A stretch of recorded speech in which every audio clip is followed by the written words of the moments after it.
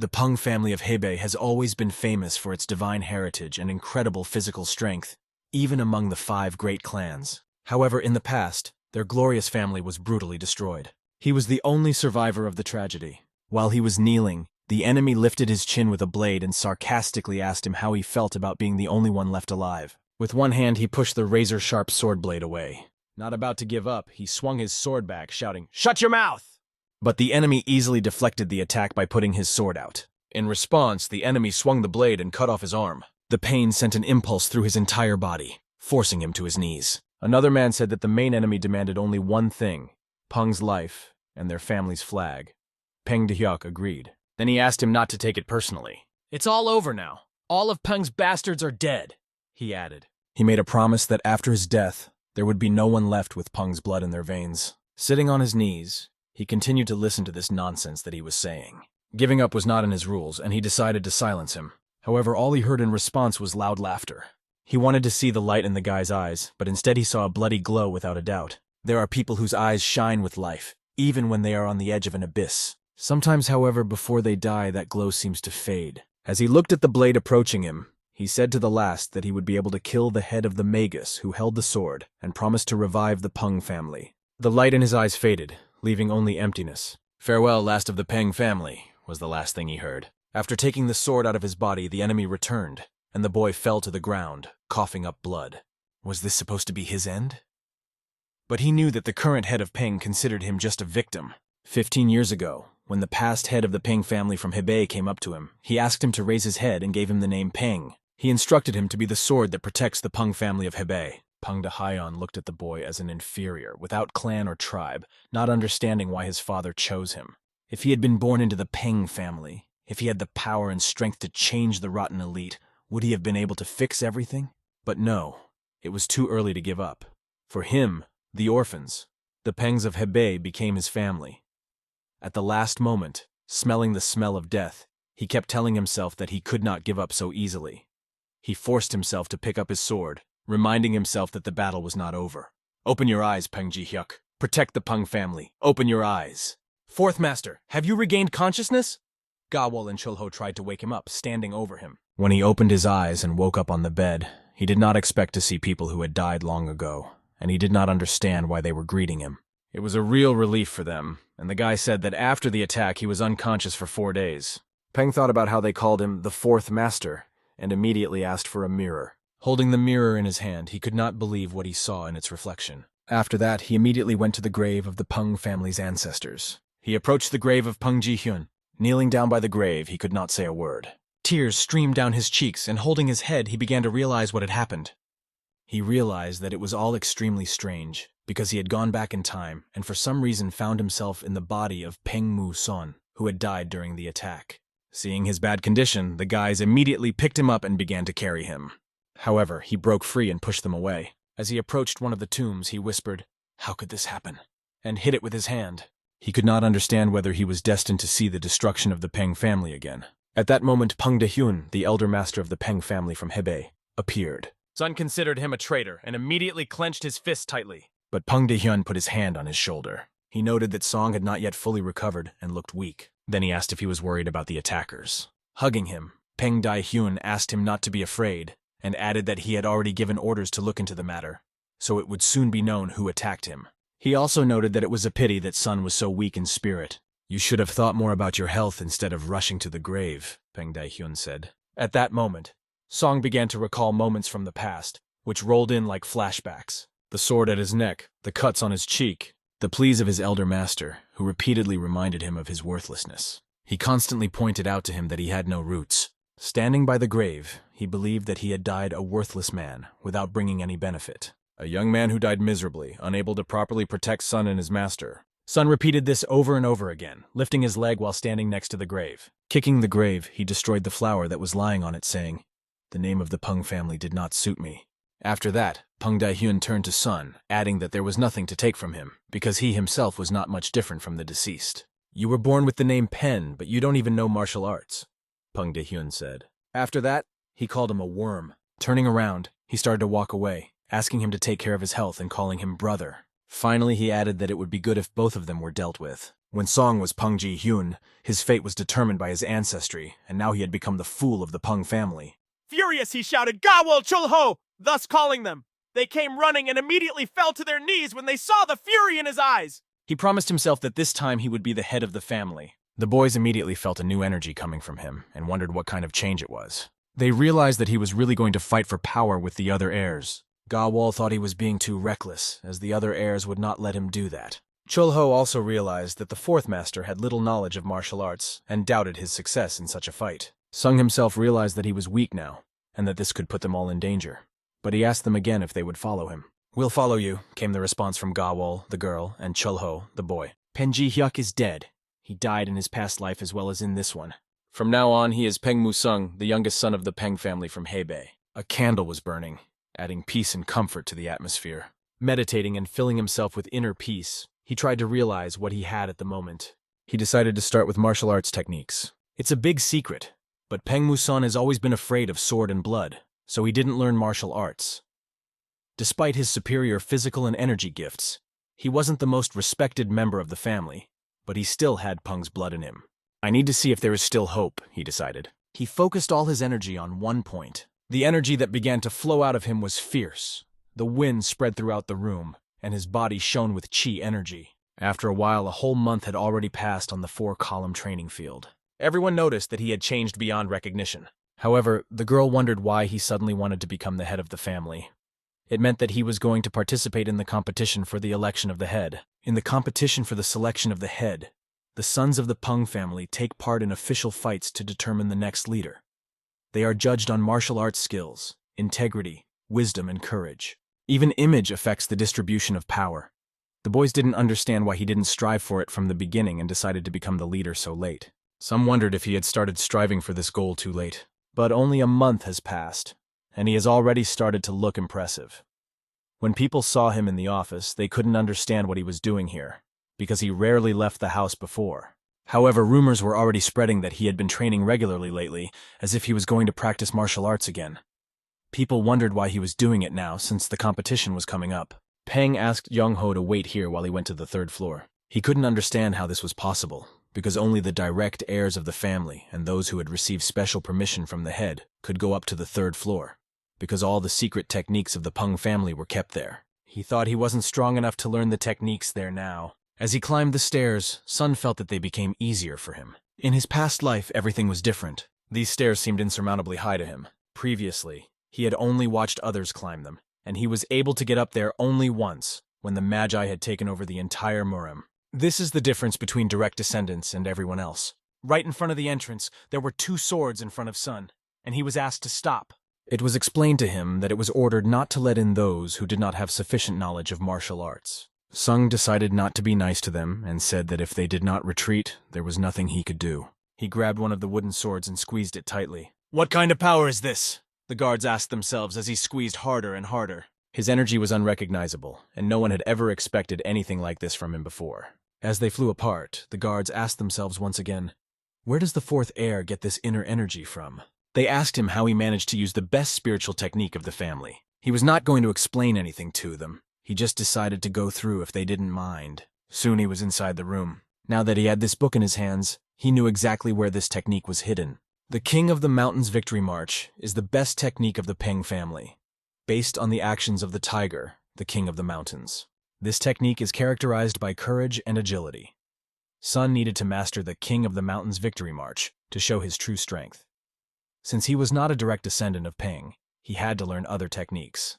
But if he can combine the King of the Mountains Victory March, which symbolizes freedom and dignity, with his fierce technique, the family technique will become much stronger than the one described in the archives. Hogol was already waiting when his name was called. The dream asked him to bring the sword. A few days later, on the training field, the sword was in his hands and he was practicing every move.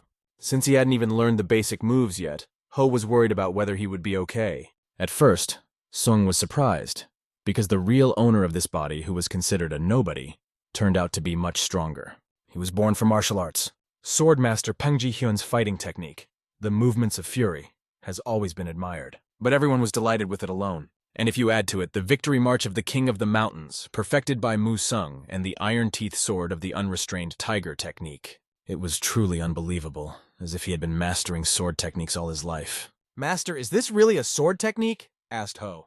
He explained that he had created this technique based on the rampaging tiger, and it was called the Iron Teeth Sword of the Rampaging Tiger. The boy could only swallow his saliva and admire what he was seeing. This power, which seemed to be one with his master and the sword in his hands, was incredible. Sun kept thinking about what level Mago was at now. At that moment, he was lying under a tree. His younger brother was running to him.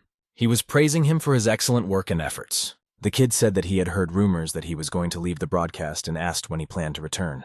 He replied that it was nothing serious. He just decided to go for a walk in the good places because there are so many delicious things in the world. He promised the kid that one day they would go traveling together when he was a little older. He was already a little hungry, he told himself, standing on human blood, and it was clear that he was satisfying his hunger. Meanwhile, the table was filled with food, and Seong was sitting at it with Gawol and Chul-ho. It was Sung's birthday, which he didn't consider a special day, just an ordinary one. The girl was very upset and apologized to the host because it was the first time no one else had come. Sun promised them that in 10 years his birthday would be completely different. There would be guests, gifts, everything. At that moment, someone was approaching them. Hearing the voice behind the door, she recognized it immediately. It was her older brother who shouted outside the door, "Little one, come here!"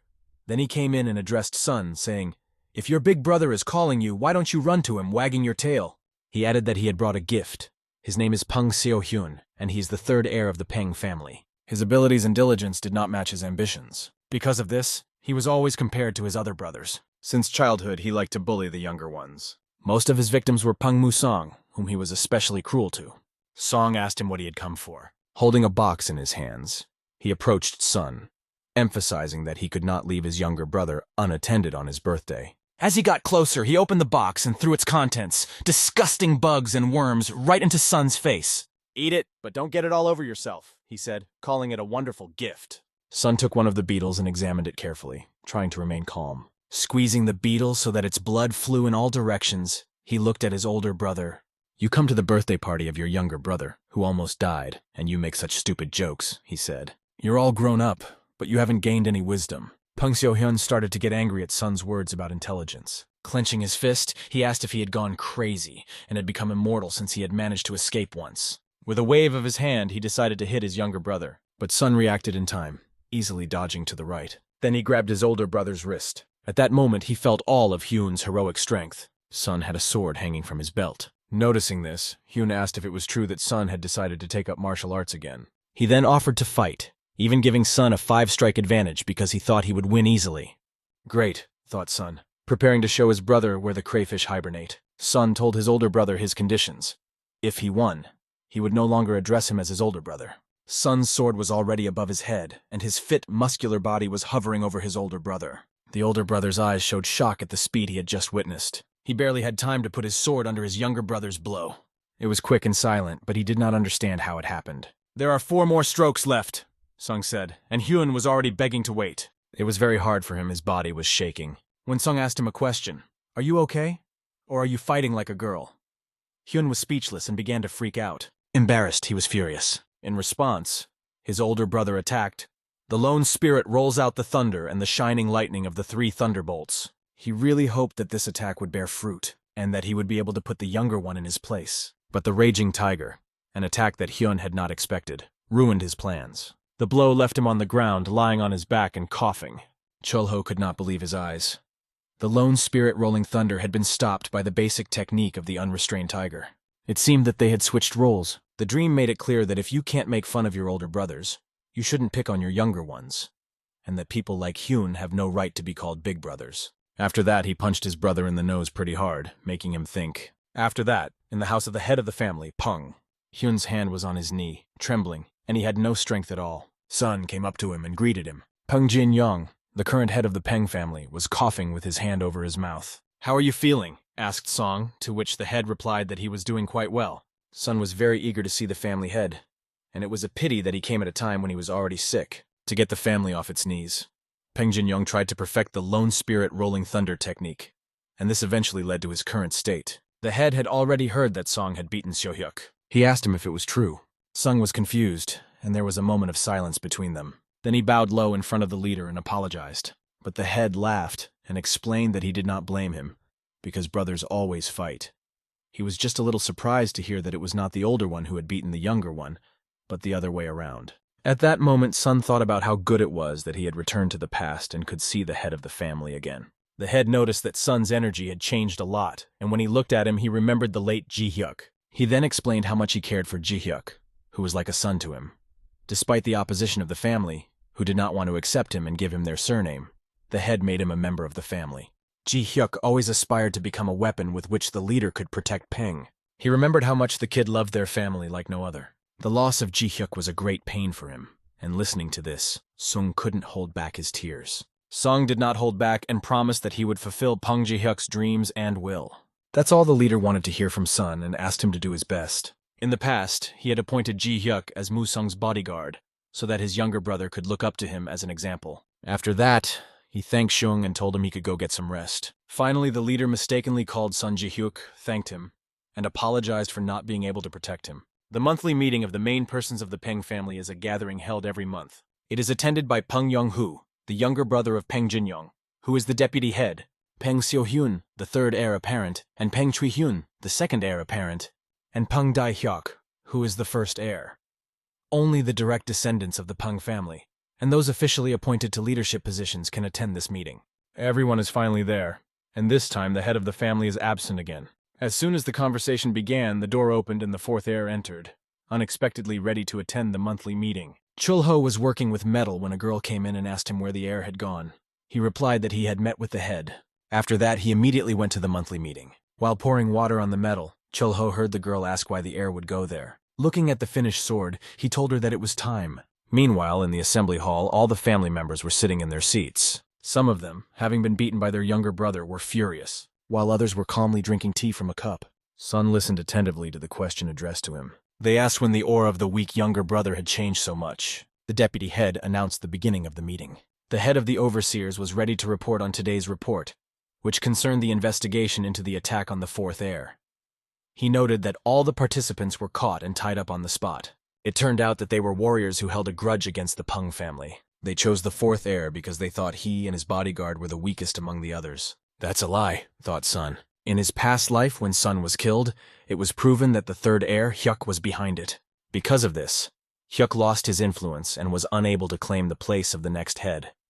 Later, of course, it turned out that this was a mistake, but it happened after the new chairman was elected. Sun wanted to add something. He explained that although he was not the main heir, he was also almost killed, and the family did not say a word about it. He asked if anyone was obstructing the case. It was an insidious plan to kill two heirs at the same time. Sun realized who actually organized this murder, and that culprit was Pung Dae-hyuk. Song then stood up from his chair and said that this incident made him realize many things. I, the fourth heir of Peng Mu-song, will compete to become the new head of the family. These words caused a storm of emotions in the third heir. Some people were very interested in them. Song continued and asked to be given a chance to show his abilities, as there has been a serial killer wreaking havoc in Hebei lately. This is the White Yin Demon, who has already killed 7 girls with Yin energy. According to rumors, he is a master of his craft. No one knows his exact location, and that's why Sun asked me to entrust him with this task. He promised that he would definitely catch him and bring him back. The third heir couldn't hold back and started to get up from his chair. He grabbed Sun by his clothes and called him a bastard. Seo-hyun said that he was tracking down the White Yin Demon himself and asked Sun not to interfere. Sun turned to his third brother. That's why I'm telling you, third brother, that I'm taking this case. He asked if it was because of him that Seo-hyun was in such a miserable state. Seong said that he had a duty to take responsibility for beating him. The second heir approached Song and said that he had not seen such decisive action from him for a long time and said that he supported the fourth heir's wishes. The head of the military did not hide his desire for this to happen. Everyone started asking the deputy head to give Sun this chance. The deputy head reasoned that the second heir had always protected the younger one, so it was expected. But the head of the military had always maintained neutrality, and now he suddenly decided to intervene. This noise was due to Musong's changing aura. He didn't understand why he was surprised, because a tiger gives birth to a cub. Then the first heir also spoke up, saying that Musong was part of their bloodline and should be given this chance. Song knew that the first heir would do just that, because once he left the estate, it would be easier for the first to get rid of him. At that moment, the third heir jumped up again and asked everyone what had gotten into them, because Sun had never shown any interest in family or martial arts. They began to calm him down. But Xiong put his hand on his shoulder and explained that Xiaohyun's current condition might be related to the White Yin demon, and suggested that he would try to catch it himself. Then he leaned down to his ear and suggested that he go to training again. On behalf of the head, who could not attend, the deputy announced that the fourth heir was allowed to catch the White Yin demon to prove his worthiness to compete for the next head. After this decision, a smile appeared on the faces of the other family members. Song thanked them for this chance and promised to catch the White Yin demon. The first heir had a very interesting question, which he asked. How did Song manage to locate the criminal, and where will he be next? After all, no one knows how Yin chooses his next victims. Sun explained that, according to the information he had gathered so far, the next target is the Twin Ghost Mountains, where a small family's fortress is located. The second daughter of the head of this family is the next victim. After a while, they were already traveling through the ghostly mountains, and a servant asked Song if the White Yin demon had really appeared here. Song replied that he had learned something important. All the victims had one thing in common. They all have moles on their necks. Since this detail seems insignificant, everyone missed it. Of course, without the memories from his past life, he wouldn't have been able to realize this. In his past life, Peng Hyuk always missed the White Yin demon, and the number of victims only increased. An interesting question arose. How did Song find out about the mole on the neck of the second daughter of the fortress, Sarin? He explained that he had acted in the same way as the white demon Yin. Rumors that wander here and there can tell a lot. Ho apologized to Sun, but he mustered up the courage to say that he hadn't been like himself lately. Even his manner of speech had changed a lot. As a warrior, he really wanted to know from Sun how he trained, how he got this energy and sword technique. A slight smile appeared on Sun's face. He told Ho that it was Peng Ji-hyuk who showed him. At that moment, they quickly grabbed their weapons when they heard sounds that caught their attention. It was very foggy around them, and it was hard to see anything. They thought it might be an imagination and let go of their weapons. They still had a long way to go, so they decided to move faster. Did they really see me? Thought Go Wall. Among the fragrant flowers in the courtyard of Sarin Fortress, a little girl sat, inhaling the magical scent. Gently stroking the flowers, she knew how to find joy in life. She always noticed the beauty of the world in the simplest things. But Yin, the rascal, was sitting on a branch nearby, watching her intently. Yin, the white demon, was hunting her, the second daughter of the fortress's lord, Sarin. In a moment of despair, he grabbed his throat and screamed, "Mom!" At the same moment, the girl also felt a sharp pain. She whispered a word. Dirt. He clutched his throat with all his might, trying to muffle his own scream. After that, traces of dirt remained on his neck. He jumped to the ground from the branch he had been sitting on and found himself even closer to the girl. A moment later, his feet stepped on the flowers, crushing them. The dirt was everywhere on his hands and clothes, all over him. After a while, Yin's shadow fell on the girl lying on the bed. His hand slowly reached out to her. He was ready to grab her with his claws, just one step away. But suddenly, Sun appeared behind him and asked Yin if he had noticed that the mole had disappeared. "Who the hell are you?" asked Yin, shocked to see someone here. Sun only replied that Yin did not need to know. He asked Yin if he was really the Ice Demon's disciple. Yin White Demon. Sun grabbed his sword and began to approach Yin closer and closer. Yin warned him that it was not too late to retreat, and anger burst out of him, changing his face. But Sun looked absolutely calm, and a smile played on his face. Together they jumped out of the room through the window, deciding that they would find another place to continue the fight. Yin was concentrating all his energy on his hand, which had long, sharp claws shining at the tips. Sun was preparing his sword to parry the coming blows. But the blows were so powerful that it was almost impossible to hold the sword in his hands. However, a swing of the sword allowed him to push the demon back. Yin demonstrated impressive acrobatics, doing 2 backflips and maintaining his balance perfectly. Calling Sun a bastard, Yin warned him that he would turn him into an ice statue. Yin launched a whirlwind of blue ice directly at Sun. What a massive amount of energy Yin had absorbed to carry out such attacks. Knowing Yin's fighting techniques, Sun had no intention of retreating. By saying this, Sun made the demon realize the situation. Yin realized that his opponent was no ordinary person. His skill might even be higher than Yin's, and the energy enveloping the sword was powerful Yang energy. From this, Yin realized that Sun had not been sent by his mentor. He realized that he was facing a descendant of the Peng family from Hebei. The guy's energy was really extraordinary, it overwhelmed him. Gawol was sitting on the roof of one of the buildings and watching them fight. Gawol was ready to grab her sword, which was hanging in a scabbard on her belt. Yin and Song both came from northern clans. Yin from the An clan and Song from the Chinju clan. Yin believed that the Peng family were just children compared to his clan. This was quite a loud statement on his part. The iron teeth sword of the indomitable tiger. A powerful tiger strike that made the trees tremble. These 2 attacks silenced the demon and made him pay for his words with the loss of his arm. He finally saw the real power in front of him. The dream looked powerful. His gaze was confident. His face was serious. and his soul was eager to punish the offender. A moment later, Yin was sitting in the middle of the flowers, unable to contain his emotions from the pain. He curled up in a ball and knelt down. Suddenly, Sun began to feel something strange. His body did not obey itself, and a sharp pain appeared in his head. Could it be energy paralysis? Why? If Sun hadn't lost much energy. Could it be the Peng family's big secret? Was Song afraid of swords and the sight of blood? Heaven had given him the body of a tiger and the heart of a deer. Would he be able to plunge his sword into a human being now that the enemy had suddenly rushed at him, grabbing him by the neck? Feeling superior due to Sun's inability to kill him, Yin began to shout, "Die!" while holding his neck. At that moment, Sun's hand trembled and reached for the hilt of his sword, but the sword slipped and fell on the beautiful flowers that were growing right under their feet. In his predicament, Sun began to pull Yin's arm away from his neck. This was followed by a powerful right hook to the head which made his opponent's legs stagger. Drops of blood began to fly out of Yin's mouth.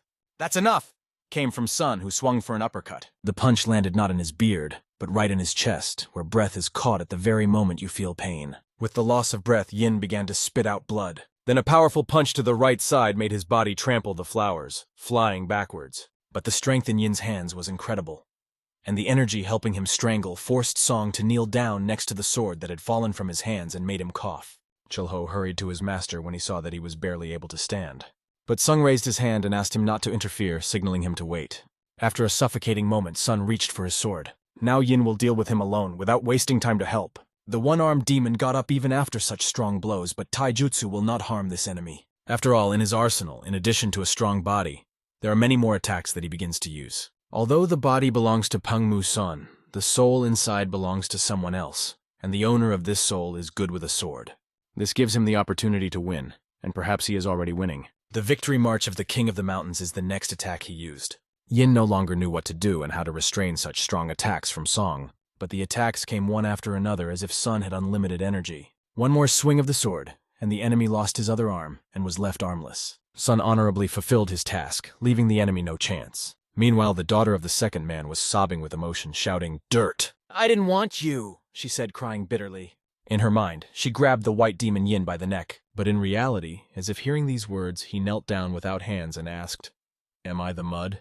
These were his last words, and he kept asking again and again, "Am I dirt?" It was the last thing he said before he fell to the ground among the luxuriant flowers that shimmered brightly under the glow of the night moon. Ho, terrified, immediately rushed to his master. He noticed with alarm that the white demon Yin was lying unconscious, as if lost in his own thoughts. Sleep had sealed his martial techniques, closing off the energy flows and leaving him defenseless. The man wondered why the cruelty was directed at innocent girls and why he clung to those moles so much. But the dream warned him not to ask questions he didn't want to know the answers to, and not to delve into the darkness of another's soul. The softness can confuse the blade of your sword. Yet he listened to this and did not understand anything, as if he had lost the thread of understanding. The master's martial arts skills in this fight were not inferior to those of the best swordsman, it was obvious. But there was one but something he could not yet overcome, and that was the fear of blood and battle. Now Ho was sure that his master would become the next head, and the day when his fame would spread around the world was not far off. After that, Dawn told the man that he would now have to finish everything here and do something else before returning home. The man did not understand and asked what exactly the dream meant. Without answering, the dreamer silently began to walk away, and the man asked where he was going. "To the top of the Phantom Mountain," replied the dreamer. The cleft of the twin Phantom Mountains, impressive in its scale, the crevasse was surrounded by tree roots that hugged the rocks all along the slope. Dream was approaching them. He stood in front of the trees, and with one swing of his sword cut them down because they were blocking the way. They prevented them from going to the cave, which was hidden under the roots. Once upon a time, the white demon Yin was fleeing from the pursuit of Peng Seo-hyuk. By chance, he found this cave near the gap between two peaks. There was a rare find there that dramatically increased his skill. Because of this, the masters were able to capture him only when the number of victims became even greater. Thanks to the pure and powerful energy flows, Song easily mastered the Lone Spirit Thunder Roll technique, but because he had only just begun to study martial arts, his body lacked enough energy. For his last birthday, his second brother gave him a 10-year-old ginseng, but even that was not enough to restore his lack of spiritual energy. In addition, the gift box contained a pill that emitted an extremely unpleasant odor. It had been sent by someone who sends gifts anonymously every year, and it had a strange note attached. It was a remedy for 100 poisons. Is this remedy capable of neutralizing 100 poisons? Who would send such a rare thing? It is certainly rare, but it cannot increase Sonu's spiritual energy. Therefore, he would have to look for another way to gain power, and that is why he came to this cave. Who would have thought that the May ice flower grows here? It is certainly very valuable, but it only increases yin energy. For the white yin demon who used techniques based on it, it might be useful, but for Sun, who uses yang energy, this find is useless. But suddenly he remembered something, namely, that there was someone who might need this flower. He thought that he would have to go to distant lands, but now he was lucky, because thanks to the flower he didn't have to worry about money. After picking the flower, Sun left the cave. Standing on a stone, he said that he did not even think that she would pursue him, because he had felt her long before. He asked her to come out and said that at first he was not sure, but now he could see her. He reminded her that he had ordered her to wait for them in the fortress. Gawal reached for her sword, which already had traces of blood on it. She pulled out her blade and realized that her master knew about her presence. He had sensed her from the moment he left the Pang family home and told her that she must be an assassin sent by her older brother. But she didn't ask about that. She asked him why he wasn't surprised to see her like this. He asked her if she wanted to know how he had realized. Her silent steps and breathing distinguished her from ordinary people, and it seemed that all this time she had been playing a role that didn't suit her, as she was hiding her true identity. She was surprised that he noticed, but he knew because they spent more time together than apart. She was always there for him and protected him. Then she confessed that, as he had guessed, she was a killer, from a clan of heavenly chosen assassins. These words stunned Sung. He did not expect such a confession and was very surprised. Is Gawal really from the same clan where the head is the king of assassins and is one of the top 10 mercenaries? Her clan is one of the 3 main mercenary clans in Murim, and she's one of the best there. She threatened Sun, saying that even he would have a hard time avoiding death if she decided to act. Maybe, Sung replied and asked what she wanted. In response, he heard that he needed to give up the competition. At that moment, he realized that she had been hired by Hyuk and said that he couldn't give up, so he refused. Her speed was incredible, and she rushed at Song with lightning speed with a blade. We can recall how she used to take the lady's hand. There were tears in her eyes that she could not hold back. She begged to be called sister for the last time, like in the good old days. Even on her knees to the last, she wished for the mistress to live and asked for her son Musung to be protected. Her life ended like the last drop of water that dried up in a lake that had asked for nothing in return all its life, but only gave its water to the birds and fish that lived in it. Her pain was unbearable, and she fell on the sheet that covered her and cried. And now her blades were pointed directly at Sun's throat. He said to her, "You can't do this. You won't succeed." "I don't know about the others, but you won't betray me," Sung said right in her face, knowing that she would do nothing because her emotions had already gotten the better of her. "Why the hell?" she asked, and dropped the knife from his hand. Grabbing his clothes, she began to ask him why he was choosing the most dangerous path, and in her mind she apologized to her sister for having to protect her master, and now it seemed she would not be able to be there for him. He took her tender hands and apologized for making her worry, but said he could not change his mind. Even her eyes pleading with him could not make him change his mind. At that moment, she brought up the subject of his late mother. She was the only daughter of a clan leader, and Pengmu Sun's mother was the daughter of the King of Killers, which means that Sun's grandfather was the same King of Killers. The girl began to explain that Peng's family was very famous, so it was impossible to reveal the fact that the lady came from the assassin clan. Sun could not believe it. Was the antidote he had recently received as a gift from his grandfather? And all the other gifts were also from his grandfather? It seemed impossible. Sun knew the truth about Gawal being a murderer from his past life. After Sun was murdered, Gawal, knowing it was Peng Daehyun's handiwork, secretly infiltrated to take revenge and died.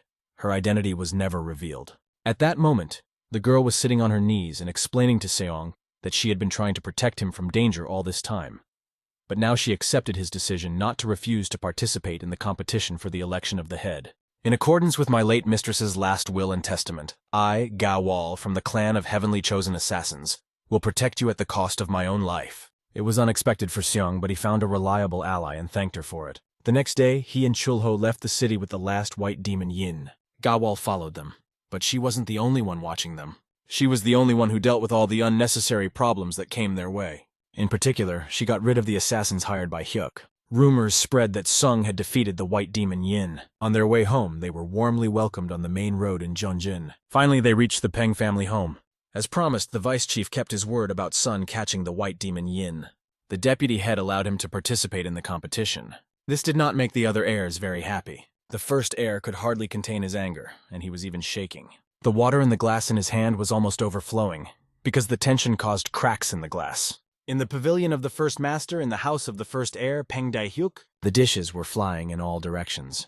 When he returned home, he was able to throw out all the anger that had accumulated in him. It was unexpected that the owner, who usually takes no interest in his brothers, was watching the younger one. But he replied that he had no particular interest in this, only a slight interest. However, this jock said that he did not blame him for anything, and at some point the whole Peng family began to pay attention to the fourth owner. He then asked the first one if there was any news from the hired killers. The next thing the owner heard was that the head of the family, his grandfather, was relying on his grandson. Kachok came closer, took the owner by the shoulder, and said that the Peng family should belong to Mr. Ono of Chinju.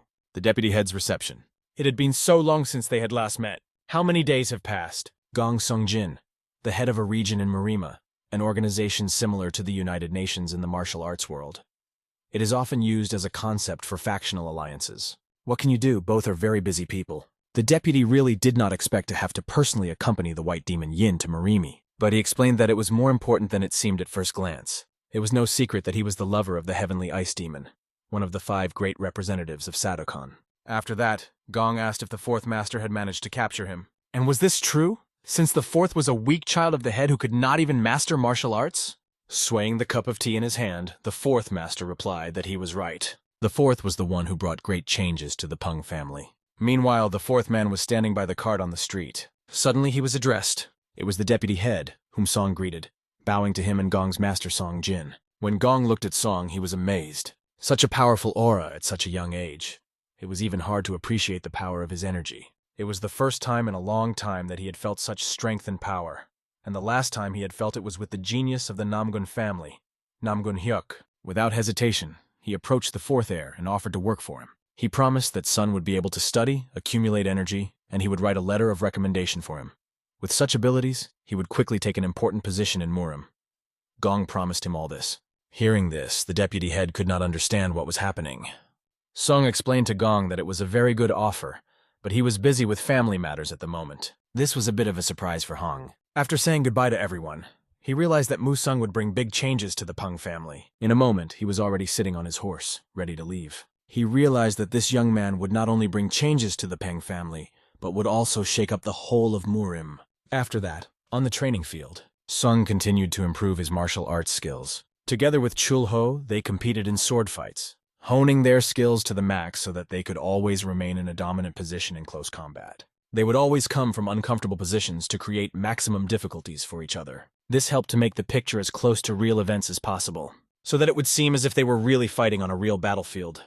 They were exhausted to the limit. Chul experienced firsthand that Sung's flickering sword technique was lightning fast. It was a really good fight, after which they shook hands. Both left on a note of optimism and shook them. Sung sincerely wanted Chul to become stronger and warned him that there were many more challenges ahead. Suddenly, Ga-wol appeared in front of them.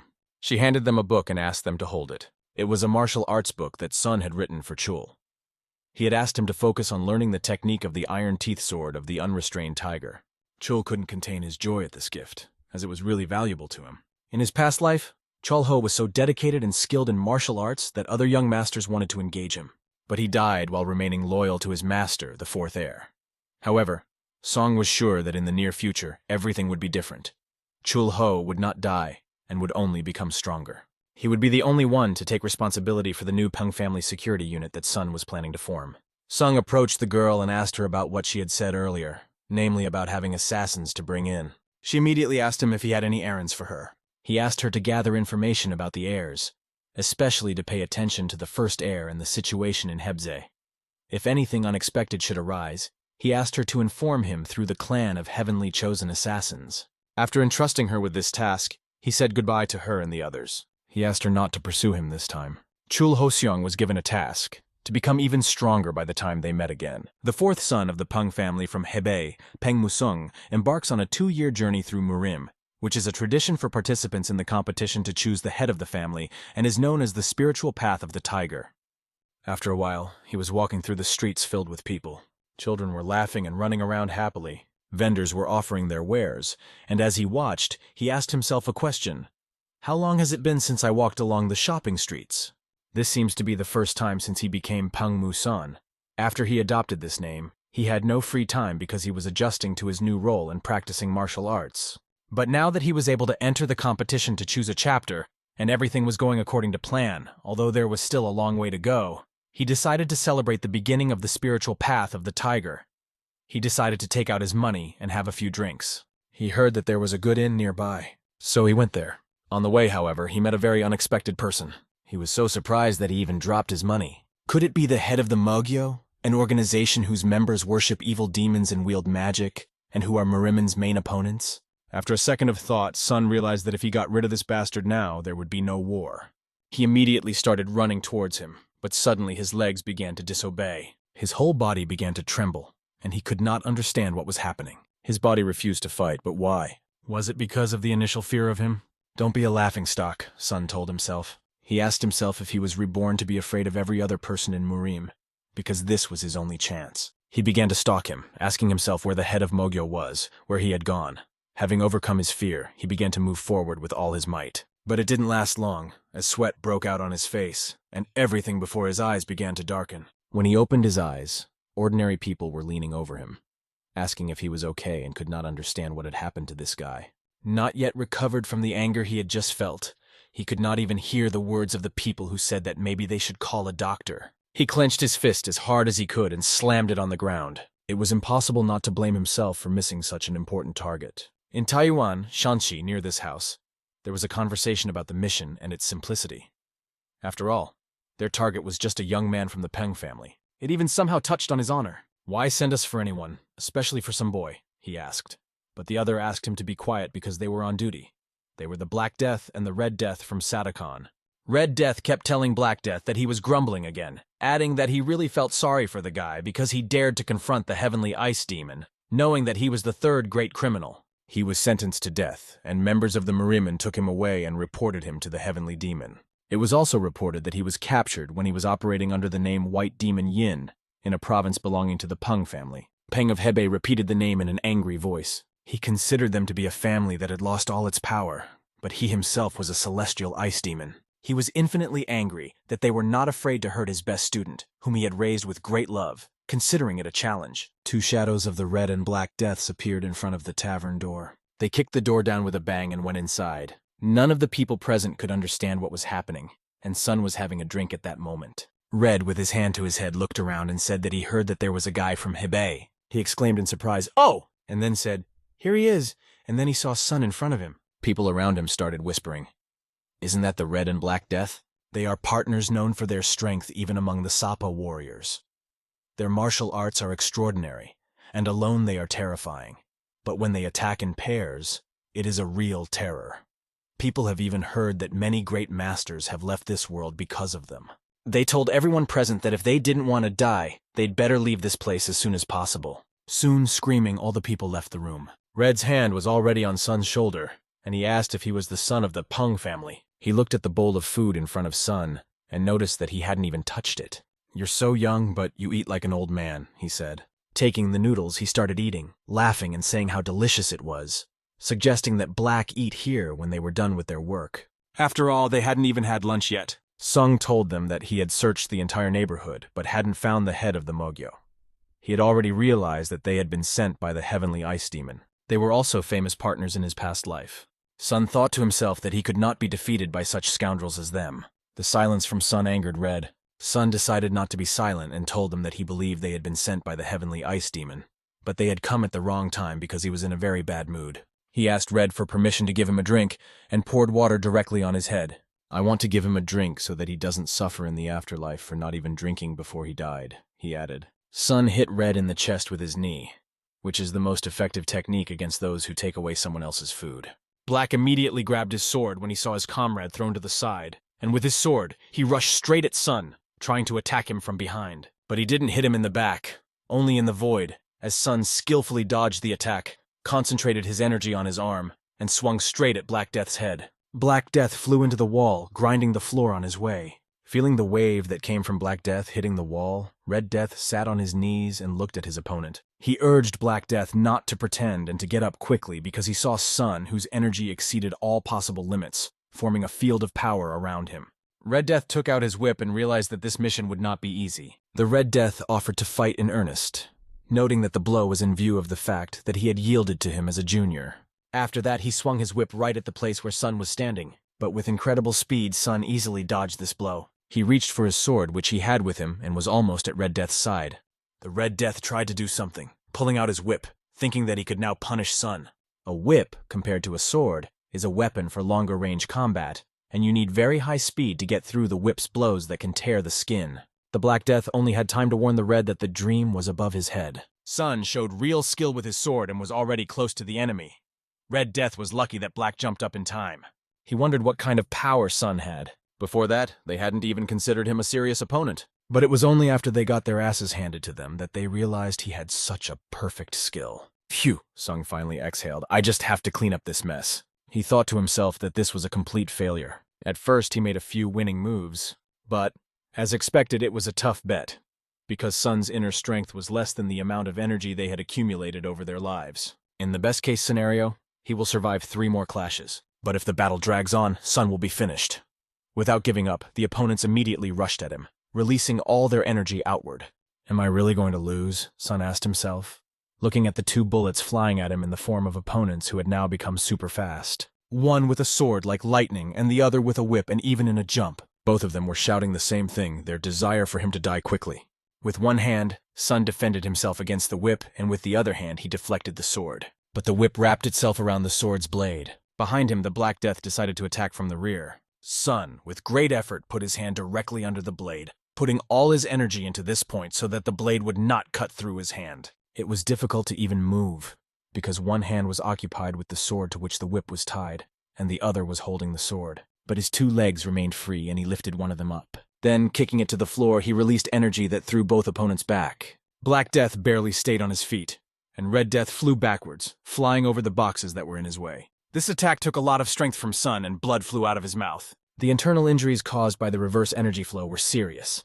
He could only hope that he would hold out, but it was very risky. You're losing shape, Red Death said. He added that it seemed that the young master from a famous family was at the end of his rope, as it was obvious how hard he was having a hard time even in this battle. Black Death reminded Red Death that complacency was forbidden, but he asked him not to grumble, which he usually does, and said he would quickly finish Song off by throwing himself at him. Song realized that he couldn't die so stupidly right there, since he hadn't even started his business yet. He remembered his family who were killed in his past life. He had not yet fulfilled his mission of revenge for that day. The whip cut through the air again, making loud pops. Sun, with a gaze colder than the ice of Antarctica, looked at his opponents. Looking at them, he felt no pity. He had finished with the Red Death first. The Black Death saw it with his own eyes and could not believe it, but Sun's ruthless and cold gaze now turned to Black Death. The sword whistled in the air. All the power was directed to this strike.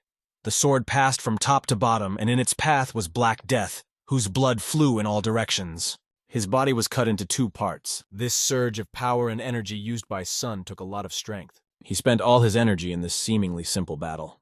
With such strength, not only would he not be able to become the head of the family, but he would not be able to deal with the head of Mogyo. He remembered the words of the monk who had asked him if he had heard of a fate worthy of the name Buddha of Shanxi province, and he realized that, as he had thought, he needed to go there. He held a bag of money and put it on the bar, apologizing to the owner for the mess. The owner, meanwhile, was hiding behind the counter from the bloody battle that was taking place there. On the floor, there were only traces of 2 deaths, red and black, which were ruthlessly dealt with by Sun. Shanxi Province. Datong is a city in Shanxi Province, China. Yonggang Rock Cave is a Buddhist temple in Datong. It was in the vicinity of this place that Song was wandering. Next to him was a man who was carving a sculpture out of stone. He turned his head and saw Sun. At that time, Sun was walking toward a nearby cave. When he entered it, he saw a giant statue of Buddha made of stone. Sun bowed down to the Buddha with Amitabha, which is an exclamation in Buddhism that is uttered when praying to the Buddha. Sun apologized and said he would make some noise.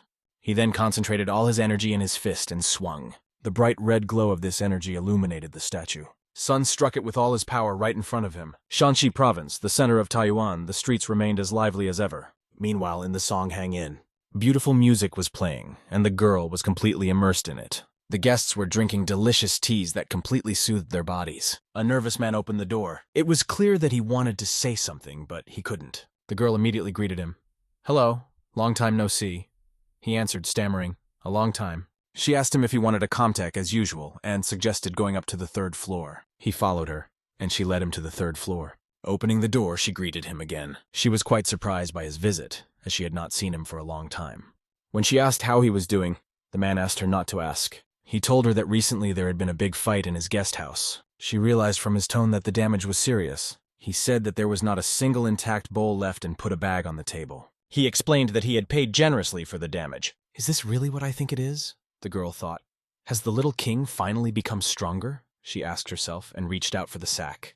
She was the mistress of the Songhung Inn and the leader of the clan of heavenly chosen assassins in charge of Shanxi province.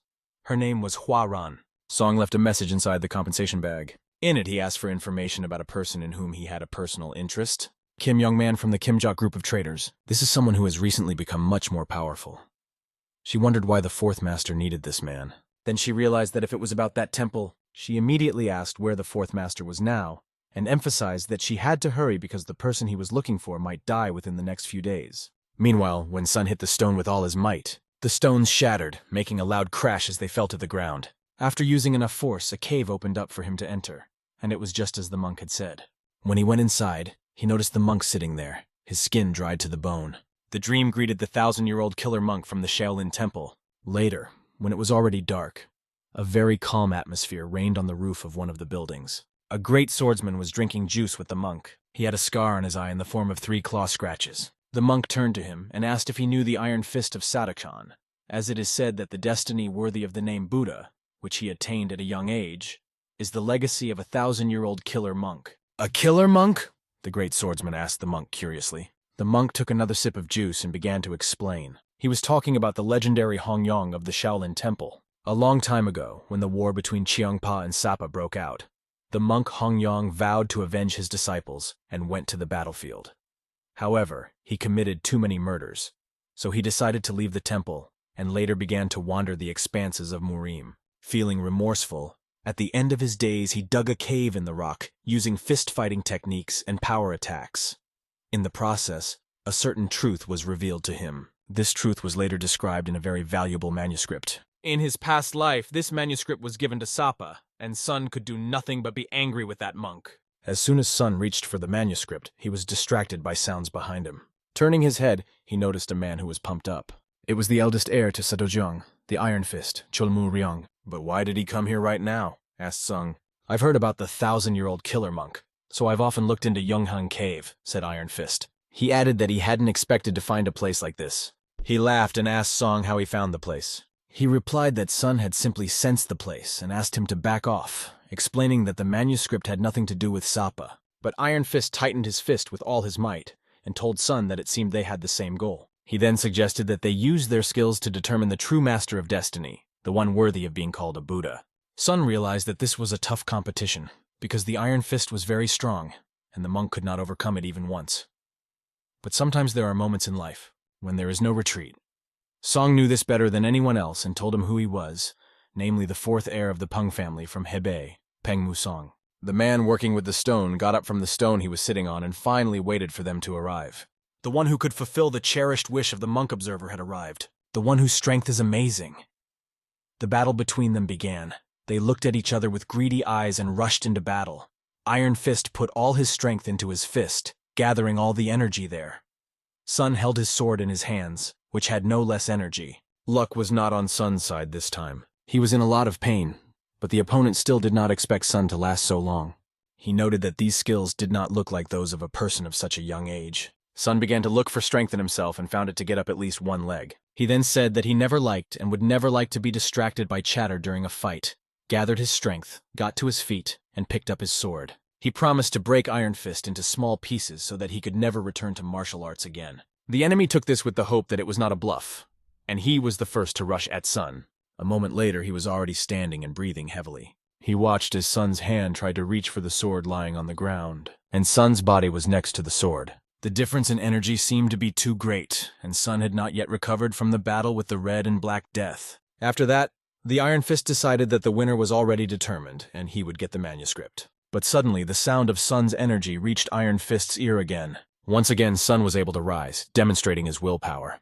It seemed to Iron Fist that he would resist until he died.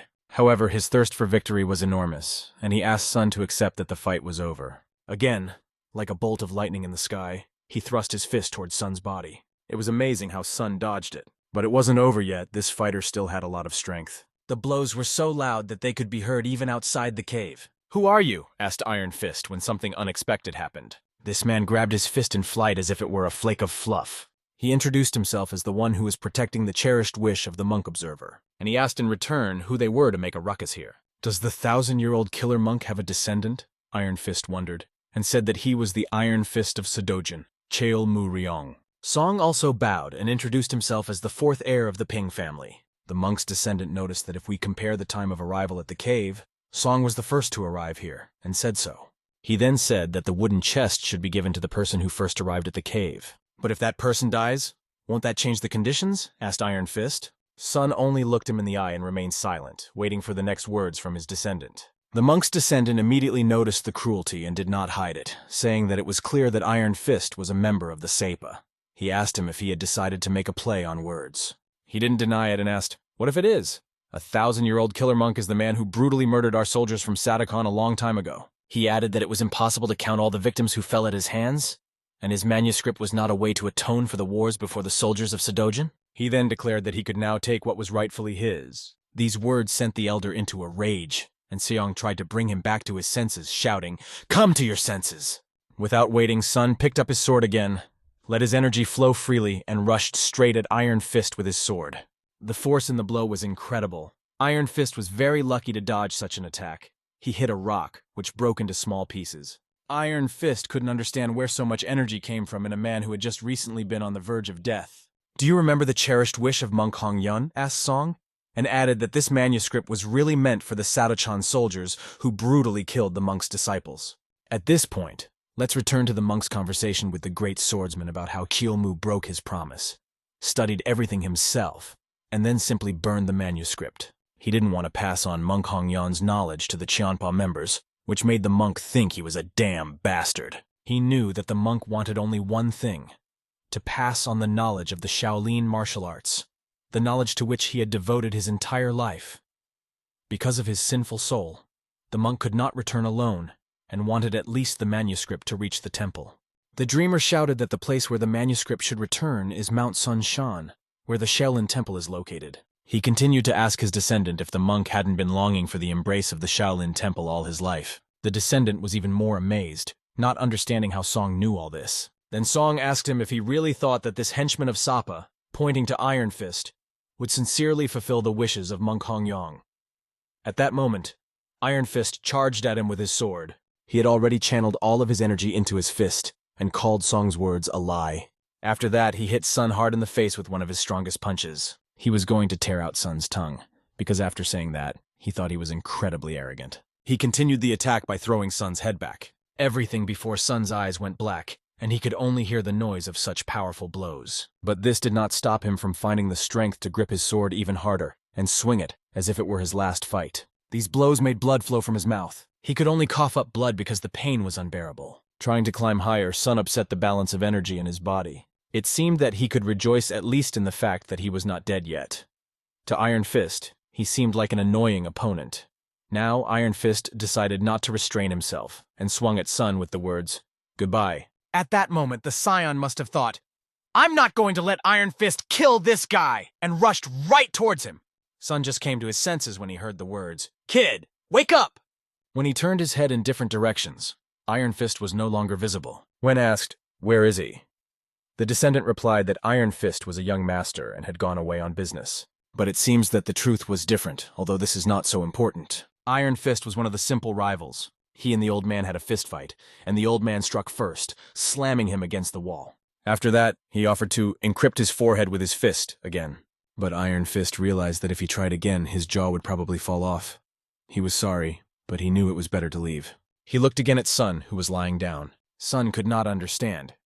Who would have thought that the swordsman Namgun Hyuk in Cheonpa had a distinguished personality? He asked the descendant to tell young Baekpen when he came to that he should be ready to take his own life by the time they met again. After these words, Sun realized that it was better not to meet him for a while. The descendant extended his hand to Sun, asked his name again and said it was amazing how he had found the manuscript, and asked how he had learned about the desire of the contemplative monk. He decided to add sarcasm and said that he had learned from a friend. Sun decided to risk his life, which was very reckless, and if it weren't for the old man, he would have died by now.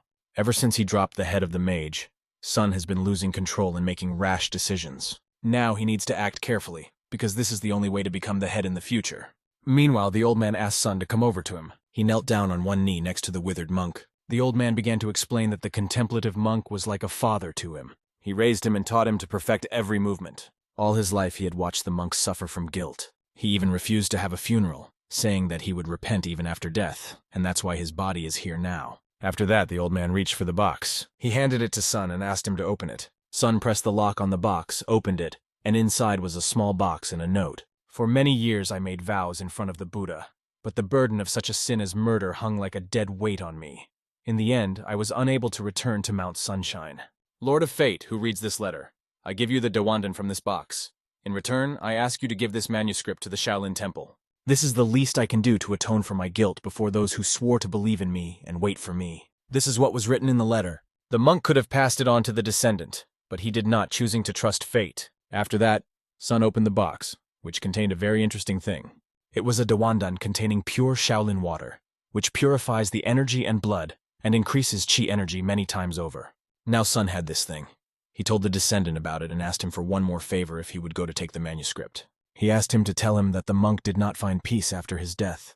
The descendant said with tears in his eyes. The dream would definitely fulfill this request. He made this promise to the descendant in front of the Buddha. It was a dark night outside, and a few dry trees stood among the stone cliffs. Sun sat down to meditate, letting go of his thoughts. But he couldn't, because he was thinking about Dawandan, which is rarely available even to students of the Shaolin Temple.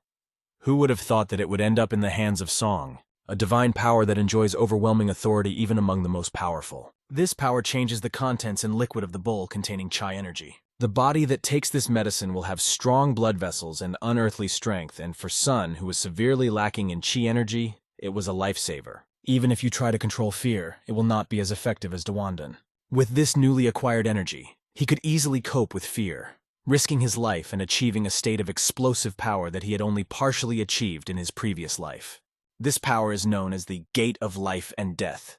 If he is able to awaken the power given by the Dawandan, he will be able to resist the head of the Magus. After thinking about this scoundrel, Sun had a strange feeling that the head of the Magi was close by. He remembered how the bastard had stabbed him in the body with his sword, how he fell face first to the ground. The head stood over the fallen body with a wound incompatible with life and only laughed. The dreamer asked the head how he got here, but he said that this is the sky of the day you died, and asked, "Doesn't it look familiar to you?" The bastard did nothing but repeat the cries of everyone in his family who asked for salvation. It was very hard to listen to. He said he had killed every single one of the Pens, everyone he cared about, even his friends and Sun himself. Sape, the first of the 8 detachments of Sungnara's army during the Joseon dynasty. Afterward, the leader asked him, "Why didn't you follow me then?" He asked, "Why didn't you follow me then?" But Sun grabbed the king's hand and thanked him, saying that thanks to him he had realized something. He realized that thanks to him, he had almost succumbed to his inner demon. And if he had overcome it, the head of the Magi would not have known that he was a great swordsman. "I can't stand you," he said, and he focused his energy and decided to push those thoughts out of his mind. After that, he looked at that wasteland as if the head had just really come to him and asked him to wait a little while. At that moment, he promised himself that when he overcame all the difficulties, he would face him again and would definitely defeat him. This is the first gateway to the state of explosive power. Now the question arose, where to go now? It would probably be better to go to the Shaolin Temple right away to hand over the manuscript. But he remembered something else and reached into his inside pocket. He took out a box and told himself that there was something more important. Suddenly he heard sounds and turned his head. He saw several well-trained people, a whole group. Thanks to the opening of the gate, Winter can sense energy flows over long distances. Judging by their movements, they were well-trained assassins. Did Hyuk send them? But it wasn't. It was the Gawul of the Shadows, the heavenly chosen assassins who greeted Sun. They called him the Younger King, which made him wonder why. One of them said that he was the only heir to the head of the Assassin King. Since this was quite unexpected, another girl asked him not to push them away. She introduced herself as Quoran, the person in charge of Shanxi province. To begin with, she handed him a golden plate and asked him to accept it, as the head had given it to him. It gives Sun the right to dispose of the mercenaries of their clan, and now all their services are free for him.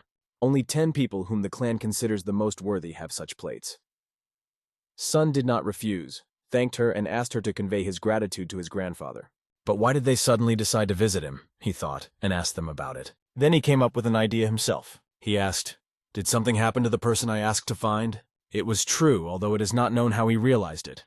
That person was really in danger. The matter was urgent, so he decided to tell all the details on the way. It was very strange because the events unfolded earlier than in his past life. A few days later, near Taiwan Shanxi province. The flag read Kimjok Traders Group. Kim Wol-il, the head of the group, did not know what to do, even though the trip had been successful. But he hadn't managed to get the thing, and he didn't even think that he would be able to find it on the black market, where you can buy anything for a lot of money. Under such circumstances, his son might not have lasted long. Because of this, the pain in his chest was very severe. Others tried to convince him to stay calm. The head of security, Muk Jin, explained that the North Sea Ice Palace would have what he was looking for. He had already sent a message for them. Their conversation was suddenly interrupted by arrows flying directly in their direction. The horses were very frightened and began to stomp on the ground in fear. Luckily, this guy had a great reaction and pulled out his sword in time to cut through the arrows flying in their direction. "Who is there?" he shouted at the top of his voice. But people with spears and knives were already flying at them. Blood was flying in all directions. A real bloodthirsty fight broke out. Carts with horses were overturned, and blood was flying everywhere near the flag. Something happened, and many people's heads were flying off. No one could understand what was happening because it was hard to even see. He appeared and asked them not to hope that they would return home. But behind him was the mercenary Heil Rando. "Isn't this the best of my acquaintances?" the head thought, and remembered what he had heard about Heil, that people like him could be counted on one hand. They met face to face. The leader tried to negotiate and said he would give them as much money as they wanted in exchange for their release. He said this in fear of Heil's eyes, but he explained that he was not here for the coins. The leader was intrigued by what he meant, but Heil did not explain anything and immediately attacked the criminal. The criminal couldn't believe what was happening because Heil was too fast for his size. The sword he was holding had sharpened teeth that could cut through enemies. He quickly dealt with his target. One stroke was enough to put an end to Muk Jin. In one fell swoop, he killed him, and the head could not believe it. The mercenary explained that it would have been better to stay in the market. That's when they could have avoided such a fate, and greed leads to such consequences. He asked them to go to the next world, and slashed his sword straight at the ground, creating a crack. The man screamed loudly as he saw the crack approaching him. The crack, like lightning, went along the ground right to his feet. It was stopped by Sun, who appeared like a savior. "He stopped my equipment with his bare hands," thought the mercenary, not realizing what was happening and who this monster was standing in front of him. Sun ran like crazy and was very tired. He asked the mercenary if there was a Jon Clan in Shanxi, and if he was the adopted younger brother of the head of Heil Rando. The leader had even more questions. Why would the Jon Clan attack them? Rumors from his past life said that this Randu had almost exterminated all the members of the Gimjok. But this time Sun was going to go ahead with his plan and told him that not only he, but his entire clan would go to the next world today. Rand stood with his men in front of Sun, on a field covered in blood. Where did this asshole come from? Rand wondered. Judging by the fact that he had deflected his sword energy with his bare hands, Rand concluded that the enemy was not simple. Was he hiding his energy? Having come to the conclusion that delaying would not end well, he decided to destroy Sun immediately. He ordered his soldiers to attack. They immediately rushed at the guy with spears. Sun lifted his leg and looked at his opponents running toward him with a confident look. All he had to do was kick the ground, and the ground shook, and cracks appeared. All the fighters who ran to him were scattered. One of these heroes flew straight into a tree behind the mercenary. It hadn't been long since Sun had increased his chi energy, so it was still difficult for him to control his powers. With fear in his voice, the mercenary asked Sun if he was a transcendent master, as someone who was superior to others was called. Not yet, Sun answered, and approached the enemy without even holding a sword. One fist was enough with which he struck the mercenary powerfully, and he flew like a bullet into the bushes with a whistle. This blow was well practiced, as Sun held his stance professionally. The mercenary was knocked down by this strong blow, and his body hit a tree. A little more, and it would have been too late. Just in time, Sun turned to the clan of heavenly chosen assassins for help. The merchant who had been saved by Sun wanted to express his gratitude and asked him who he was. But Sun took a few steps toward the merchant first and asked, "Are you the traitor Kimjok, Kim Wol-il, and do you want to save your son in the main house of a group of traitors?" The traitor could not even keep up with Sun. His son was seriously ill, and the matter was urgent and could not be delayed. Because of his son's serious condition, the traitor asked Sun to let him prepare. So they arrived at the door where his son was. His father jumped in front of the door and asked Sun not to come in. He began to cry and said that even though Sun had saved him, he couldn't just barge in.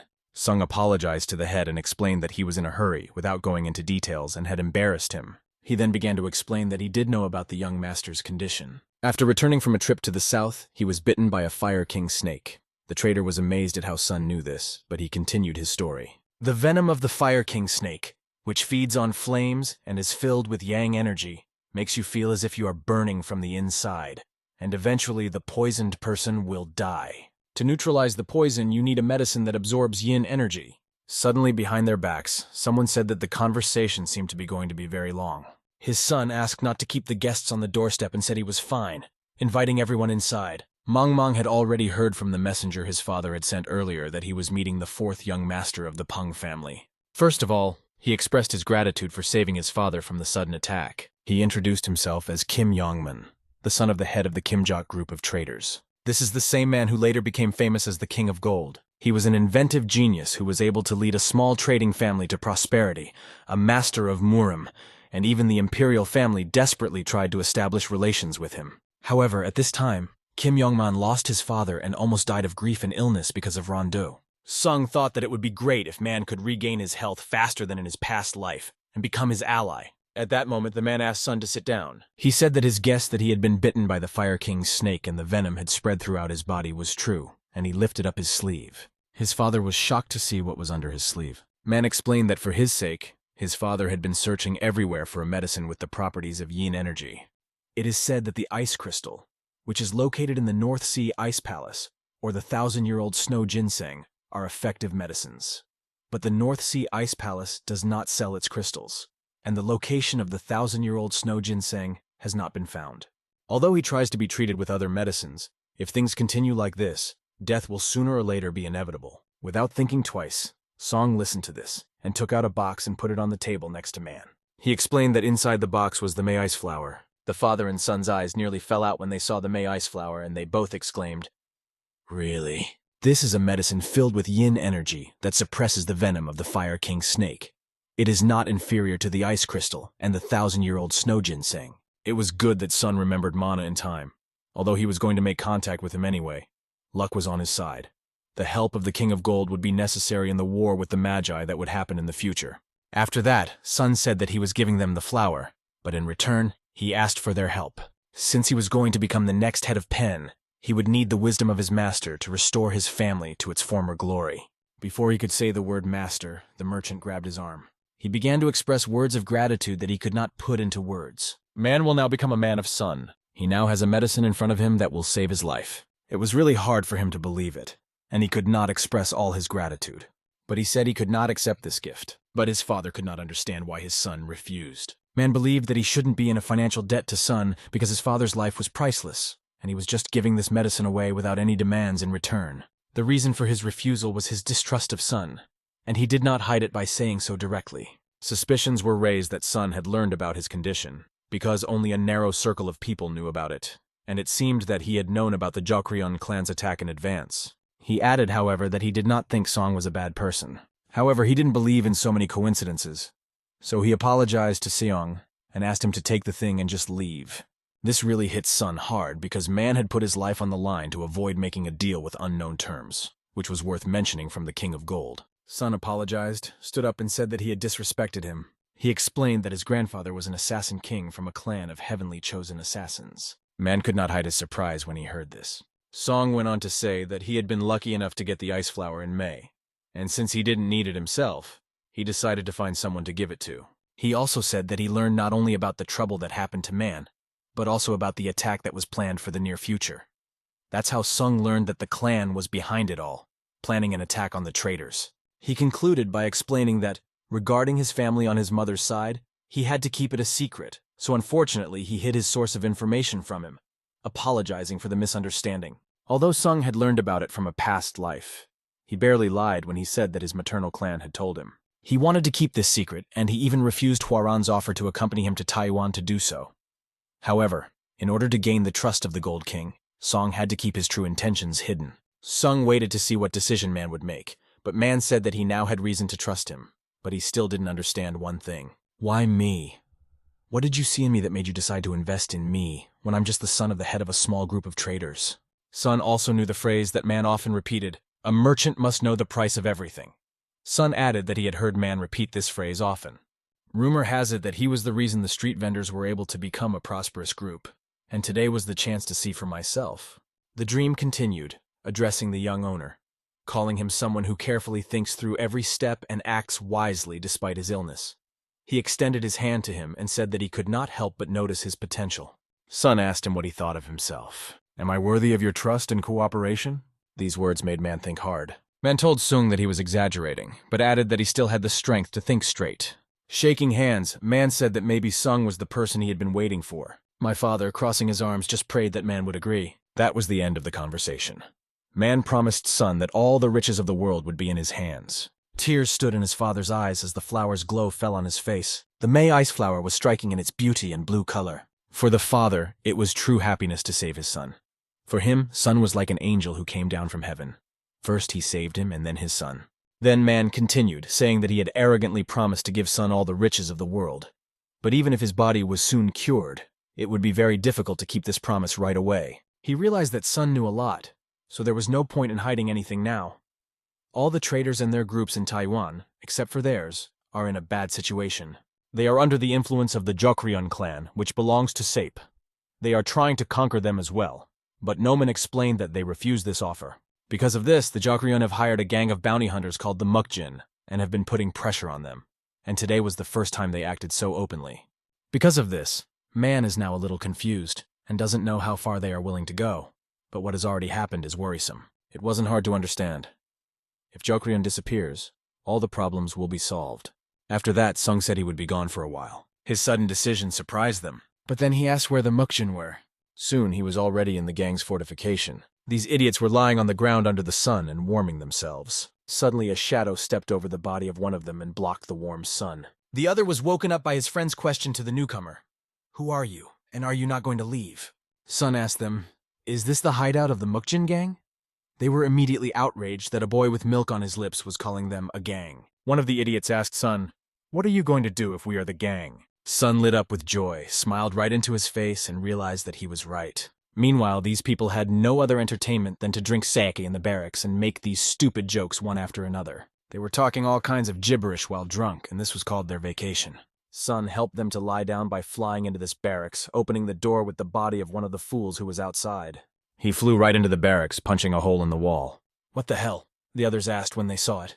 I adjusted my shoulder from the impact and asked them what kind of idiots drink in broad daylight. The fools, who saw a neatly dressed guy in front of them, gave up immediately.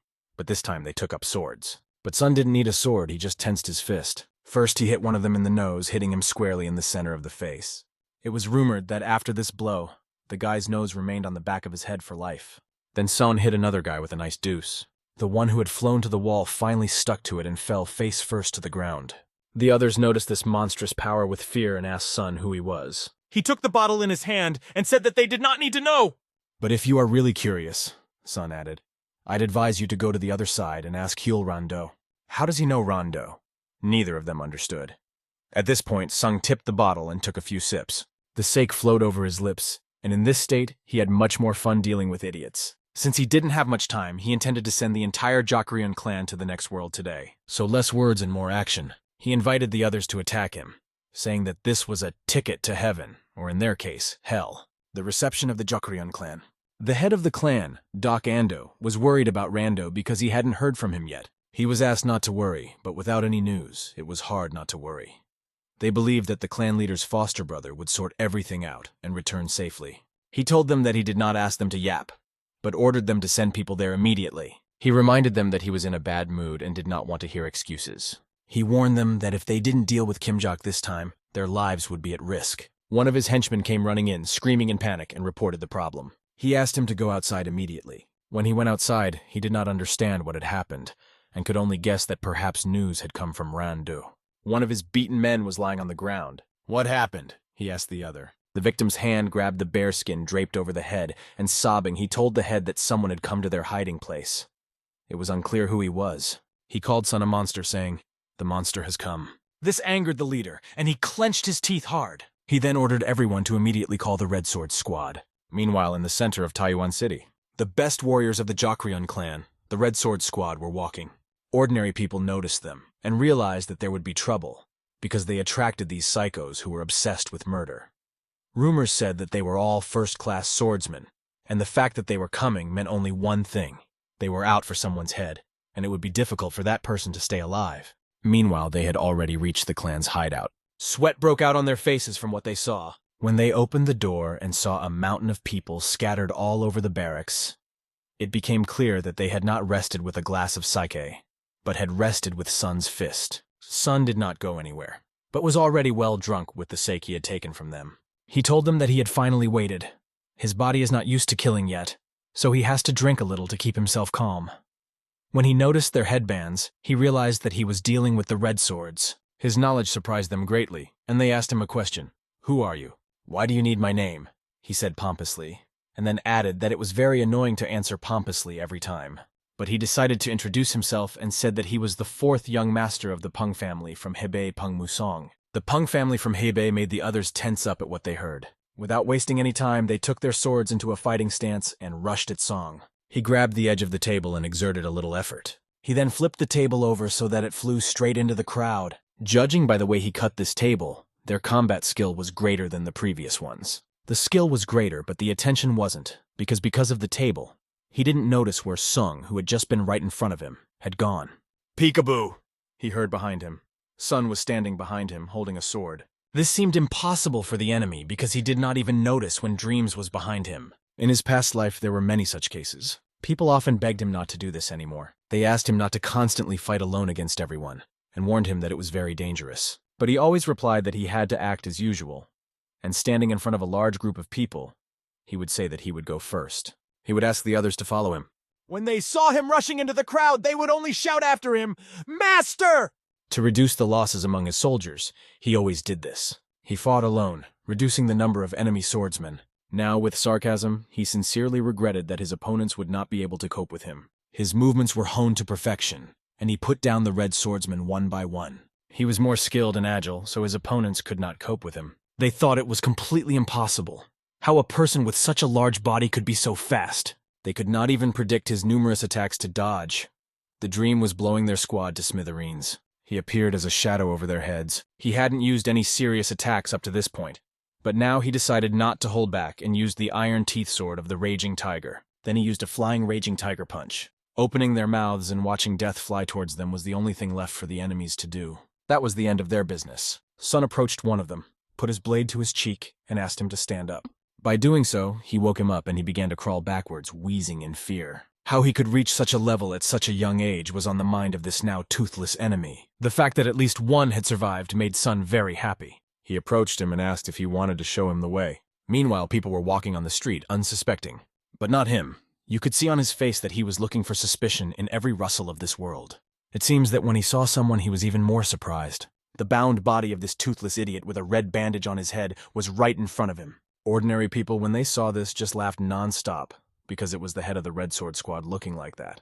Then he received a kick in the back, saying that he should look ahead when walking. "What the hell are you looking around for? In case you fall," Sun warned him, walking behind him and pointing him out to all the people on the streets. When people noticed who was leading him, namely Sun, they did not understand how this young man could defeat the Red Sword Squad by himself. That's impossible. One of the residents had seen the young man earlier, coming out of the main building of the Kimjok merchant group. At the sight of the beaten Red Sword leader, people were only relieved. The merchants could not feel at ease because of them. Are they really heading to the Jokryan clan? People wondered, looking after Song and wondering what kind of idiot would go there alone. But Sun was not walking alone. He was walking with this idiot who was showing him the way. After that, Sun no longer needed the toothless man, and he threw him aside. Sun was not the kind of person who enjoyed senseless killing. He had only deprived him of the opportunity to practice martial arts, and now he would not be able to harm people, for which he was grateful to Sun for not killing him. But he warned him that if he caught him again, he would tear off all his limbs and asked him to live like a dead mouse. After that, he ran away from Sun, squeaking, waving the rope behind him like a mouse's tail. Indeed, a senseless murder was not what Sun needed. Looking down at his hand, he noticed that the trembling was not as bad as when he had fought the White Yin demon, but the fear had not yet been completely overcome. However, his condition had improved to some extent since the battle with the Black and Red Death or Chilmyung. If his body gets used to fighting, it will become even stronger someday. Now, standing in front of the door, Sung was ready to enter. Holding the sword in his hands, he was already on their territory and assessed the situation through the feeling of energy. He was surprised that they all came out to greet him. Even their elite swordsmen were unable to do anything, and Sung doubted that they were hoping to take him by sheer numbers. It seemed to them that the pride of this young brat was propping up the sky. The head of their clan had been waiting to meet him and, standing right in front of him, said, "At last we meet, Penmuson." The fact that he knew his name surprised Sun. But thank goodness, to be honest, because Song had introduced himself so many times today that he was getting tired. The fact that Sun was also joking with them made them even angrier, and the clan leader decided to take revenge on him not only for his faithful brother, but also for the white demon Yin and for the black and red deaths. Have SAPE members always stood up for each other? He asked the head, and then asked him to wait, and asked how he knew about the white demon Yin, the black and red deaths. But he didn't wait for an answer, because the leader ordered his men to attack, and they all rushed at him as one. Do they really think they'll succeed? Sun thought. His mind began to wonder if they were servants of the heavenly ice demon. When he asked the head about it, he became even more angry. From this reaction, Sung realized that he was guessing correctly. His chain dogs are everywhere. He was tired of it. Wherever he goes, it's always him and his men. Were he and the old man enemies in a past life or something? No, they didn't seem to be. Then why? The attack of the Jon clan happened a little earlier than in his past life. Perhaps it was because of him, or maybe it was because of the old man. Because he had lost his disciple, and his loyal servants at the same time. When the one-eyed man heard this, he couldn't believe how Sun had the nerve to call his mentor that. He waved his sword right in front of Sun, seemingly missing, and shouted, "Die!" The calmness did not leave Sun's face. He held his sword even more confidently when he saw the threat. As he repelled the attacks one by one, only the clash of swords could be heard. Then he looked at his left hand and remembered something. He remembered that he could give the enemy a good slap, such a slap that would impress all his men. And then he would slap him again so that he could taste his cheek with the tip of his tongue. Since he was from SAPE, he should have been in his own Satachan, not here. Then maybe he wouldn't be crying right now, sitting on my lap because of those 2 slaps. But no, he dared to come to Cheonpa's territory. And not only did they get to Hebei, but they got to Taiwan as well. Having said all this, Song addressed all those present. Don't think about returning safely. Their leader screamed loudly, his eyes filled with red blood. It was running down his teeth, and he was ready to tear everything and everyone apart. He was screaming so loudly that the waves around him broke. What happened? Sun wondered, because the enemy's internal energy had increased dramatically. Is this really the same technique? The hidden bloody explosion technique that was in his arsenal? Now Sun will have a hard time, as he will have to withstand the enemy's very strong attacks. The blows even make the ground shake. Previously, Sun had heard that this technique is like a deal with the devil. It takes all the energy forever. In return, it only repeatedly increases its initial amount for a while. This means that the opponent has put his life on the line. But the power is so impressive that when he kicks off the ground with his foot, he even throws away stones. What annoyed the clan leader the most was that Sun despised him, saying, "How can you insult me?" Even if it cost him his life, he was ready to send Sun to hell. Sun needed to stay calm and act concretely, which he did. But because of the lightning speed that the enemy had acquired, it was difficult to even keep track of him. 1 minute he was in front of you, and the next he was behind you. All you could do was turn your head and try to keep up with him. You had to put your sword under every move of this frantic fighter. His men just watched, believing that this was the only way to expect their leader. They believed that he was a superior master for them, and asked him to deal with this bastard in one blow. But one of them realized that this was not the case. The leader was not superior to Sun. Besides, the effect of the hidden bloody explosion technique would soon end. So their swords came together, hitting each other. Why are my attacks so precise and powerful? Why? The clan leader asked himself. And then he could only turn to the devil saying, "Devil!" Like a child holding a branch trying to move a heavy stone. Why? Is this guy really an outstanding elemental master? The opponent was thinking, seeing Sun's incredible accounting. Song addressed him. "Hey, clan leader, why are you lounging around? Why don't you make more effort?" Then he pointed out that he didn't have much time left. This was noticeable because he didn't look good at all. He could only see out of one eye. After that, the leader pushed off the ground, leaving a trail of his running footprints, and rushed towards Sun, loudly shouting his name, "Pengmu Song!" He swung his sword once again, hoping that this blow would solve everything. But Song's cold eyes told him otherwise. "The sword of iron teeth is not to be eaten." Sun's words were followed by a lightning attack. It was followed by the strike of a flying inedible tiger, which left a deep mark on the stones underfoot. Such loud attacks could be heard far beyond this house on the street. After that, the only thing left in the house was rubble, under which the enemies were lying. And Sun exhaled a calm breath. But not now, it seemed, because the enemy was still on his feet, but in fact, he had already died standing up. Looking at him, Sun thought, he shouldn't have been in such a hurry. Behind Sun, the people of the clan were shouting that this could not be true. They couldn't believe that some kid had defeated their leader. As expected, they knelt before him and began to ooh and ah. Showing his dominance, Sun told them that he was releasing them to go without any further talk or movement, because he was definitely not up to it today. He was very tired. He warned them not to set foot on Taiwan. He asked them to tell the heavenly ice demon that he would soon come for his head. Just let him wait a bit, he added, After that, he went to the main house of the Peng family. He could not believe what he was told, that the fourth heir had personally defeated the head of the Jon clan. In addition, the fourth lord had entered into a cooperation agreement with a large group of traders in Taiwan, the Kimjok group of traders. To prevent retaliation from Sape, Song asked to send their warriors to Taiwan for 2 years, and the city would receive 100 silver yangbok. At the end of this period, they would receive 500 silver yangs, an amount that could even cover their family's expenses for several years to come. The deputy head, hearing all this from the messenger, almost fainted. How did this guy's son do the impossible? Meanwhile, a week or so had passed. Sun was being fed very well and treated to good alcohol. He already wanted to ask to stay with them for a long time as a breadwinner, laughing and adding sarcasm to the conversation. Man said that they would be only too happy to do so, as Song was their benefactor who had saved their father, Man himself, and the whole of Taiwan. He added that he would not have enough life to thank him. But anyway, Song himself was happy that Man recovered, and it was thanks to the May ice flower that Song gave him.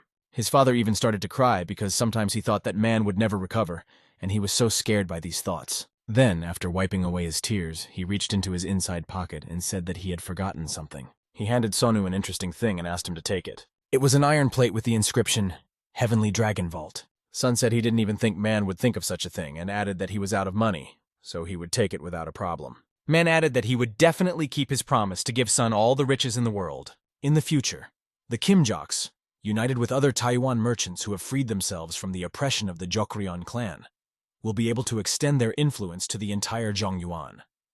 The 500 silver yangs were just the beginning, and they promised generous support for the Pung family of Hebei and Song himself in the future. They shook hands. Song also promised them that he would become the head of the Pung family, which would be the sword of their group of traders in the future. "And where are you going now?" they asked Sun. He answered without hesitation that he was going to Luoyang, although he was very late. He remembered that girl and said that he wanted to keep the promise he made 10 years ago. Everyone in the restaurant was delighted with the meat dishes, which were very tasty. And then they ordered dumplings. But the waiter could not bring them because the ingredients for their preparation had already run out. The girl apologized and asked what he meant. The waiter replied that all their dumplings were already sold out. Sun was listening to their conversation and heard them reply to the waiter, "No way." She fell to her knees because she hadn't put even a small piece of food in her mouth since the morning. She was very hungry, and then she was told that there were no dumplings at all. Sun came up to her, apologized and asked why she was sitting on her knees. He told her that he had ordered a lot of food, and if she wanted to join him, she could. "Oh, this popularity of mine," she said to herself. She didn't know who this man was in front of her, but he was more than ever on time, and he seemed to be offering it without any intention. "I'll take it," she said, but Sun did not understand the meaning of this word. He had 2 whole servings of dumplings, the same dumplings she had heard so much about. "Bon appétit," she wished Sun, smiling and unable to contain her joy. And so, dumpling after dumpling, she threw them into her mouth. "Oh my God, it was delicious," she said, and Sun looked at her and thought, she is still the same. In her past life, she was his sister. Even in that life, she always wanted to go to that restaurant and eat dumplings, and there was alcohol there, she added. But in the last life, he couldn't save her and kept her dead, sitting on his knees in a pool of blood. And in this life, he couldn't stop watching her smack her lips as she tossed dumplings at herself. He couldn't help but look at her. Tears streamed down his cheeks from his beautiful blue eyes. "Why did you cry so suddenly?" she asked, and thought it was because she had eaten everything. She said that was no reason to cry. Sun replied that something just got into his eye and continued to wipe his tears with his left hand. Then he said that there was so much dust. She put down the chopsticks she had been eating with and apologized for not even introducing herself. And he bought her a meal. "My name is Dan Hua Ryong from the Dan family of Sichuan. It's nice to meet you." It was strange for Sun to hear her voice again. But how could he not know her? Because in his past life they were called Sape because they were inseparable friends. After she introduced herself, she asked him if he was the 4th master of the Peng family from Hebei. When he asked how she knew, she replied that it was impossible not to recognize the Pung family's form, and he was quite a popular figure among the young masters of Cheongpa. The victory over the white demon Yin, the defeat of the red and black deaths, and even the incident with the Jon clan. After that, she told him that his travels were very interesting, and he was even called the perfect tiger blade, which he did not expect to hear. She began to tell him that they even say that he looks like a brave tiger when he performs techniques. Looking at his physique, she wondered if everyone in Pung's family was so well built. She also wondered what kind of energy he had, and if he was hiding his strength because he couldn't feel it. But she was sure that this guy was definitely not ordinary. Then, although it was not polite, she asked him to show her his skills, at least to have a look. After that, she asked him why he had come to Luoyang. He explained that he liked to go to restaurants where the food was good, and this one was famous. One of the employees of this restaurant looked at Sun and thought that this guest had been sitting here since the morning for several days. Hasn't he been waiting all this time for this girl sitting across from him? He and his aunt laughed, saying, "Oh, that youth." After that, the girl told Sun that her purpose for coming to Luoyang was to participate in a black market auction. It was good that things hadn't changed much. Sun smiled to himself and said that if we are talking about the black market, this is the place where you can buy anything for money. Auctions are held there regularly, and all items are very rare. Only those guests who have previously used black market goods are invited. This is a good opportunity to get a rare weapon, a valuable manuscript, or a miracle cure. Sun wanted to go with her, and then she invited him herself, and said that she could get him an invitation. But she had one condition. What condition? He asked her, and did not notice how he had already found himself in a field planted with ears of grain. He was very surprised by her desire to fight him. "Let's get started," she told him, and asked him to fight with his full strength. Her face was full of positive emotions and a smile that was striking in its beauty. She was just as he remembered her: poisons, delicious food, and martial arts. Yong had her own unique tastes, and he was overjoyed to experience a day like this with her again. She warned him that her weapon was not poison to reassure him and threw herself at him. This wonderful day was already over, and night had fallen outside. This guy was told that there were no more dumplings, and he thought about it. Others looked at him and thought he seemed like a rich heir. His appearance aroused their interest because they thought they could get rich off him. But it didn't take long for them to beg for mercy. He was not going to spare them, and he squeezed the face of one of these easy money seekers with his hands so hard that coins almost fell out of his pockets. As he squeezed harder and harder, he wondered where to eat in Luoyang, and decided to go to a restaurant nearby because they had spicy chicken. "We'll have chicken for dinner tonight." Her attacks were so ferocious that he could not even give in to her. All he could do was to deflect her blows with his sword. She acted so quickly that even the dream could not find the moment to strike. But at that moment the dream chose a very interesting option. She looked around and could not understand where he had disappeared. As soon as she raised her head, she saw the dream with the sword flying at her, but there were already shurikens between her fingers. She threw them right at the dream, and they flew, creating a whistling sound in the air. "Is this really happening?" she thought as she looked at the dream. It was a triple flip technique that he performed, dodging the shurikens and landing. He guessed that the Dan family's secret weapon was a fusion of small fish scales, because their shape resembled fish scales. The Dan family, experts in secret weapons and poisons, consider this weapon, made in the image of fish scales, to be deadly and very difficult to use. It is said that in the hands of a master, even fish scales become dragon scales. Now it became clear to him that she had been able to use this weapon all along. This meant that he could not just stand there and watch the victorious march of the King of the Mountains. When did he manage? She thought, seeing his face right in front of her. But at the right moment, she miraculously managed to defend herself from the sword. In fact, she was pleased that the dream had shown its true face, as he was fast and strong. It was foolish to compete with a warrior from the Pung family. She warned him that he should now prepare for a serious battle as she began to use the ferocious dragon scale storm technique. There was nowhere to hide, but the dream held the sword in its hand. There was only one solution left: take the sword and be ready for battle. The girl expected that nothing would help against this technique in the open. The scales would catch the enemy, and the dream would feel them everywhere. She wondered how he would react. As if with an all-seeing eye, he deflected every scale that flew at lightning speed. Impossible. He calculates the trajectory of each individual scale. How did it happen that such a young master became famous only now? She asked herself. After the attack was over, he complimented her, saying that it was not bad, and acknowledged that there was a real threat of turning into a hedgehog. When asked to continue, she refused, saying that she had lost because the secret weapon had failed, and she had no chance of winning in close combat. But the dream said that she won because she did not use poison. "What would I be like if I used poison in a fair fight?" she added. The dream would still hide its power to the last, and there would be no winner. When she said this, the dream realized that he had fallen into her trap. She might be right, but if the dream hadn't experienced her secret technique in his past life, he would have suffered now. His every scale was saturated with inner energy, and his hands still ached. She noted that the dream was worthy of its nickname, and asked if he happened to know about the Dan family's martial arts. She wondered how he had managed to repel the attack, but it didn't matter anymore, because a promise is a promise, and she said it was time to go to the black market auction together. First, she suggested going to the market nearby, where there was a restaurant with delicious duck meat. This suggestion made Sun smile. It was already dark outside, and they were traveling in a carriage. The carriage, oddly enough, had no windows to hide the auction venue as much as possible. As they rode in the carriage, The dream was thinking that everything was very well thought out. At one point, he asked her why she was looking at him so closely. She replied that it had been a few days since they had met and suggested that they could skip the formalities. She also mentioned that he was 2 years older than her. Soon wanted to say something, but she interrupted him, asking him to forget about it. She emphasized that she would call him brother, and he should treat her like a little sister, without any formalities. This agreement ended with them smiling. She changed the subject, saying that it was good that they had gotten out of the house, and that was how she had met a master like him. He asked her if she had heard of the 5-family way, where representatives of 5 large families visit the other 4 to share knowledge, gain experience, and strengthen the family union. Pung's family used to be one of the 5, but now the dream doesn't even know how it came to this. She smiled and simply asked him to look at her hands, calling him brother. She asked him if he thought they were too ugly and emphasized that they were so because of the use of knives and working with poisons. She explained that it was logical that a child from their family would eventually learn martial arts, but it seemed difficult at first, and her hands were a separate story. Most men are terrified when they see them.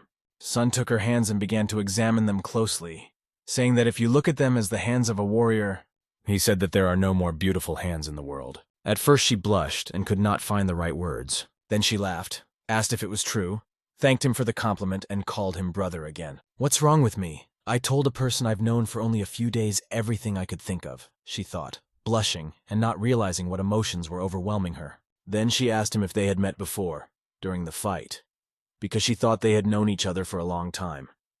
He only replied that they had already arrived. They went out and ended up at the same auction she had only heard of before. Everything had been going smoothly up to this point, but everything important was about to begin. If the future hasn't changed, then tonight a magician will appear. In her past life, she had a dream about a scar she got at a secret black market auction. She got this scar a long time ago when she was a representative of her family at the auction. Now the black market has become a source of income for the mage, but things were a little different back then, she explained to the son on the battlefield in his past life, when he was not a son.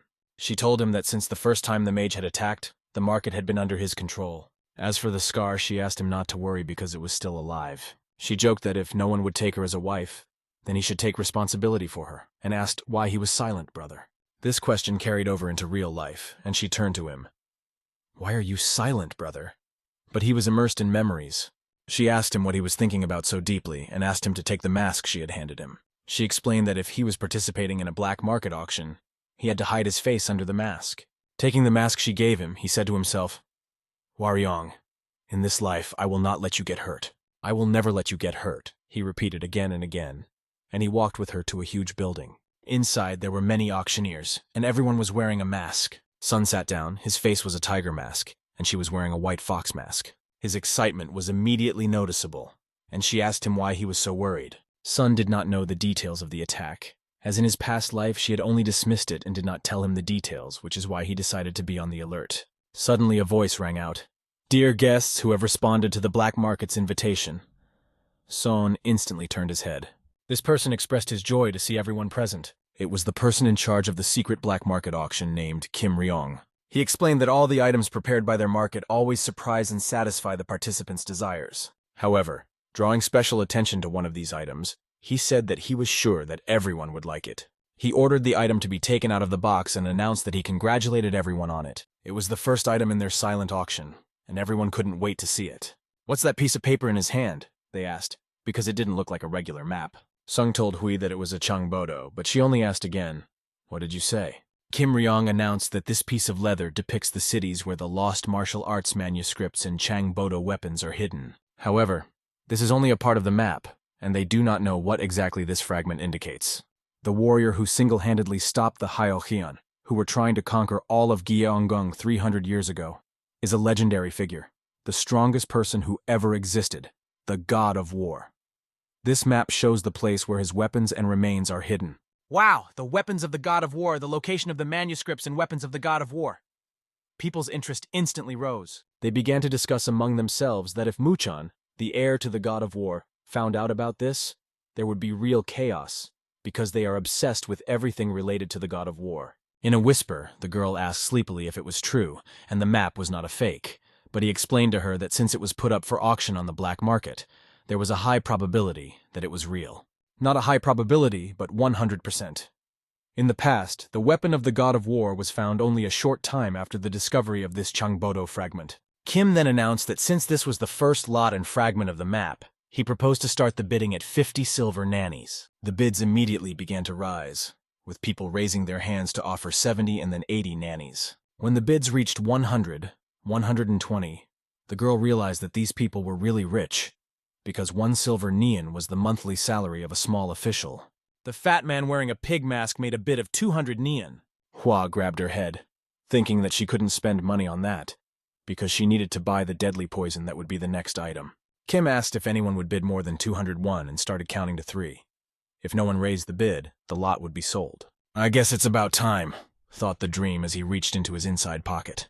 As soon as he heard 3, he pulled out the sign he had been given earlier. Raising his hand, he said, 500 nannies, and a smile appeared on his face under his mask. Hua almost fainted at what her brother had just done. The fat man started grunting something like, 500 nannies? What the hell? And Sun remembered the words of the mana who said that he was now his personal bank card, and why deny himself if he could not deny himself. Hua grabbed the dream by the collar and started shaking it. She asked, Brother, do you have a lot of money? Does it mean that the Pengs really have a lot of money? Sona began to feel dizzy from her emotional swings. Kim warned her that he was counting to 3, and if no one made a better offer, the goods would be sold to this guy in a tiger mask. The fat man was clutching his heart when he heard 2, and then the word 3 was called. His body flew across the floor, crushing everything in its path. What happened? Kim asked, while others shouted that the man had fainted. The Sung's mask began to melt and melt. He didn't understand what was happening, and he noticed smoke seeping in. The air became very stifling, and this smoke was not from the smoking pipe, as Hua realized. An incense burner is a small container for burning incense. She noticed people falling to the floor and screaming loudly. Then she realized it was a poisonous fog. Chaos broke out at the auction. The building began to shake, and people inside could barely keep their balance from the shaking of the building. They could barely keep from being poisoned by this poisonous smoke. A question sounded in my head. What the hell, can it be like this? He thought he had everything under control, but he was wrong. Mago appeared with a scythe on his shoulder, attached to a long chain, and sitting on the roof asked them, Aren't receptions like this supposed to involve the guests in singing and dancing? He then ordered them to sing and dance until their intestines fell out of their ripped bellies. Sing and dance! Have fun! Who are you? Mercy, came from all the auctioneers, while Sun and Kavu stood holding their weapons. It was extremely difficult because the visibility was no more than a few centimeters. Sun felt someone's energy behind him and turned his head back. He asked the girl to be careful, warning her that someone was there. The enemy's appearance was terrifying, his clothes were tattered, and he was approaching the dream. His speed was like lightning. Using this speed, the enemy rushed straight at the dormouse, trying to attack. However, he did not take into account that the dream is not an easy enemy. As a result, the new enemy was left without his right arm, and if he is lucky enough to survive, his life will become much less fun. But unfortunately, he still has his left arm, which also needs to be dealt with. The rascal reached for his katana, grabbed it, and approached the Sung from behind. Hua screamed loudly, trying to warn her brother about the threat behind him that he had already noticed. The girl did a brilliant job, slicing through the enemy like a blade. She dealt him one more blow, after which he no longer posed any threat. Sun survived thanks to her and nothing else. The enemies did not look like people at all. They didn't scream even when they received fatal wounds. They attacked without thought, and Hua couldn't understand what was happening. The dream explained to her that it was a fake demon squad, a cult of killers created by a mage from birth. After that, they took a fighting stance, and the dream added some energy to his sword. Then the scarlet blade swept through the enemies. It is said that they gather orphans from Zhongyuan, destroy their will and true self, and then teach them martial arts. They feel no pain and will not stop fighting until they die. We shouldn't jump to conclusions, but most likely the dream is right, he explained to Hui. Who would have thought they would send a fake demon squad? Now I understand why I didn't feel their presence. He told the girl that if this continued, everyone would be dead. We need to gather the people on the tribune, where there is less poisonous smoke. She immediately understood the task and knew that people who did not know martial arts would not last even 30 minutes. Meanwhile, the dream decided to find the killer because if the dolls are here, their puppeteer must be nearby. And since he decided to go alone, she gave him something. He knew what it was, and they agreed to meet later. They scattered in different directions, each knowing their task. The puppets kept getting stabbed with blades. How many times do we have to cut him into pieces before he calms down? He is a human being after all, the dream thought. Kim was also fighting and did not understand who dared to attack the black market. She appeared like a shadow over his head. Then she grabbed him by the robe he was wearing. But the puppets rushed at her and had to be dealt with. But this was not a problem for her, because she was fluent in the use of the blade. Kim just watched as this girl skillfully dealt with the enemy. He thanked her and asked her who she was and how she managed to do it. "I am the daughter of the Sichuan family, Manhwa Recapa," she explained to him, adding that there was no time now, and asked him to help gather the guests who did not know martial arts in the stand where there was less poisonous mist. She entrusted him with this task and asked him to try to save everyone. She said, "Cursed magician, how dare you use poison where there is a member of the Dan family? You will regret it." The puppets felt neither the smoke nor the blade stabbing, and it seemed that nothing was scary to them, but they could be destroyed with a quick stroke of the sword, which is what the dream was doing. The problem was that the fog was getting thicker and thicker, and even if you created a vortex with the help of techniques, it would hardly be possible to disperse it. Behind him, he heard the words that all the black market warriors and survivors should gather at the tribune. Sung was pleased to hear this, as he realized that the fake demon squad would also go there, and only this place would need to be defended. Suddenly, a hand grabbed his pant leg, begging for help. It was the fat man who had fainted first. Sun sat down next to him and asked if he was okay. It was immediately obvious that he had already shown symptoms of poisoning. Sun asked him to calm down, take his hand, and do it quickly. "Thank you." The fat man did not have time to finish as he heard the whistle of a blade passing over his neck. Then came the jingle of a chain. Sun immediately realized who he had to wait for. Mago appeared right in front of the dream, holding his weapon, 2 scythes on chains, and asked the dream if it was a nice night. Poisonous metal chains and poison demonic energy. The dream guessed who he was, but the dreamer did not recognize him and asked how he knew about him. The dreamer began to take off his mask and said, "How can I not know the one with whom I have fought so many times? I am tired of you." Picking up the mask, he said, "Long time no see, you poisonous demon family," calling him a dirty henchman of the Magus. It was strange to him that after a decade out of elementary school, and from the Muramus, he asked for an explanation of how the dream had learned about his connection to the poisonous demon seed. The dream set a condition that he could find out only after defeating it. He accepted the challenge and began to twist the scythe in his hands. Then he threw it straight at the dream. The sound of the sword hitting the scythe was heard and it flew away. This attack did not satisfy the Dormos at all, and he said that if he wanted to learn everything, he had to fight in a real fight. The enemy laughed and squeezed the scythe even harder. He confirmed his confidence by saying that even the absence of limbs would not prevent the dreamer from speaking. He asked him not to die, calling him a baby. Meanwhile, the auction participants who could fought against the enemies, but not everyone was doing well. Hua wanted to save everyone, but she was not enough. She did everything she could, everything in her power. She left behind traces of blood that covered the floor of the mansion. Kim held the line against the 2 enemies flying at him. It seemed to him that he would have to say goodbye to his life, as he was 300% exhausted. He was doing his best when Hua appeared next to him. He explained to her that he was doing his best. Noticing her, he was surprised that this young girl was doing as much as was expected of a member of the Dan family. They had to act, there was no time for hesitation, let alone thinking about who could do what. It was the energy that Hua felt that motivated them to act. She told Kim that it looked like her friend had found the killer. Hua held the dragon scales between her fingers, feeling the dream still lingering. She threw the scales at one of the puppets. It clearly hit the puppet's body, piercing it through. Then she explained to Kim that Brother Peng is very strong and seems to have almost reached the level of a mysterious master. She offered to deal with the current situation and then help him. "But how long will we last in this poisonous fog?" Kim asked. She replied that he seemed to have forgotten who she was. "The Dan family of Sichuan will not allow their comrades to suffer from any poison." Meanwhile, the dream fought against its opponent. He repeated his attacks, swinging his scythes one after the other. Suddenly, the tip of one of the scythes came right up to the pupil of the dream's eye. He barely managed to dodge the attack, saving his eyesight. The enemy continued to wave and swing this scythe on a chain. It was said that this chain could withstand more than 1,000,000 tons, and such was the fame that preceded it. The chain was very strong, and its advantage was that it was flexible and could twist around the one it was attacking. This time, it was a dream. He held the chain around his neck as best he could, pulling it away with his hands. The problem was that there was another scythe at the other end of the chain. There was almost no time to think. The situation was critically dangerous. Sun decided to pull the chain in one motion quickly and hard, because it would not work otherwise. With his left elbow, he felt the enemy's beard and made him taste the lower jaw on his tongue. This attack was furious and forced both fighters to act at the limit of their strength and show each other everything they could do.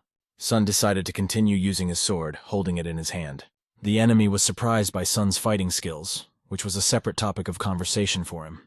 He noticed that the poisonous fog had no effect on the Dormus and asked why. The Dormus immediately noticed his curiosity.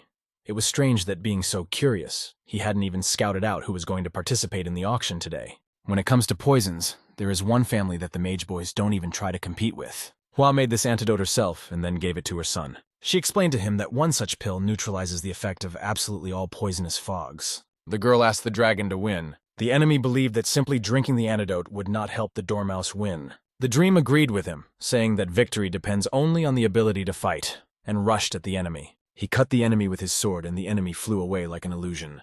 However, the dream realized that even the antidote that the girl gave him had a limit, and he wondered how long it would last, as the fog grew thicker and the poison stronger. His current immunity to such tricks lies not only in the girl's antidote, but also in the 100 poisons potion given to him by his maternal grandfather, the King of Assassins. Tavern was also involved. The scythe took on a different color, its energy changed, and it began to fly faster. Sun did not notice how the enemy was behind him. Spinning the scythe, he hit him right in the back of the sleeper. The blow was very strong and painful, but Sleep found the strength to use the energy on his sword.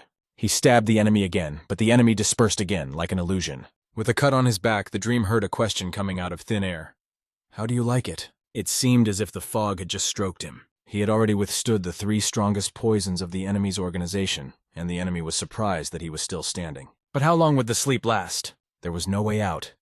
And even though it was dangerous even for the dreamer himself, he realized that he had no choice but to take the risk. The enemy had the most disgusting laugh, like a chuckle.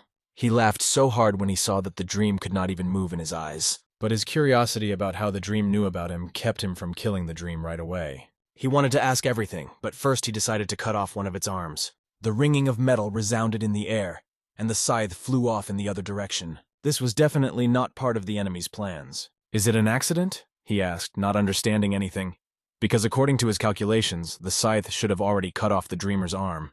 And then the dream disappeared from before his eyes. As if it had quickly emerged from under the ice in winter, the dream appeared under the enemy. The sword clashed with the scythe, and they froze in one place, trying to see who would overpower the other. The enemy pulled as hard as he could, his hand even trembling with effort.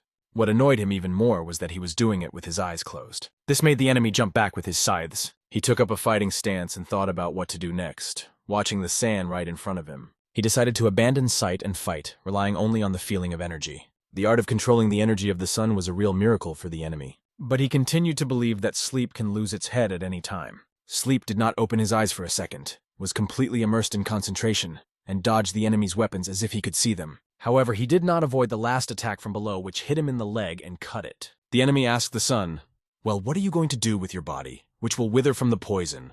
Will you wait until death overtakes you?" The dream was silent and did not answer. But he was not silent with everyone. He told himself that it was time to end it. The iron teeth sword of the inedible tiger is a martial technique belonging to the great swordsman Peng Ji-hyuk. Not being the first descendant of the Pung family, he was unable to learn higher martial arts, so he only developed his skills, repeatedly repelling the attacks of death that tried to take his life using only his sword skills. His desire to protect the Pung family carried him to the grave. But the question remained, was that why it happened? Hyuk was standing face to face with the enemy, barely holding his sword because of the wound on his arm. The enemy was strong enough to pierce his body with the blade. At that moment, the dream stopped breathing. But he did not stop living. He believed that he could defeat the enemy. Despite the fact that his wound was incompatible with life, he carried the sword through the enemy's body. Everyone watching could not understand whether this guy was a human being or some kind of creature. Hyuk could have died at any moment, and no one would have been surprised. His sword technique was practiced in extreme conditions. Over time, it got better and better. He did not dodge or block the attacks. The enemy's sword pierced his body once again, completely cutting through his chest. Hyuk cut, pierced, and cut again. Although he had almost no strength left, blood was flowing from his mouth. There is a phenomenon. The closer you are to death, the more you want to avoid it. And after that, the second wind opens, and internal reserves are released. This is the essence of his technique, the sword of the iron teeth of the ravenous tiger. Sun's aura at that moment changed beyond recognition. His sword skills became many times, hundreds of times better. The enemy did not even have time to blink when the dream appeared behind him. He was devilishly fast, and the enemy only asked questions. "Where are you going?" But once behind the enemy's back, the dream ran into his scythes, which pierced his body several times. The dream was open to attack, blood was flying from his body. The enemy said that he was going to let the dream live, but now he was very sorry. He promised the dream that he would die, but the dream did not feel pain.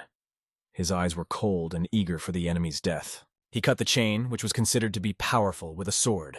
Before the eyes of the enemy, the weapons that had been passed down from generation to generation were shattered into pieces. Now the time has come for the enemy to be like a chain that has kept the dog tied up all his life, not giving him freedom. The enemy did not allow the nature of humanity to act for good. It had to be broken into pieces. The enemy called the sun a crazy bastard as he flew at him and tried to dodge, believing that he could still deal with him with a scythe. But the dream used the iron-teeth sword of the inedible tiger technique, which the enemy could not handle. This put an end to this battle, an end that would forever take the enemy's life. Sun used the 5 claws of the inedible tiger, and everything around him turned red from the energy that devoured the enemy upon impact. This battle took all the strength he had. Blood was running down his cheek from the blows of the enemy's scythe. His body was pierced, but he had the strength to hold on. He had the strength of mind not to end the fight, and not to lose to the enemy, proving to himself that he never gives up. Hua turned her head just as he was about to deliver the final blow. It was hard not to notice, because the explosion was heard very far away. She was worried because she thought her brother had been hurt, but when the cloud of smoke cleared, she saw him sitting on his knees, his hand covering the wound on his body. How is he still standing? Was that the last blow of the sword? She thought. Who would have thought that the young master would be in a state of wu-wei, said the enemy, miraculously staying on his feet. He was covered in blood, half alive, but still able to talk and stand. He realized that he wouldn't last long in this state. But he was damned curious to know who this guy was. The dream told him that he was a good fighter. If you were a poisonous demon family, you would have passed out after the first attack. Sun decided to introduce himself, thinking that the enemy should know who he was. My name is Pung Musong. I am the 4th heir of the Pung family. Revealing his identity would be called respecting the master, which is why he said who he was. The enemy asked him to remember that he was a representative of the demonic Hosayan family. He promised that their organization would destroy the Peng family one by one, and asked Sung to believe that it wouldn't take long. There was a very dangerous thing in the enemy's stomach that started to act. He rushed at Sun and promised that he would die with him. The dream barely had enough strength to dodge him. It seemed that the dream had already spoken before, that he knew all their techniques so well that he was tired of them. The enemy only had the strength to cough up blood a few times. All he could see was the light on the ceiling. That was the end of all his life's aspirations and loyalty to his leader. As expected, the Magi warriors are very strong. Today's dream was saved not only by the antidote, but also by the timely taking of Daewondan. Otherwise, its ending would have been sad. Brother, he heard behind him. Hwa-ryong ran to him, losing all her thoughts, thinking only that he was safe. His clothes were stained red with his blood, but he told her that everything was fine. She took his face in her hands, looking at him, and realized that he was not okay. The color of his face said otherwise. She saw heavy bleeding and signs of poisoning, and asked him to wait a second to get some medicine for the cuts and an antidote. She warned him that he shouldn't treat his body like that, otherwise he would grow old and suffer. He thanked her from the bottom of his heart. But suddenly, when she was taking out the medicine, one of the magician's puppets appeared behind her. She could see it only in the reflection of the eye of the sun sitting opposite her. This immediately plunged the dormouse into memories of his past life. Her gentle smile had always warmed him. But this time, he was not ready to let anyone hurt her, and he pulled her away from the attack in time, saying, "No way." The sword pierced the puppet's head. His hand weakened, and the sword fell to the ground. He still had impulses in his body, and he wanted to touch the girl's face with his hand. She was very frightened at that moment. The dream was no less frightened for her because she almost died. Now he sat down next to her and asked if she was okay, if she was hurt. A smile appeared on her face when she realized that her life had been saved. She thanked her brother. It was really something incredible. He had saved her life. After a while, the person in charge of the black market auction, Kim, would like to formally express his sincere gratitude to young Miss Dan and young Mr. Pung. He noted that if it were not for them, the black market would have been in extreme trouble, facing an unprecedented situation. The black market decided to compensate the distinguished guests who had almost been injured. However, he wanted to thank them in a slightly different way, and asked them how they felt about it. To Mrs. Hua, he offered the strongest poison of the southern barbarians, which was up for auction today. And to Mr. Penn, he wanted to give a fragment of the map he had previously purchased for free. Kim thought about it and asked who dared to attack the black market. Sung immediately answered, Magi. These are Mageo that were thought to be long gone, he added. Sung asked to inform the owner of the black market. Kim replied that he would definitely do so. That was the end of their conversation, and after a while Hua's feet were walking on the forest floor. They were walking through the forest. It had been a crazy day, and she still couldn't believe that the evil that had been rampant in her grandfather's time had returned. The dream asked her if it was not difficult to write a letter to her family to inform the world about the return of the mage. He then thanked her, but that was not all. She had one more question. She asked where he was going to go now. He explained that he had to hurry home to prepare for the battle with the Meiji. She was sad because it seemed that this was the end of their journey. But it was not so. The dream invited her to go with him. A flurry of emotions overwhelmed her when she heard this from the dream, and she asked again, "What did you say?" He explained that he would need a partner like her in this battle. The atmosphere around them was tense, and she was already thinking that this was an unexpected confession, saying to herself, "Is this a confession?" And on the word confession, he interrupted her. He said, "Can I count on the help of your family, Dan?" He was annoyed that the word of his Pung family carried little weight. He added that if she told everyone, other families would take their side. She replied that she was very pleased to hear that, but she chose to refuse. Is she angry? The dream thought, and could not understand why. When she'd been angry with him in the past, she could just drill him with her eyes for a whole week. He remembered being told that he should always be honest. After that, the dream said that he just wanted to be honest. But the main reason he called her was because he wanted to be there for her in the future. These words were much more pleasant for her. The last phrase was so touching that they shook hands and she agreed to go with him. After that, they found themselves on Mount Shunshan, where there was a Shaolin temple.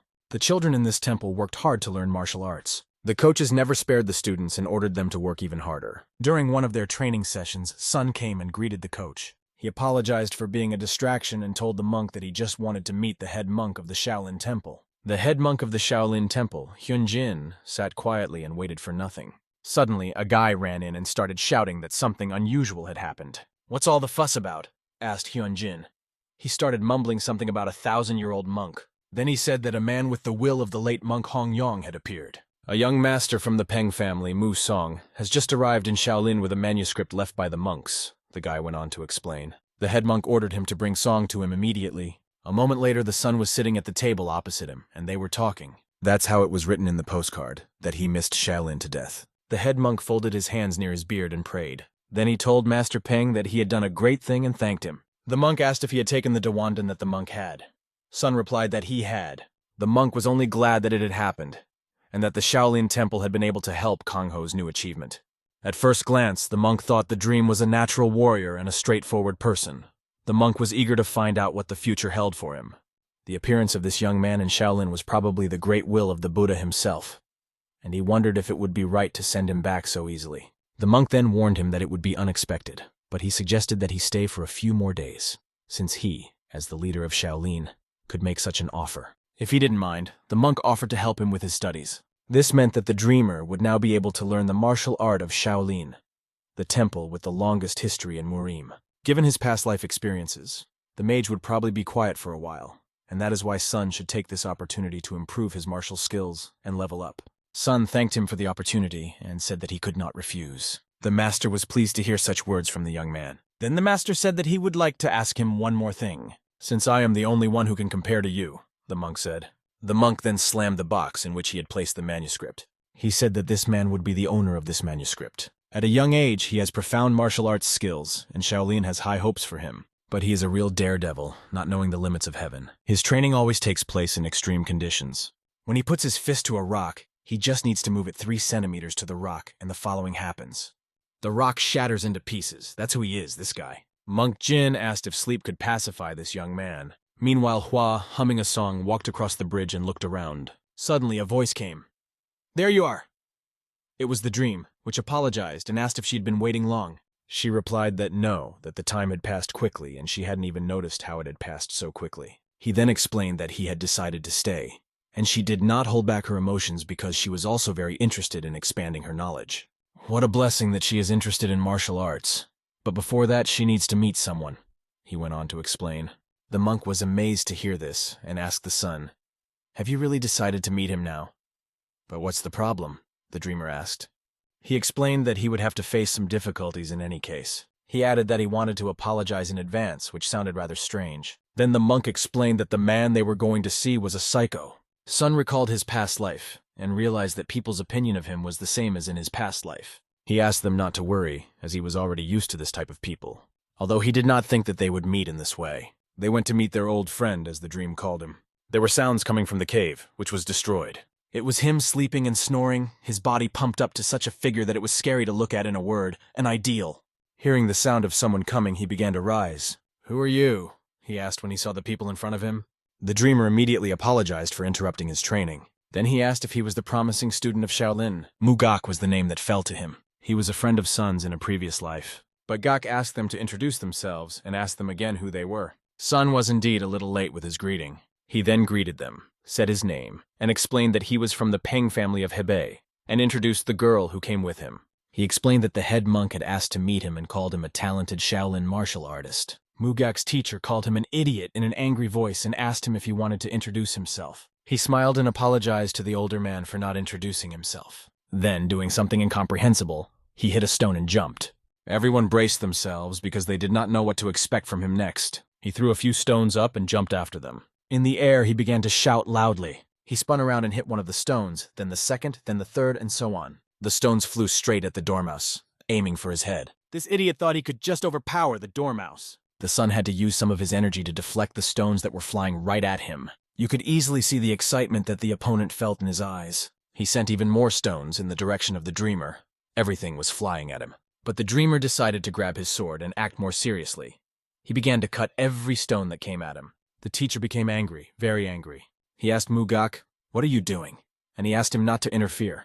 He said that he was going to teach the guests politeness. His eyes seemed to be sleeping heavily, and this was primarily a challenge for Hak. Hua watched and did not understand what was happening. Who else needs to be taught politeness? Hak explained that, first of all, they were spying on his training and disturbing him. And most of all, he was outraged by the fact that the son had a cheeky look. Yes, he really is everyone, Hua said to herself. And the older monk only agreed with her words. Hook decided to use the highest spiritual technique of Shaolin, the power of wisdom. Sun did not even think that this guy had been so rude from his earliest years. In his past life, they had fought badly as soon as they met. But the dream knew that to make friends with him, he had to show his skills. The dream accepted this challenge with excitement, and he saw only positive things in this battle. It was even interesting to him. Hook's punch was so strong that the counterattack created a large wave crater in the ground, which spread apart. This is the 72 techniques of the Shaolin martial arts school, the ultimate power of wisdom. Hua shouted when she saw this punch. She told herself that she had done the right thing when she followed the dormouse. Who would have thought that she would see with her own eyes the martial arts that she had only heard about in legends? Then she shouted a question. Who will win if the secret weapon of the Tang family and the martial arts of the Shaolin temple collide? His hand, as he struck the ground, created cracks so strong that they went in different directions. It looks like this madman is really trying to kill Song. Gak! This is the guy with the iron fists, the Buddha's best disciple! But even Sun himself doubts that he can defeat him. Great is the power of wisdom. To comprehend this Shaolin martial art, one must excel not only in combat but also in Dharma. There are only two people who have mastered this martial art. One of them is the teacher of the young warriors, Marima, the Buddha. And the other is now rushing at Sun with his fists, screaming with rage. He moves so fast that it is impossible to notice him. The lonely spirit of thunder and the great power of wisdom clashed in battle. The girl realized that it was better not to interfere. She realized that it was better not to interfere, and she remembered the words of her teacher Hook, who also said that he did not trust his swords. The one who had always been full of discontent and anger could not believe that he saw him so happy. My brother really looks happy, Hua thought. He's excited, like a child who has met a friend after a long time apart, and they are behaving in a way that he can't even intervene. After losing his parents and warrior friends, Sape met his teacher and became part of the Buddha. It was through blood, through the loss of his dearest people, that he became who he is. When he was young, he tried his best to prove his strength. It was extremely difficult for him to find his place in this world then. Anger and sadness over the unjust death of his family forced Guak to study Buddhist sutras, master martial arts, and finally get rid of these feelings. However, the stronger he became, the deeper he felt lonely because he did not want to deal with the weak and lazy. He needed an opponent who could fight him on equal terms. And finally, he met someone who was able to answer all the questions he had been accumulating, risking his life. That's why he is happy now, fighting with Sun. When the teacher saw the stance Hook took, he immediately realized that he was preparing for decisive action. Once again, he accelerated like a bullet and flew at Sun. The 70-second skill of the Shaolin martial arts school is 18 palm strikes. But Sun was not going to be silent. He prepared for the iron teeth sword of the unrestrained tiger strike. And after that, the great tiger shaking the trees strike. Like fire and water, they merged together, raising a huge cloud of dust. When the dust began to settle, a laugh came from behind it, a silhouette of a muscular guy laughing loudly. Hook said that no matter what he thought, his eyes were right. He was liking Sun more and more. But Sun was only thinking about how much strength this crazy monk had already taken from him. His fists were filled with such powerful energy that it was impossible not to notice it. The energy was so strong that the stones lying nearby began to rise into the air. The chakra grew larger and larger, enveloping his fist in a yellow glow that grew brighter and brighter. The girl thought it was a trick, because he had already used the 70-second skill of the Shaolin martial arts school so many times. But the teacher explained that this is why he is called a monster. His endurance and strength are admirable. Caught up in the excitement of the battle, he began to attack again, shouting to Sun, "Can you withstand this?" and hit the wall with all his might with the divine fist of the Archete. With all his strength, he rushed right into the center of the attack, taking no damage. Sun repeated his sword of the iron teeth of the unrestrained tiger attack. He used the great tiger shaking trees strike again, repeating these two attacks, and he struck with his sword right at the area where Hook had used his attack. Now it was time for Hook to defend himself. The two attacks used by Sun became dominant and broke down Hook's defense. He put up his hands, enduring the full force of this wave of energy, focusing on survival. But then he got even angrier and started shouting at the top of his voice. "Don't play games with me like this!" he shouted, full of rage. He had one more trick up his sleeve that he had been hiding and hadn't used yet, and now he lunged at Sun again. It was impossible to tell from Sun's reaction that he had expected this turn. Even his teacher and the girl who didn't know him that well were amazed at what was happening before their eyes. The Buddha statue standing in front of them was one moment away from destruction, and the next second it was shattered into small pieces, leaving no trace. Sun turned to Hook. "It looks like you exaggerated your strength." Huck was in great shock, not knowing what to do because he realized the consequences. "The consequences will not be long in coming. The teacher will kill me," said Hook, full of fear. A bird landed on one of the pieces of rubble and suddenly began to sing. Later, when the time came, Sun was immersed in training, and it was at this point that he meditated. However, his meditation began to be distracted by laughter from next to him.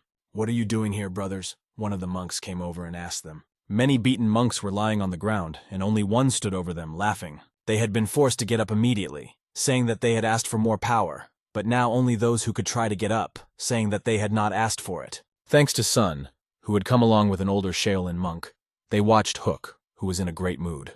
Jin noticed that since Sun's arrival, a smile had not left Hook's face. Afterwards, they greeted each other. Sung explained that he was training, and the head monk allowed him to learn the martial arts of Monk Hongyan. Then Jin immediately took a stance and started kicking. Sun's arms were pumped up strong and strong. He put his hands under this kick. The kick was so powerful that even smoke rose from his hands as they made contact with Jin's leg. It was a test as the powerful kick stopped a millimeter away from Sun's face, but he managed to hold it back. Jin noticed that the skin of his entire body was getting harder and harder. This martial art, contained in an ancient monk's manuscript, is called Iron Tiger Skin. The head monk said that he wanted Sun to name the technique, and Sun named it out of necessity. He was grateful to him for allowing him to study this technique. Jin added that even the right decision by the head monk could not fully repay Seong for the kindness he had shown in carrying out the will of the late monk Hongyan. "There you are, Mugak," a voice said next to them. "Are you ready?" asked Hua, approaching him with her blade in hand. She had promised herself to win today, and someone asked who she was. He replied that she was Miss Tan, who had lost to him yesterday. He then asked her if she would accept her defeat, because in the last few months he had won 12 games and she had 8 losses. But she promised that today would be different, and she wanted to put a stabilizing agent on those overly pumped muscles. However, he did not believe that she would be able to pierce his iron hide with what he considered to be an insignificant weapon. Sun watched and realized that her weapon was poisoned, but Mugak, like Mr. Peng, had mastered the Iron Tiger Skin technique and was very excited. Jin noticed that someone who had already reached great heights was rising to an even higher level and thanked Song, thinking it was thanks to him and Madame Tang. But Sun said that he was the one who should be thanking, because by training with the Shaolin students, they all became much stronger. Yes, it is true that Hua's skills with the secret weapon have become more accurate as she interacts with the monk's martial arts. The speed with which Hook is mastering the Iron Tiger Skin technique is truly impressive. He will no doubt be able to reach a higher level faster than in his past life. The same goes for Sun, but I'm going to touch on it. It's been 3 months since he arrived in Shaolin, and now it's time. At the end of this intense day of training in the main hall of the Shaolin Temple, Jin was sitting at a table, sipping tea, brooding. Suddenly he felt an energy that seemed to be right next to him. This child, he thought, hoping that the late monk's will had helped Mr. Peng. At the same time, Mr. Peng was deep in meditation, his body radiating powerful energy, electrifying the space around him. His power was incredible. He had complete control over it. He was able to overcome the poisonous demonic seed. In his fights with the masters during his Shaolin training, he was even able to master the Iron Tiger Skin. He realized that all the pieces were assembled, and it was all done for a reason. After going through this thorny path, he overcame the wall. Upon reaching this level, an illusion that looks like 3 flower buds appears overhead. And because of this phenomenon is often called 3 flowers on the top in Kano. It may be too early, but Sun is running out of time. If not now, then never. After a long meditation, he went outside and looked at the moon shining in front of him. Had he ever felt like this before? So peaceful? Hua appeared next to him and said that he had beaten her to the punch. Sun didn't even notice that his sister and Hak were there, and asked them how long they had been here. He was holding a bottle of wine and said that he had been holding it for a long time, offering to drink it together. Wine is alcohol. What else could you expect from a crazy monk? Like a true fearless adventurer, he suggested that we get drunk tonight. It was a warm evening, and the three of them sat on a bench drinking wine. Hook congratulated Sun on reaching the 3 flowers at the top level. They raised their glasses and he said, "This is not just breaking the wall, but reaching the level of a transcendent master." Damn, who did that? Was the question in the house. Hook was holding one of the elders by the neck and asking if he was responsible for what had happened. The girl explained that she had heard him receive a message from his teacher, Jong, who said, "You have committed a crime. Come to the place of silence." The place of silence is a cave where Bodhidharma practiced continuous contemplation of a stone wall in sitting meditation. In other words, this is forced training as punishment. How did a person who is currently in closed training know that Hook broke a Buddha statue and drank rice wine on his knees? This question was a mystery to him. "That's a blessing from the Buddha himself," said Sung. Hua asked him if he had also received a letter from home, and he replied in the affirmative. The deputy head of the family allowed Seong to attend a celebration of 100 families, where the secret activity of Mago was to be revealed, where all Marim's families would gather. "Great," she said, adding that she had been told the same thing. After that, Jin approached them and asked if they had finished their preparations. Jin came over with the head monk. They expressed their regret that Sung and the girl were leaving, but the young warriors thanked them for everything they had learned, and the girl jokingly exclaimed that she would come back to eat with the girl. Jin was proud that they had grown up in Shaolin and hoped they would use their power to save people. Afterward, Jin put his hand on Sun's shoulder. He noticed that his shoulders looked heavy. He went on to say that although he didn't know all the details, if Sun tried to do it alone, he might get sick, and asked him to take care of himself. Bowing before the head monk, Sun said he would remember these words. Hook came up to them and, holding back tears, asked how he would live now, because it would be very boring when they left. But the girl came up to him and assured him that they would come back, and asked him to hide the wine well.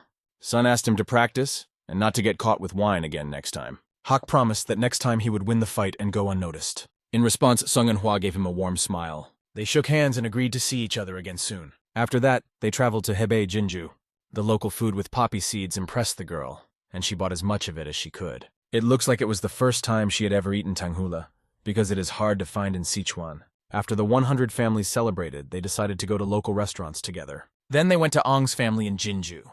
She was finishing the last of the candied fruit she had bought earlier. Before entering, she admitted that she was very scared. The thought that they had spent several months together, and now they would have to leave, was frightening. "Indeed," Sun replied thoughtfully, pausing for a moment. He planned to explain the whole situation with Maggie as soon as he met his family, and asked her to convey it to them as well. They then said goodbye, promising to meet again later. One man apologized to Sun and asked if he was Pung from Hebei, and told him that he would take him to the house where Pung's family was receiving guests at the request of his relatives. Walking with him, Sun looked around, noticing how big the place really was. It looks like they collected a lot of taxes in the past, he thought. In a past life, members of the An family, Peng's maternal relatives, had betrayed the Cheongpa alliance. They had even attacked the Pung family, and meanwhile, the young warriors had already met the fourth master. They all bowed to him and said, "Welcome." Sun went up to them and asked how things were at home, but they explained that it was a little noisy because he was away. They asked him to tell them about the spiritual path of the tiger, and asked if it was true that he had defeated the Jon Clan. They also said that they had heard that he had stayed in Shaolin for a long time. After that, the first heir appeared and said, "I thought that something serious had caused such a fuss, but it was just the junior who arrived." The appearance of Pen de Hayek inside the song caused a storm of emotions. However, he couldn't show it. So Song greeted and congratulated the first heir, but he just laughed and said that he didn't need to be so formal because they were brothers. After that, he approached Sun from the side and put his hand on his shoulder. He remarked that they hadn't had a heart-to-heart for a long time, although it was quite strange coming from him. Then, looking at Sun, he said, "You don't seem to like it." He kept calling him his little brother. He added that if Sun wanted to survive, he should obey his older brother. It was all quite strange. And after that, he took his hand off Sun's shoulder and walked forward. To the others, Sun told them that he was sorry, but he couldn't explain anything right now and promised to talk about it later. Sun immediately noticed that the first heir had become stronger. The tables almost broke under the weight of the food, which was plentiful. He was treated very generously, considering that it must have been very difficult for him. At least those were the words of the first heir, who then brought up the topic of the Sapa alliance, noting that Sung continued to mess up relations with them and that it could affect their family. He also noted that the conflict with the celestial ice demon was problematic and asked Song if the Moran clan was not in Hangbei. He explained that now was not the time for their family to target Kong Ho, and asked Song to temporarily refrain from confrontation. However, Sun only laughed in response. He apologized and explained that he had no choice but to do so. Chongpa was offering a joint arrangement, and that was a reason not to worry about Sape's opinion. He went on to explain to the first heir that their Baek family shouldn't be afraid of anyone. But when Song mentioned the An family as their enemies, the first heir became very angry, and asked if Song had forgotten that the An family were their friends and maternal relatives. Sun's next question about why they were looking into the sphere of influence of their friends, the Pung family, only added fuel to the fire. Everyone knows that when the main family that ruled in Hebei many years ago was broken, the Ong family slowly began to absorb the Peng family's territory. When Song continued and asked if it was true that even members of the main family were being replaced by those closer to Jinju, the first heir slammed the table and asked where Song had heard such a lie. Sometimes I'm even confused. Are you a person from the Peng family or the An family? Continued Song. The heir was very outraged and said a lot of things in Sun's direction, but Sun decided to get up and just walk in the other direction. The first heir thought he was being too arrogant. He realized that when it came to this rascal, it was becoming difficult for him to control his emotions, and he wondered why this was happening. Meanwhile, Iron Fist was walking down the hall. The first heir explained that he wanted to lure Sun to his side, but it seemed that nothing would work. He asked for an opinion, and was told that he was halfway to becoming a transcendent master. Is he really stronger than me? The first heir thought. However, he was weaker than the future head of the An family, the Dragon Fist. He asked if it was true that there would be a small martial arts competition during the 100 Families celebration, and suggested asking the head to smash the younger man to smithereens. As expected from Sun, he did the right thing by hiding his martial arts skill level. The Dragon Fist realized that they had set the table for Sun. All that was left was to eat. The vice chairman was handed the Iron Tiger skin technique and asked him to take it. He couldn't believe that he was holding a secret manuscript of a 1,000-year-old Buddha obtained from Shaolin. Song asked to give this manuscript to the head of the military, as it would be a good help to the soldiers, to ensure that all members of the Pung family, regardless of their direct or sideline affiliation, would see it. Song wanted them to place the manuscript on the first floor of the family library. Song intended to raise the skill level of the entire Pung family, and this made the vice chairman realize that the junior's feelings ran very deep. The vice chairman immediately understood Song's desire and told him so. He then asked if Song had had a run-in with Mago. The evidence was not enough, but Song had sensed Mago's characteristic dark energy coming from the demon from the poisonous demon family that led the group. He recognized it and explained the situation. It had been a very long time since they had disappeared from Murim, and because of this, the vice chairman was worried whether the other families would believe them. But no matter how much they didn't want to believe, the Magyos would take action anyway. No one can escape from this, Sun explained. After the conversation, he looked around, noticing how much fun the celebration was having, and wondered if the brother would show up today, since he should have come by now. A young man approached him and asked him if he was Mr. Peng Monsoon. When Seung said yes, the young man lit up with joy, saying that he thought so. He introduced himself as Seok Jung-ho of the Seok family of sword warriors, and said that he had heard a lot about the fame of the perfect tiger blade. People nearby also heard these words. Like fans, they ran up to him and asked if they could meet him. They were all from different families, but each of them was honored to meet Song. His fame among the young masters was so great that their blood boiled when they heard the story of how Song defeated the Jon Clan. Some of them stood aside, thinking that these people were being too fawning in front of someone from a fallen family. Hua walked by them, nudged one of them with her shoulder, and apologized. Mrs. Tan was incredible. It was impossible not to notice her because her appearance impressed everyone. In the eyes of others, she was an incomparable beauty. She came up to Sun, stood in front of him, and said that she had been looking for him for a long time. Grasping the edge of her dress with 2 fingers, he pulled her closer and said that he had wanted to see this face for a long time. Standing opposite each other, very close, feeling each other's warmth, she said, "Let's go, brother." After they greeted each other, rumors began to circulate among others. Could the perfect tiger blade and young Madame Tang be close? They said they had spent several months together in Shaolin and trained together. Are these two really dating? People wondered. Meanwhile, they were left alone. She thought that Song would stay within the 4 walls, but he decided to take part in the celebration, even though he thought it would be better to just sleep. His popularity was impressive, and she asked him how he felt about it. He replied that it was nice to be recognized for his achievements, but it was a bit confusing, and even added that it was a bit burdensome. She explained that he would have to get used to it because he would be in the spotlight at tomorrow's competition. They talked some more, and that was the end of the day. Sleep was in his room and enjoyed the peace of sleep. He was finally able to rest properly. Suddenly, his eyes opened wide. He felt as if someone was calling out to him, and he sat up, sitting on the bed. A moment later, he was outside, where someone was waiting for him. However, this man said, "I was looking forward to one child, but another came. Son came here just in case, and just as he thought, it was him.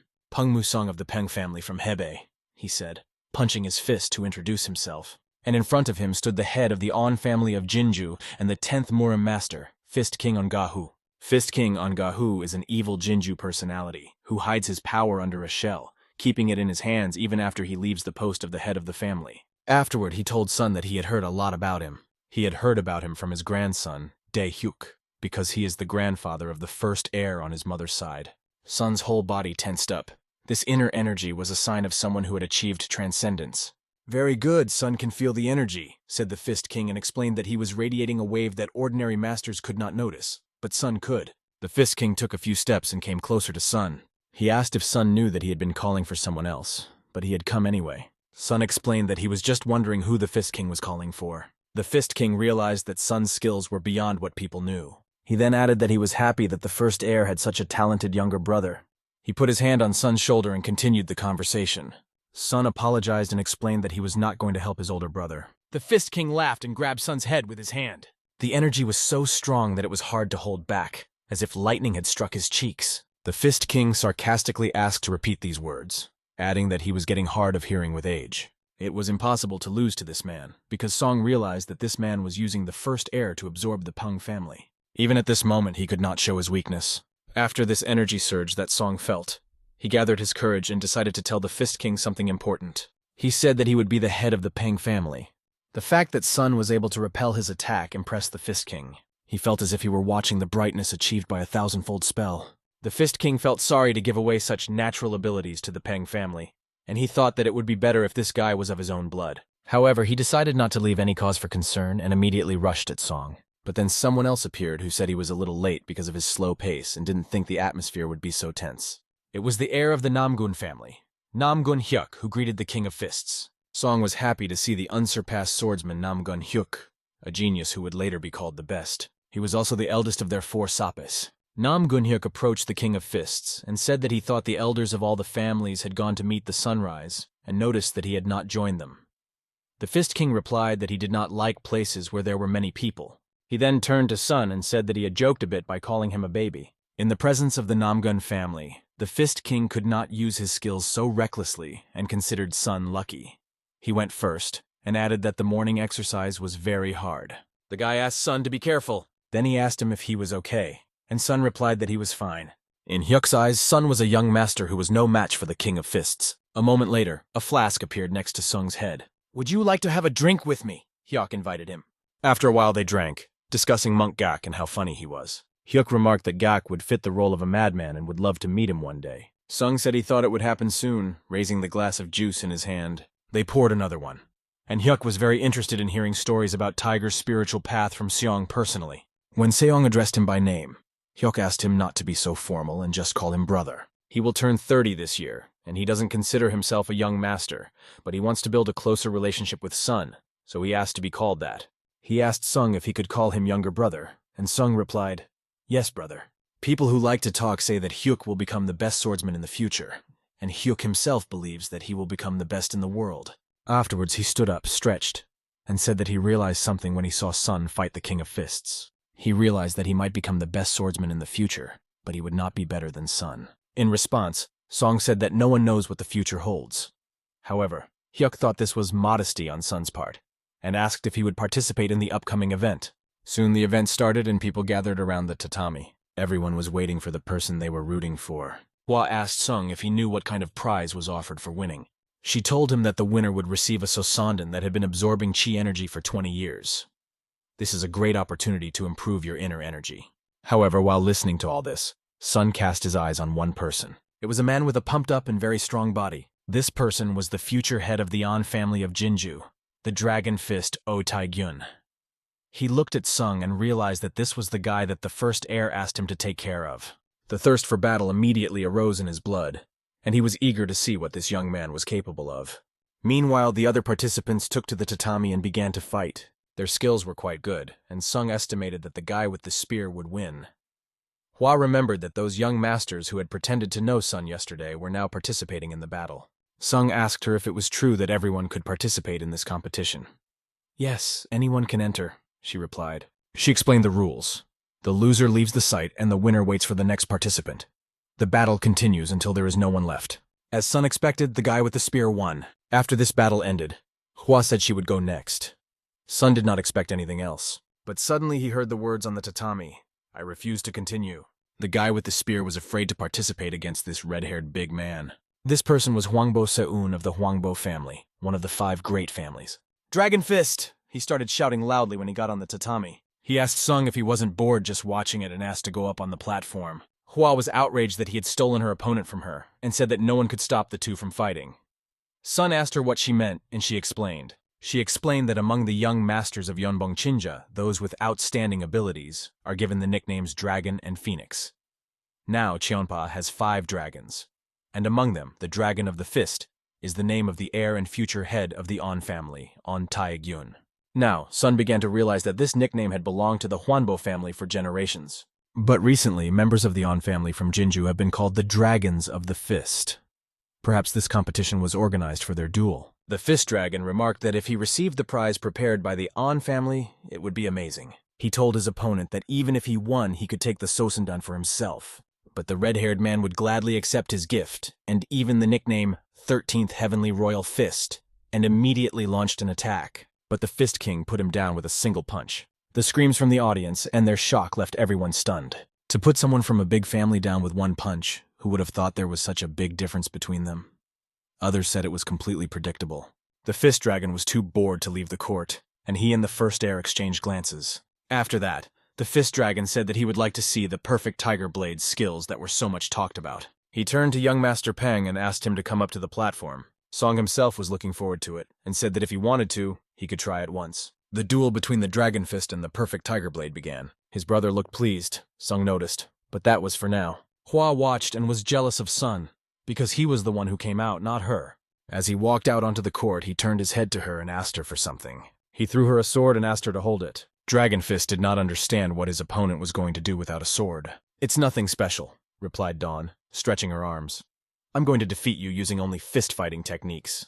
Neither the Fist Dragon's past opponent nor the Fist Dragon himself could understand what this guy meant, but they didn't know that Song was trained in Shaolin. The Fist King added that Hyuk's younger brother was as dear to him as his own brother, and pretended not to have heard anything, asking for the sword back. Sun did not remember having a brother like that, but the words sounded very convincing. Since words did not work on Sun, the Fist Dragon decided to help him realize the harsh reality. However, he saw a shadow in front of him and thought he could easily attack it. He decided to show Sun what it meant to be one of the 5 dragons and threw himself at him with his fists. The blow was so strong that Sun's feet came off the tatami. At first, the Fist King thought he had hit him too hard and wondered if he had overdone it. But then he heard the words, "Your fist is slow." Sun simply skillfully dodged and made it look like he had been hit to cheer up the audience. The Dragon Fist was so close that it barely touched the hairs on Sun's head. The Dragon Fist realized that something had to change and stepped back. He broke the distance to think about what to do next. However, he wasn't going to think for long, and he threw his fists at Sun again to end the fight as soon as possible. But every punch flew by because Sun was so fast that his fists seemed invisible. What kind of technique has this kid mastered? Everyone wondered. Hua watched this and told herself that her brother's Iron Tiger Skin technique level was already quite high, and it would be difficult for the enemy to hit Sun. Her brother had studied fist fighting and swordsmanship with Shaolin masters, and with the genius hook. In the battle against the Dragon Fist, Sun was only dizzy, and he told the enemy that his skills were worthless. When Sun realized that he had entertained the audience enough, he decided to strike out himself. "I am disappointed, Dragon of the Fist," said Sun. He said this as he stopped his fist a few centimeters from Fist Dragon's nose, which was already bleeding.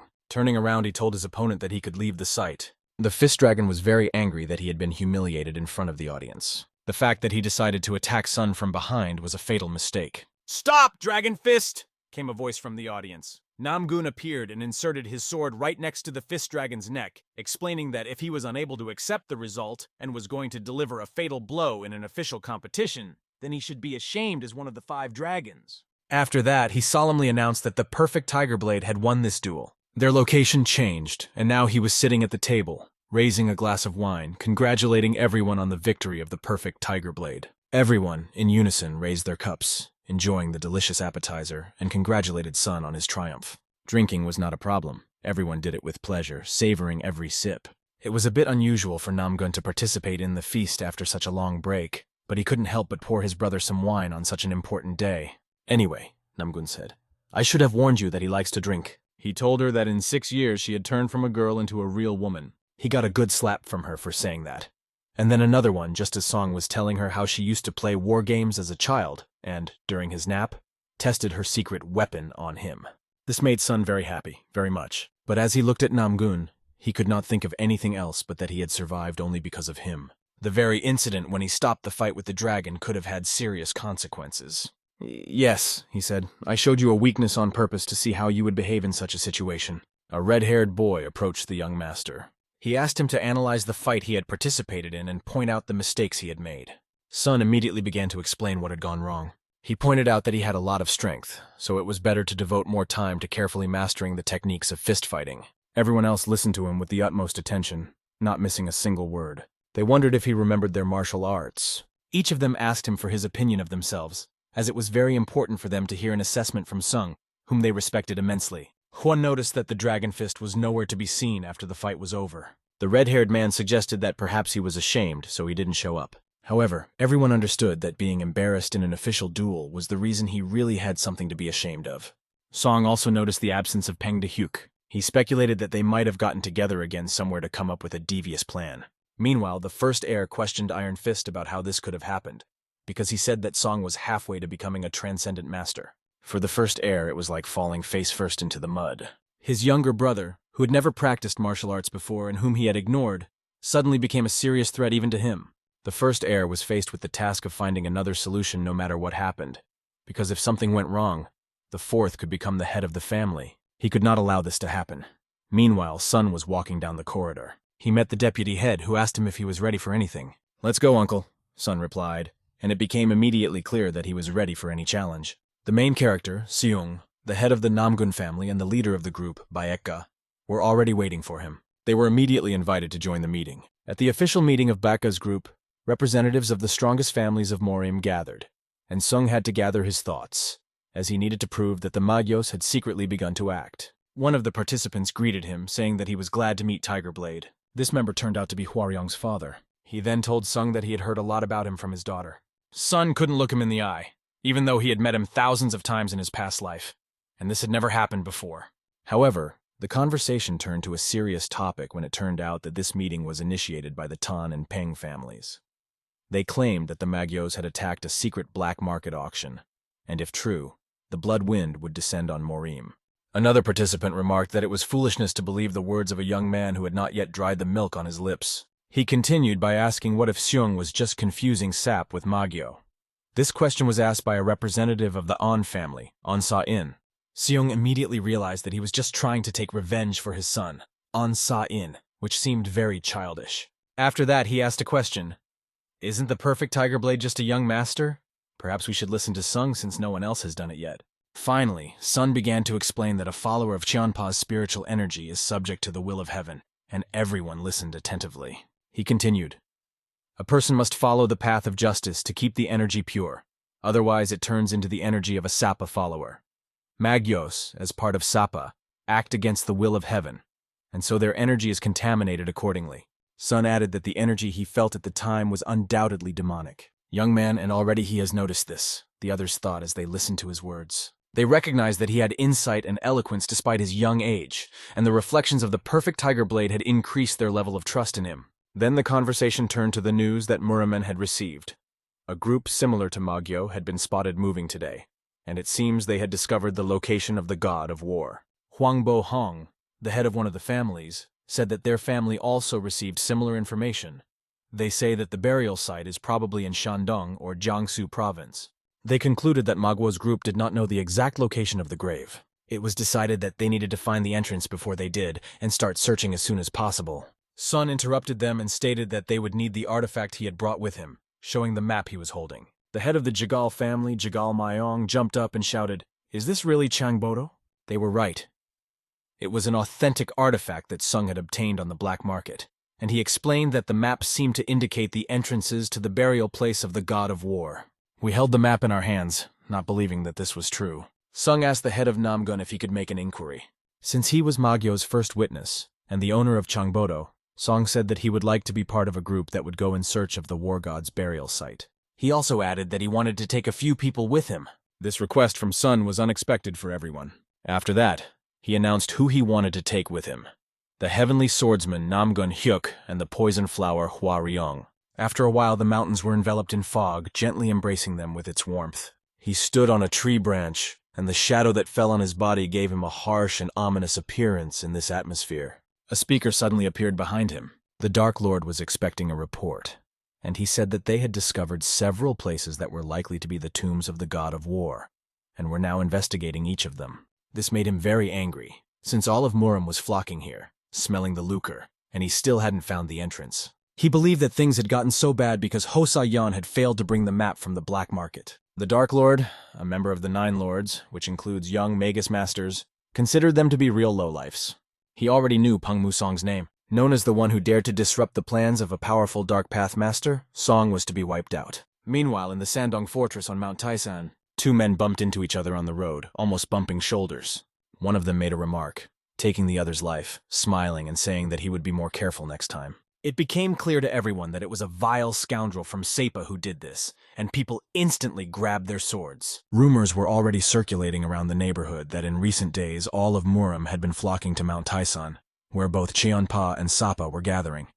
Rumors were spreading that the tomb of the god of war had been found somewhere here. Meanwhile, Seong was sitting at the table and overheard a conversation about the treasures and secret teachings of the god of war that all of Murim wanted to find. He also heard people talking about how a great battle would soon begin on the mountain, because it is not without reason that this place is associated with the god of war. The heir of the Jeagle family, Jeagle Moon's son, asked Song if there was any news from Heavenly Swordsman and Poison Flower. They hadn't been in touch since the morning when they went on a scouting trip. They should be back soon, but Sun was worried because there were so many more people here than he had expected, and he assumed that he could forget about secretly entering the tomb of the god of war. It was rumored that not only the strongest families of Murimu and the 10 schools, but also the whole of Sadojiang had gathered here, and both small and large-scale clashes were already taking place. "Welcome," was heard in the same restaurant where Sung was sitting. At that moment, as they walked in, Sun assumed that someone was deliberately spreading rumors to sow turmoil, and it could definitely be the machinations of Magi's followers. These people came closer to Sun and greeted him. They said that they had just come to Taisan from Mushon Palace, looking for interlocutors, and noticed that something was being discussed lively, so they asked permission to join in. Finally, people from Mushon Palace showed up. This is a huge clan that stands apart and practices only the way of the warrior, founded by the god of war himself. In other words, they are his rightful heirs. Sun immediately invited one of them to sit next to him. As expected, he immediately gave way to the older man. Thanking him for the opportunity to join him, the young man explained that he was with the elder, and he was the heir to Muchon Palace, named Han Baek-yu. Sun immediately realized who he was. Sung began to explain who was where in Sadachan. Iron Fist is in Jiangbei, Heavenly Swordsman is in Jiangnan, and Blade of Light is Han Baek-yu.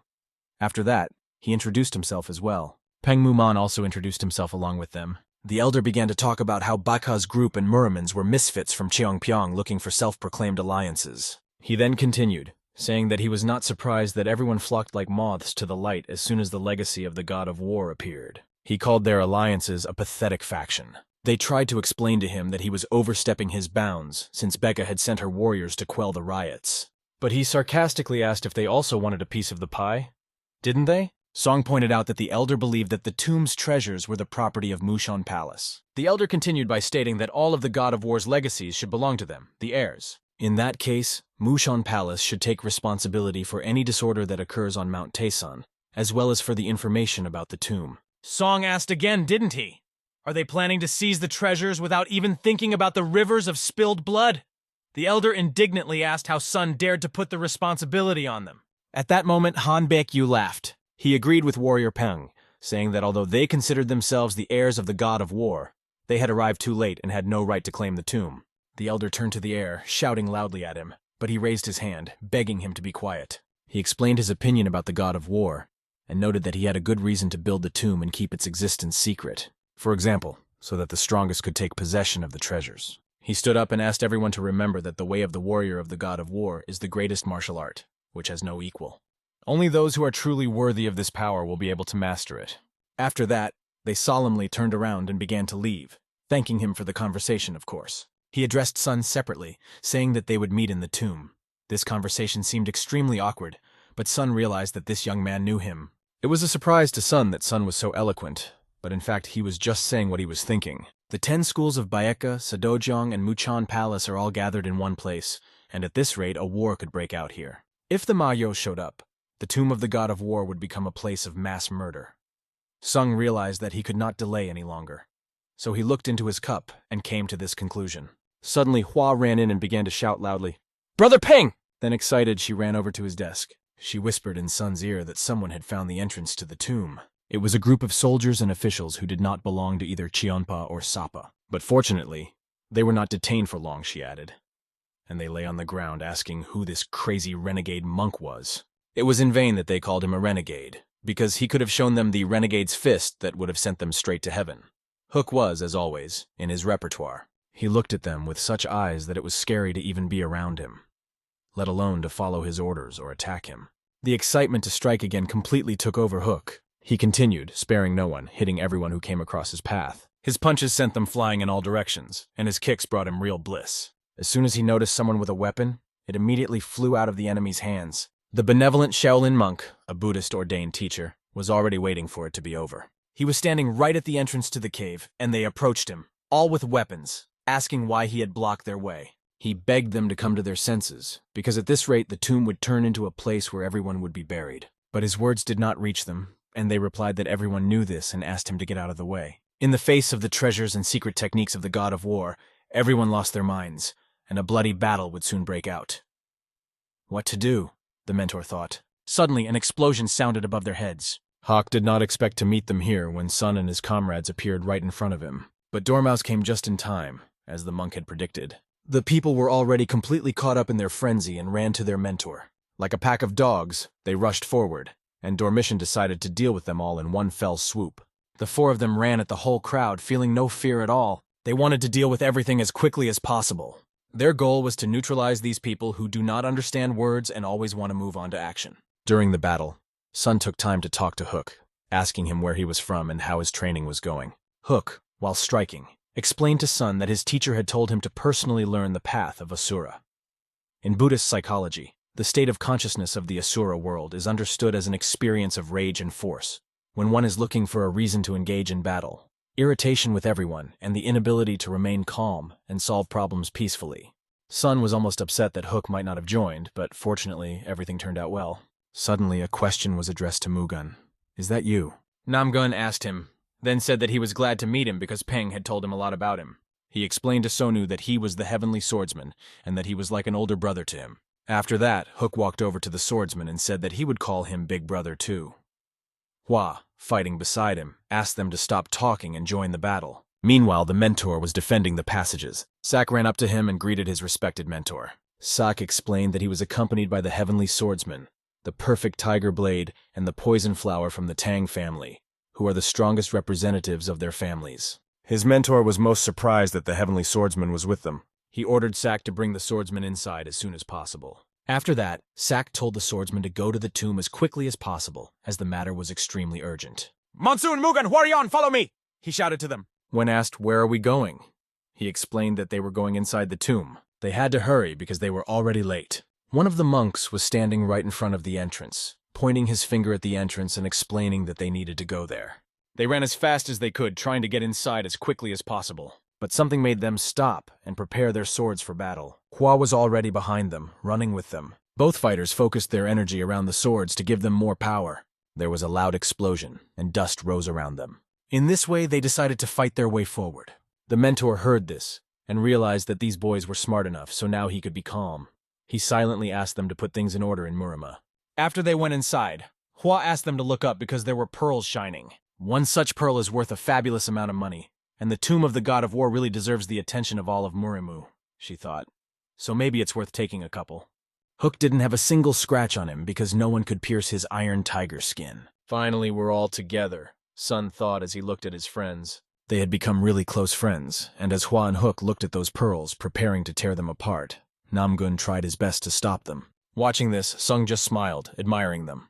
Hua noticed this radiant smile on his face and asked him what was wrong. Did something good happen?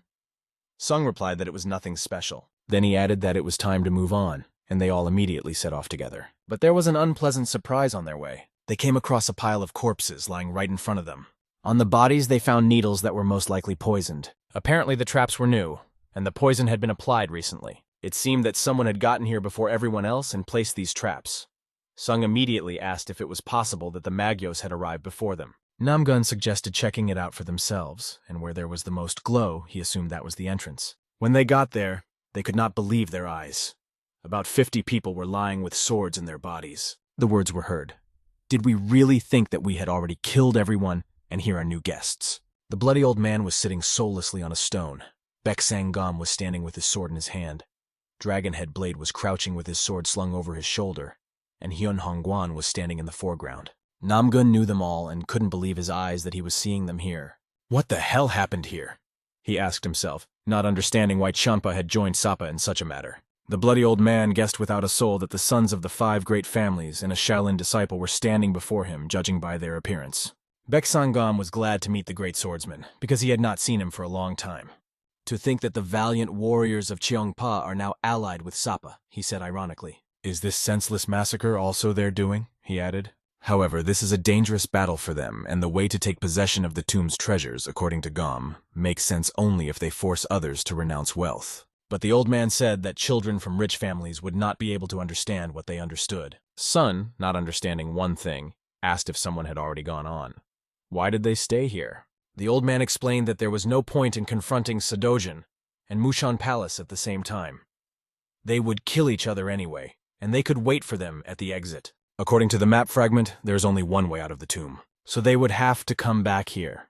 And from what the Heavenly Sword didn't say, the old man realized that if the fight happened, one of them would definitely die. After that, he suggested that Sun's team put aside their rivalry and team up. He asked them not to worry about the rumors and promised to destroy anyone who could defile their name. Listening to this old man was getting tiring, and Sung told Namgun that there was no time to waste here. The great swordsman began to draw his sword and offered to deal with the situation quickly. Hook noticed that only scoundrels had come here and decided to break his vow not to kill in order to finish off these idiots. Hua also took a fighting stance, ready for battle. That's why young people annoy me so much, the old man said. Then he shouted loudly and ordered his team, "Kill them all!" At the old man's order, they immediately charged, shouting loudly and swinging their weapons. Sun's team was in full combat readiness, and Hook was already straining his fist to the maximum. One punch, and the enemy's blood flew in all directions. The windpipe was not only punctured, but completely knocked out. One opponent was smart enough to come at Hook from behind, but he didn't expect that Hook's lightning-like speed would allow him to turn around in time to punish his opponent. To punish him so that he would never want to come in from behind again in his life. It's not adult-like. With his face, he tasted the floor. Like lightning, the girl flew between them, dealing with 3 opponents at once. She didn't even notice them in her path because she was determined to end this battle as quickly as possible. The old man was thinking about how to minimize his losses because otherwise he would have to fight Sadojin or Mushan Palace. He realized that this young man next to Namgun Hyuk was unpredictable, and the main thing was to disable them both, and then the battle would be won. The old man said, "Baek-sang-gom, Hyuk-Hong-Gwan, the heavenly swordsman, against the 3 of us." Dragonhead Blade then began to receive orders, but quickly interrupted the old man, saying that he knew what to do. The great swordsman told Sun that he was taking on the main opponents and rushed to attack. The old man had long claws that could easily inflict serious damage, and he flew at the sky swordsman with them. The other opponents approached Song, called him a young man, and said they were curious to see how he wielded the sword. The Dragonhead Blade offered him to fight like a master swordsman. For Sun, this was not a problem. On the contrary, it only made him smile. Such an interesting offer could not but please him. Meanwhile, the great swordsman was fighting an old man who turned out to be a difficult opponent. In addition to the old man, there were 2 others attacking him from behind. But his gaze was so piercing that he noticed everything. Namgun saw right through them. Clenching the hilt of his sword, he spun 360 degrees, not allowing his opponents to get any closer. Then he decided that he was done joking with them and formed a blue chakra around himself. This energy did not give his opponents a single chance, only one, to lose their blood. The old man watched and could only say one word: incredible. After all, the great swordsman was standing alone against 3 opponents who had attained the transcendental master level. The great swordsman was not even out of breath. On the contrary, his expression showed that he was enjoying it. The same could not be said for his allies Guan and Gom. who looked like worn-out sponges after a month of use and had not cleaned the toilets for the past 7 days. The great swordsman reminded them not to forget about shame and was determined not to address them as elders anymore. Full concentration, and he went at them. This blow could break everything in its path, and that is exactly what the great swordsman intended to do against Gom, who stood in his way. Gom's wrist could not withstand the pressure. With one hand, the great swordsman pressed his sword against Gom, and with the other hand he put up a barrier to the side, because the other opponent was trying to attack from the side. It was not just a barrier, but a barrier that tore through the enemy's internal organs. The azure fog appeared when the Namgong family's endless sky technique was used. Ham was shocked that the great swordsman had mastered this technique at such an early age, but Hyuk asked him not to talk about his age, as it had been a sore subject for him lately. His grandfather, like a real rat, jumped to the side with his claws. The infinite heaven sword technique is embodied in the Namgong sky. Would they be able to reach the heavens with such abilities? The old man's last words were, "Heavenly swordsman. Bastard, who knew? Who knew that you were on the level of a transcendental master?" And on this note, the old man's breathing stopped. Now the great swordsman could exhale calmly, for this battle was over. He only hoped that his brother would do the same. But when he turned his head toward them, he realized that he had been worrying in vain, for Sun was holding his sword at the head of his opponent. The Dragonhead said that he had lost, not because he was on Sun's team, but because they were also shedding blood to win. He claimed that they were no different. Sun didn't even argue, saying that they were not the same. The clash only happened because their paths were different. The first to fall would be the one who spent his strength first. This is the whole of Murim, its essence and its truth. This is also the essence of martial arts masters. The Dragonhead asked Sun if he was really a rising talent. Then he asked why his spirit was so strong, and fell to the ground right in front of Sun's feet. Sun's strength lies in the fact that he never doubts and always looks for the right path. This is Cheomp's path, a long and thorny path. Having finished with this opponent, Sun gathered his team together and said that it was time to go forward, into the depths of the tomb. Suddenly the third young master of Satachan, Haziz Mugak, appeared. He asked if he was not the same Master Gak who had been ousted from the Battle of the Heirs. He accused him of taking over the treasures with the blessing of the head of Sadojeong. The young warrior asked his master to calm down, explaining that vagrants without a home cannot cause him serious problems. But Hook could not understand how the cursed scoundrels of Mushan Palace dared to reject his offer of an alliance. The Blade of Light, that cunning fox was planning to suck him dry and stab him in the back, the third master thought. The elder asked Yu how much more time they would waste. Yu asked the elders not to be so tense. He explained that although he was weak, he felt that a real strong man was approaching them, and most likely 2 others were with him. He couldn't rashly get involved in a fight, because it would be embarrassing if they arrived before he had settled things. There was a whistle and a rustling of fabric in the air. It was the ribbons tied to the arrows, and the arrows hit the ground. This made everyone pay attention. Smoke began to come out of the back of the arrows. In a moment, everything was shrouded in smoke, and it became very difficult to see anything. The soldiers had to realize that this was an organized attack. Suddenly, a sword pierced the back of one of the fighters. He looked left and right, trying to understand where the attack came from. But when he turned his head again, he received another blow. The third host began to realize that they were being attacked by the Magyos. Yu heard this thought and asked if it was true, because if so, they had perfectly concealed not only the view, but also the traces of their presence. One of the men shouted at the top of his voice, "Mushon Palace!" and attracted the attention of everyone around him. He then announced that the enemy was on the way and ordered them to quickly form 2 lines. The heir was also about to take part in this, but a hand fell on his shoulder and someone called out to him. Meanwhile, the third lord could not see anything in front of him because the smoke was blinding his eyes. He was only clutching the sword in his hand tightly. A suggestion was made in the air to kill each other in this pitch blackness, and everyone present there was called worthless natives of Murim. The bodies of the people began to fall to the ground, without any chance of life. Cries for rescue could be heard. Meanwhile, the heir apparent told the elder that he was responsible for the order. He decided to take a short walk at night. At least that's what he told the elder. Meanwhile, blood was flowing from the mouths of the soldiers, and from those who no longer had the right to live, who were ending their journey in this battle. The enemy acted very skillfully, snapping one by one, throwing them face first to the ground. A silhouette appeared out of the smoke. A big, muscular man with long hair. Everyone who was there paid attention to him, because it was impossible not to notice such a big man. And then the attack flew directly in his direction from the enemy. A wide smile appeared on his face because he felt it without any problems. He made a characteristic gesture with his hands, as if he were pulling his finger to pinch. Then he let go, and a jet of air flew forward, whistling so loudly that one could even go deaf. He knocked out one of the enemies with just air. It took him only 4 steps to reach the enemies who seemed too weak for him. In fear, they asked him who he was. Without hesitation, he introduced himself, saying that although he was ashamed of his nickname, his name was the Blade of Light. They say that his saber is so fast that nothing else is visible but flashes of light. It was interesting to see if they could get into his shine, or if the Magi would fall victim to his saber. The third master could hardly breathe because of the thick fog. It was difficult not only to see, but even to breathe. He felt someone's energy behind him, shouting, "You're here!" He punched his fist, but only hit a shadow. Without hiding his courage, he shouted at the demonic rascal, calling him a coward who was afraid to even stick his nose out, and summoned him to appear before him immediately. "Is the Sapa warrior talking about cowardice?" asked a member of the enemy clan. Then he waved his saber and said that now he understood why the 5 great guards did not support him, because he was too weak. "But I can't die here," he said to himself, because he wanted to be recognized. However, he believed that he had been brought a boring opponent and regretted his wasted time. In the meantime, the opponent appeared to be anything but boring. The Blade of Light was standing before him. At this moment, the enemy had hoped that this guy could entertain him. He knew the name of this young man, the Blade of Light, Han Baek-yu. Looking at this, Hook and Hua said, "Holy Buddha!" They could not understand what kind of creature this was in front of them. It didn't look like a simple smoke screen or poisonous fog. It seemed alive and breathing, Hua noticed. Sun realized that it was a hidden Dark Heaven demonic formation. It was a martial formation of the Dark Dragon clan of Mago. Song had read about it in his family's ancient books. The fog hides not only demonic energy, but also traces of presence, sight, and even sounds. For the Dark Demon clan, there is no better environment to use their martial skills. The question is, how to destroy it. First, you need to break the flagpole with the flag, which is set as the center of the dark mist.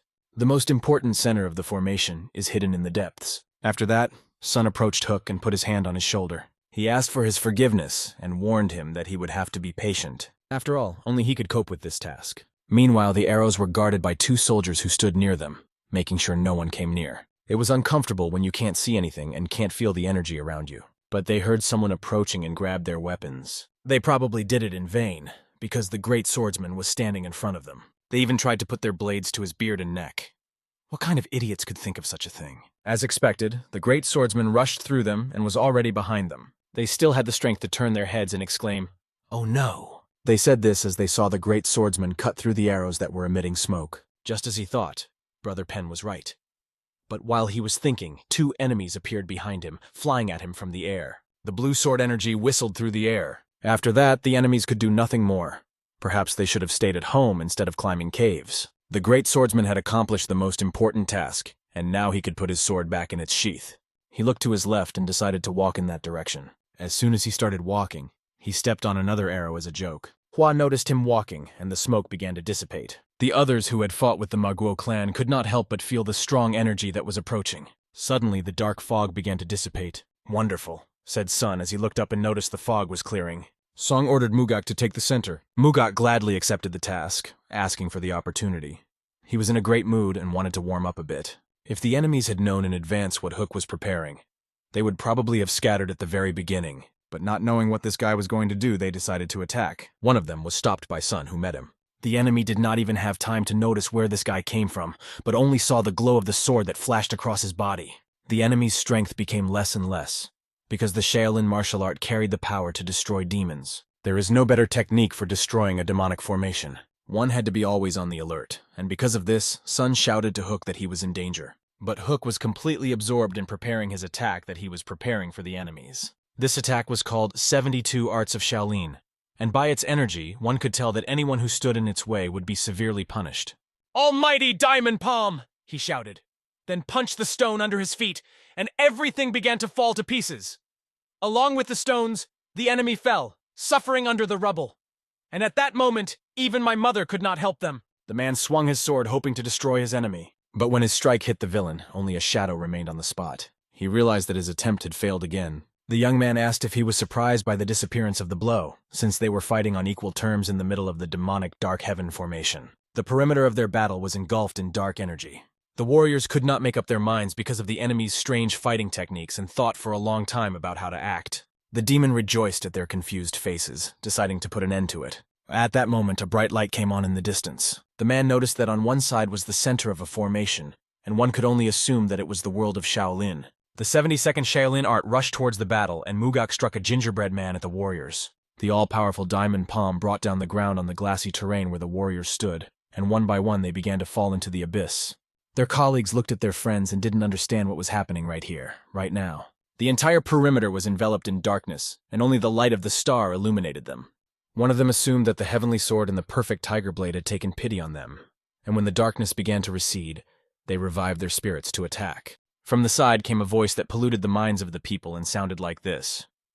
Let my followers of the Dark Demon Clan use the demonic explosion skill so that no one can leave this place alive. The eyes of the soldiers glowed with red energy, and they seemed to lose control of themselves. They began to rush at each other like zombies at their victims. Their requests echoed like zombies. They only wanted to eat. At the moment of the collision with other soldiers, a huge explosion occurred, which filled the entire space. After the explosion, everyone began to worry about the air.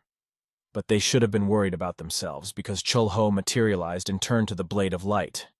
He will have to determine who will be the winner next time. But in his opinion, there will be no next time. It simply will not come. When the darkness dissipated, the Blade of Light saw that all the fighters were lying unconscious on the ground.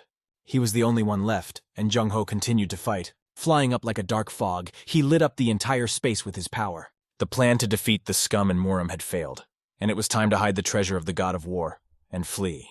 As soon as he spoke these words, a strong firebolt rushed past his body. He realized that a rat was hiding somewhere nearby. Acting in favor of the enemy, Monsoon came out of the explosion unharmed, and he approached Chul-Ho saying that the leader of the Dark Demon Clan was himself, the Dark Lord, and offered to talk to him. The Dark Lord, looking at the boy who survived such a violent explosion, thought, "What the hell?" There were heavy losses on the battlefield, and the survivor wanted to help the wounded. The most important thing was to save the survivors.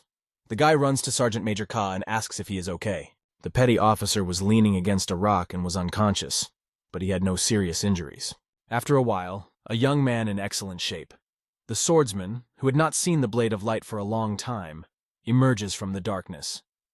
They have dealt with all the followers of magic in the area, so he doesn't have to worry. The Blade of Light has spotted the swordsman with a huge number of techniques, but they use a technique that provokes an explosion. If you destroy their Dantian, you can prevent this explosion. A special agent told him about it, but who is this guy? Soon the battle gained new momentum when the two legendary warriors locked eyes. The Dark Demon felt that his opponent was much stronger than he was.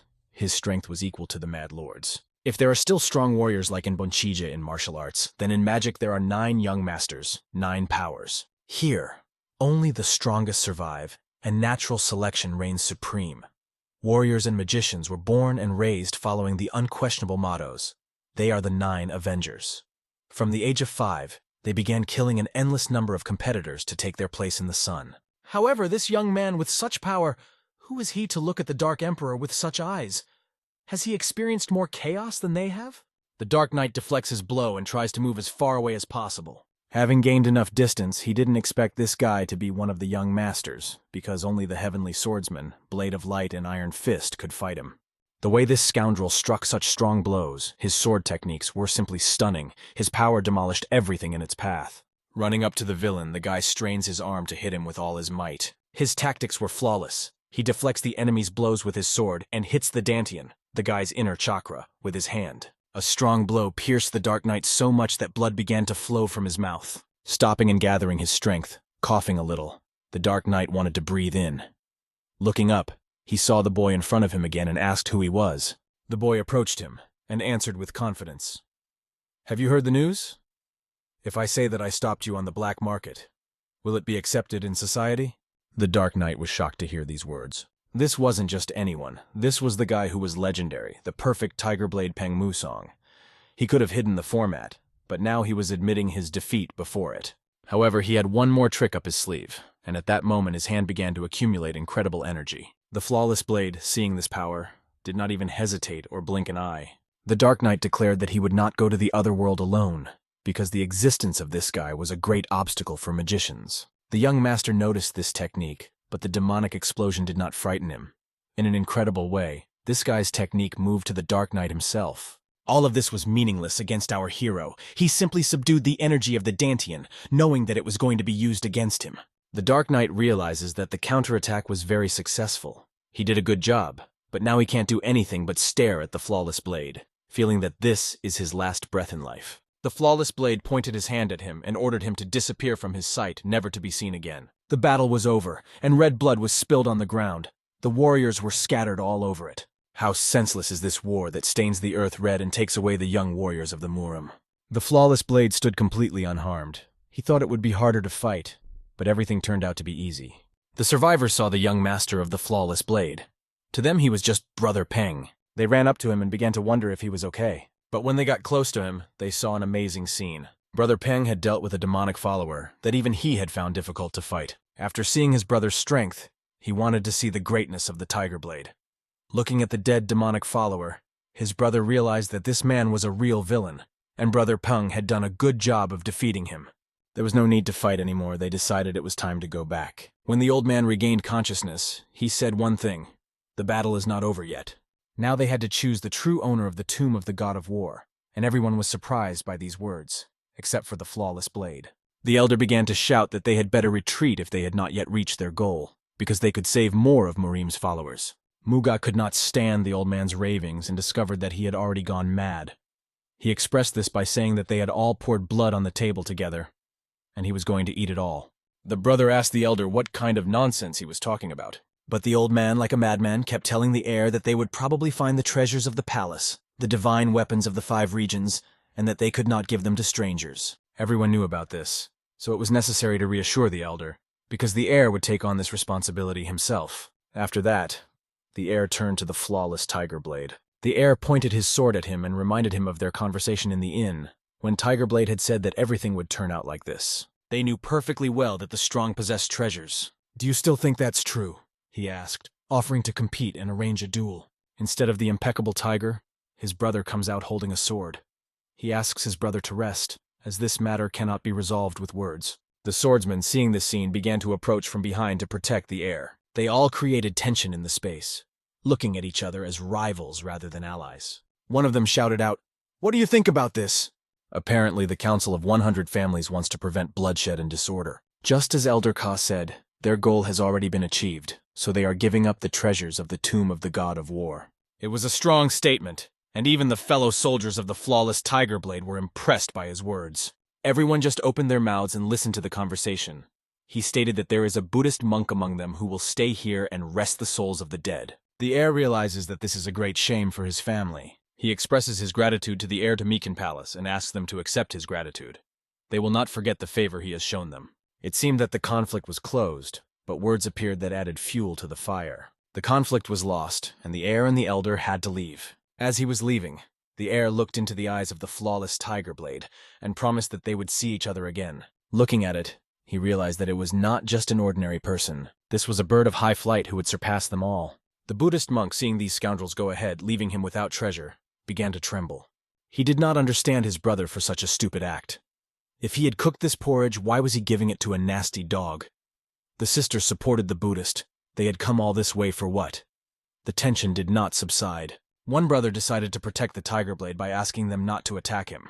If they got the treasure, their relationship with the Meekin Palace would be ruined, and Brother Peng had foreseen this moment. Pung had been watching his brother's reactions the whole time and noticed that one of them was very shrewd. He remembered that in his past life, the alliance of the Meekin Palace and the Murim had been defeated and lost a great war due to a senseless psychological war. The map showed that there was the last platform ahead, and that the treasure was probably hidden there. However, when he accidentally set fire to the back of the map, he unexpectedly discovered a secret passage. His fellows were amazed by this news.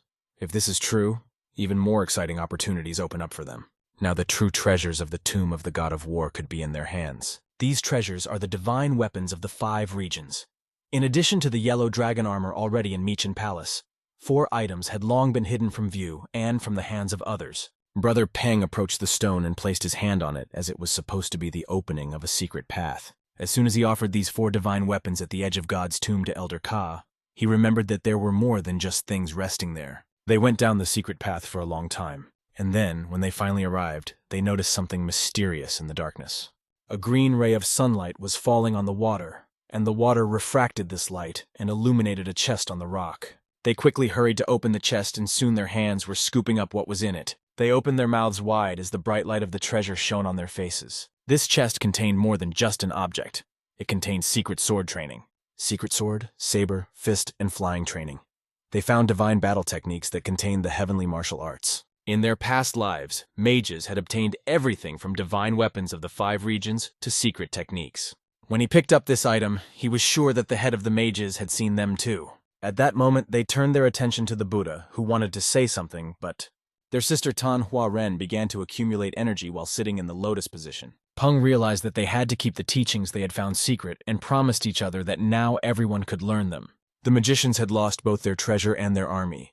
Their strategy had failed forever, and now they would gain the upper hand. Soon, a few weeks later, on the training grounds of the main residence of the Peng family, the commander ordered the swordsmen to keep their legs wider from the beginning and repeat the training. One of the soldiers approached the place of his training. The soldiers were practicing their strokes because there were many new recruits in the army and the teachers did not have time to teach them. One of the masters noticed that one of the new recruits sighed during the training, and he was about to punish him. But when he turned his face, he noticed a young master who had personally come to check on the training. Peng walked up to Chulho, whom he hadn't seen for a long time, and greeted him warmly. He told him that he had finally returned safe and sound, just as he had promised. Soon after, the two men met for a cup of aromatic drink. Zhang Sung was informed that young Master Peng had distinguished himself in the battle of the God of War, saved the followers of Murim, and even destroyed the people of the magicians. Our hero said nothing to these words, just sipped his glass in silence. The master praised him, proud of this guy. He didn't think that one of the legitimate sons of the Pung family would complete Tiger's spiritual path so quickly. But Peng decided to answer that the reason he had hurried to return was worth hearing. The master bowed his head, realizing that the heir had learned of the circumstances. The elder brother had been left without his energy while honing his martial skills and had fallen into unconsciousness. His brother spent enormous effort to revive the family, pushing himself to the limit for them, even though they had given up all their efforts to restore him. His condition was so serious that he could not even receive guests, and yet they asked him not to worry too much. Musung was worried about him, and he would soon be able to get back on his feet. However, Musung did not feel at ease. The only thing he could do now was wait. Instead of suffering, he went to the Pung family library. Once inside, he realized that he hadn't been there for a long time. The people who were the abbots of this library and who visited it all the time were amazed to see him there. He was the 4th master to return, and rumors quickly spread throughout the library. Despite this, the owner walked forward, went to the bookshelf, and wanted to take a book. After picking up a few books, he heard people whispering, discussing whether the owner had really saved the black market from demonic beasts, magicians, and the tomb of the God of War. There were also rumors that he had defeated the Jokrum clan single-handedly, and that they had gained the support of the Kim Trading Guild because of it. Though their gazes expressed distrust, the master ignored them. Despite everything, he simply read the book without looking into their eyes. And even when night fell and the candle was burning down, the master read and mastered the knowledge to obtain the secret teachings of the God of War, but it was simply impossible to master it all. He would need long training. Right now, he didn't have anyone who could realize the technique that was called the strongest in the Pung family. The Thunder Saber of Chaos was primordial, and the head of the family tried to restore it. The young master promises that he will complete it with his own hands, no matter what it takes. An hour later, at the training ground of the 4th master, all the masters gathered at a lavish table with lots of different food. The main guest at this banquet was Master Peng, who had finally met his brothers, but everyone was waiting to see how he would start the conversation. After a 5-minute wait, he picked up his wooden chopsticks and headed for the food. Looking at everyone, he just wished everyone a pleasant appetite without continuing the conversation. The brothers were waiting for some words, things, motivation, but there was nothing. Why didn't they touch the food? Are they not hungry? Asked the master. Realizing that they had to act, the warriors began to eat greedily and thanked him for the food. They were still hoping that the master would say something, but it was even more terrible than a few words. The master looked at the soldiers and noticed several familiar faces from the Peng family that he had seen in his past life. He focused his gaze on one of the boys who was pouring himself a glass of alcohol. He began to recall this young man from his previous life and saw a familiar picture before him. While he was thinking, his attention was interrupted by a man who addressed the young host. Introducing himself as Xionghu, he asked to fill his glass with fine alcohol, if he did not mind. It was clear that Xionghu was nervous, feeling uncertain about his actions. Looking into his eyes, Master Peng came up with an idea. He grabbed the bottle of alcohol from his hands, saying that it was not necessary, he had not realized. Master Peng would fill the glasses himself, and the soldiers loved the news. Soon all the glasses were filled, and the soldiers were laughing out loud. After drinking his glass, one of the warriors just sat there looking at his empty glass. The master approached him and said that he would pour him a glass. But this guy surprised everyone by expressing his disrespect for the master, by taking the bottle himself and pouring it for himself. It was a gross violation. but he simply said that if the fourth master wanted to become the head of the family so badly, the first thing he would do in the family would be to change the rules. Obviously, that would leave the Pung family weak. Hearing this, the warriors fell to their knees, realizing the consequences. This was a serious violation of table etiquette, and the warriors began to apologize to the host for their friend, explaining that he was drunk. But this warrior was kicking and not letting himself be broken. He simply said that he was telling the truth and was not drunk. In his previous life, the young master had experienced this situation in his head. At the moment when Doksun was lying on the ground, dying, he turned to his commander. He had a deep wound and he was lying on the ground dropping his sword. Master Peng was by his side. He was holding the hand of the dying Doksun, who had sacrificed his life for him. The master could not console with his words and did not say a single word of comfort to this man, because the situation was quite difficult. Returning back to reality, at the moment when Doksun was being packed by his friends, the master recognized that they were weak now, and the boy was right. Their family was not capable of great things. The warriors reacted to this message with shock, and the master took a drink of sake. After that, he confidently said that he would create a new Peng family that would be much stronger. Pouring more sake into his glass, he continued, "He will make the family much stronger so that they can go through life and be proud of it, and proud of the title of warrior. So that they would know the value of the drops of sweat and blood they shed, and the family, other clans, and the whole world would know about it." The boy accepts these words and raises a glass to them. Handing Doksun the glass, he drank with him.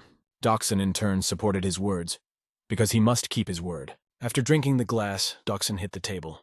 He felt warmed by the young master's words. He turned to the fourth master with a promise to follow him for the rest of his life. The young master saw in these words his directness and his influence on them. But this guy was just drunk. That was the end of his dialogue, and Doksun fell face first into the salad, losing consciousness. After dinner, the young master went to the building.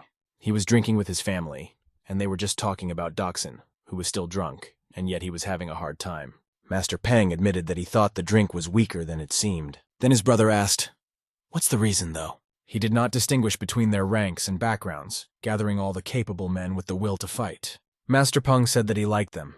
It was enough to look at their love for the Peng family, their talent and character. If he had time, the master would sometimes drop by to watch them practice. His sister had been watching him closely all evening and looked at him strangely. Lifting his arm, she checked to see if he was hurt anywhere. Noticing that she was worried, Master Peng was more interested in whether she was okay. Frowning and closing her eyes, she admitted that it seemed that the senior master had studied her surroundings. When asked what environment meant, she replied that she thought he knew she was in danger, and it was still hard to believe. He became close to the H-Bai clan, the Blood Tier clan. Hearing this legendary clan name, one of the people present strained his gaze. Master Peng didn't believe in their superiority, calling them just a bunch of killers who couldn't harm them. But the girl realized that these enemies were not so simple and not so easy to get rid of. Hearing this, Master Peng felt anxious for his family. After all, not only the life of the fourth master was in danger. These murderers were also traveling in their caravan to commit unworthy deeds. Next, we will find out what they will do in general. Thank you for watching. Let's continue. The tiger moves through the bamboo forest surrounding one of the most magnificent tombs that grace this mysterious landscape. Musang completed his spiritual journey like the bright star in Bonchije that rose in the sky. The perfect sword of the tiger once fought against the magicians, protecting the tomb of the god of war. The friends were standing by this sacred tomb when one of them raised his foot, ready to do something daring. He wiped his soul on the tomb to show his disrespect. He said that the pretender to the title of heir, Peng Musang, was weak and pathetic, and who would have thought that his younger brother would witness these words? The young man then looked at his friend, waiting to see how he would react to what he had said. The friend in turn said that Peng Musang is liked by the head of the Peng family, but the family from Jinzhou is not going to spare them, and seems to be planning to destroy the warriors of this family before making Musang the heir. The impression of these words was overwhelming, because the truth that everyone knew only emphasized the seriousness of the situation. A young man with brown hair asked Jiguan what he should do, because he felt that all his efforts were going to waste. The tiger moves through the bamboo forest surrounding one of the most magnificent tombs that adorn this mysterious landscape. Musang completed his spiritual journey like the bright star in Bonjie, which rose in the sky. The perfect sword of the tiger once fought against the magicians, protecting the tomb of the god of war. The friends were standing by the sacred tomb when one of them raised his foot, ready to do something daring. He wiped his soul on the tomb to show his disrespect. He said that the pretender to the title of heir, Peng Musang, was weak and pathetic, and who would have thought that his younger brother would witness these words. The young man then looked at his friend, waiting to see how he would react to what he had said. The friend, in turn, said that Peng Musong is liked by the head of the Pung family, but the family from Jinzhou is not going to spare them and seems to be planning to destroy the warriors of this family before making Musong the heir.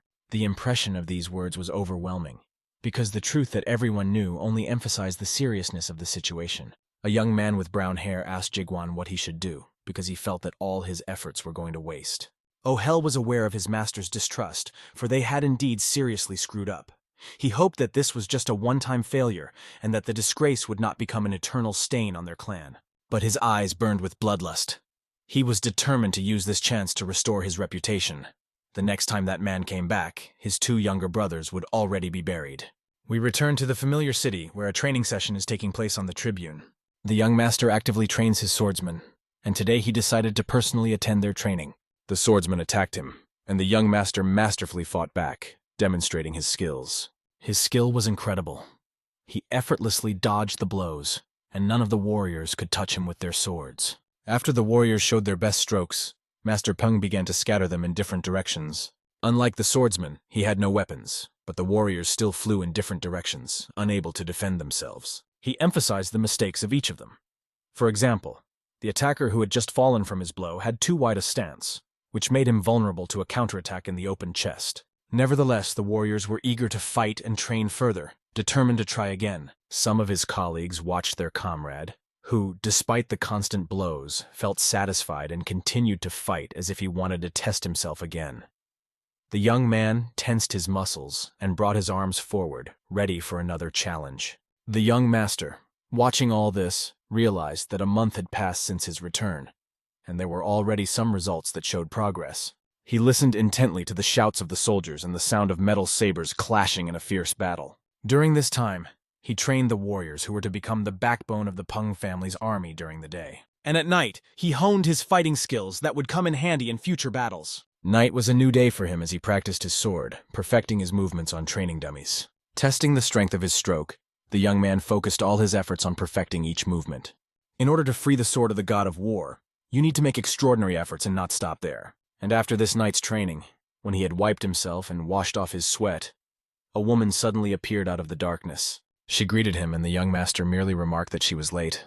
She knelt down in front of him, telling him the important news. The Blood Tears clan had taken action. The young master remained calm, for everything was going according to plan.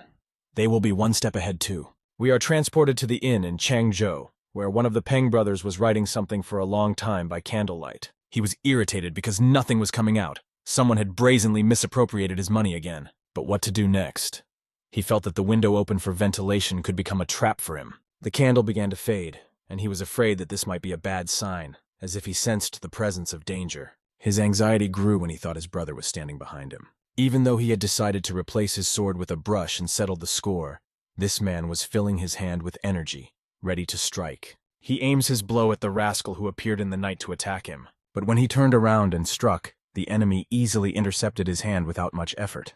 The brother looked closely into the eyes of his attacker, and was surprised to see that it was his brother Mu Song, who was clearly furious. Mu Sung asked if his brother had stopped his fun with women and his addiction to alcohol, or if he had perhaps decided to delve into the trade. His brother explained that he had had enough and was looking for something new. However, his brother's activities confused Mu Sung so much that he felt afraid of his brother's excessive activity, which he was already tired of. Mu Sung was tired of having to work all the time because of his brother's antics. In any case, even if his brother struck him, it would not hurt him, because Mu Sung has an unrivaled martial art. His brother asked him irritably why Mu Sung had come to bother him in the first place. Mu Sung looked at his brother and realized that he was acting like a real fool. He had come for a reason to save this idiot from certain death. When they asked what kind of nonsense this was, they heard the cries of battle coming from the side of the building where they were staying. The corridor where the young master's guards used to stand was now empty. Only the bloody bodies of the guards were lying on the floor. They had not expected such a sudden attack. The soldiers, dressed in black suits and armed with sharp swords, moved forward, and there were many of them. Looking out of his room, the brother saw that the villains were about to attack.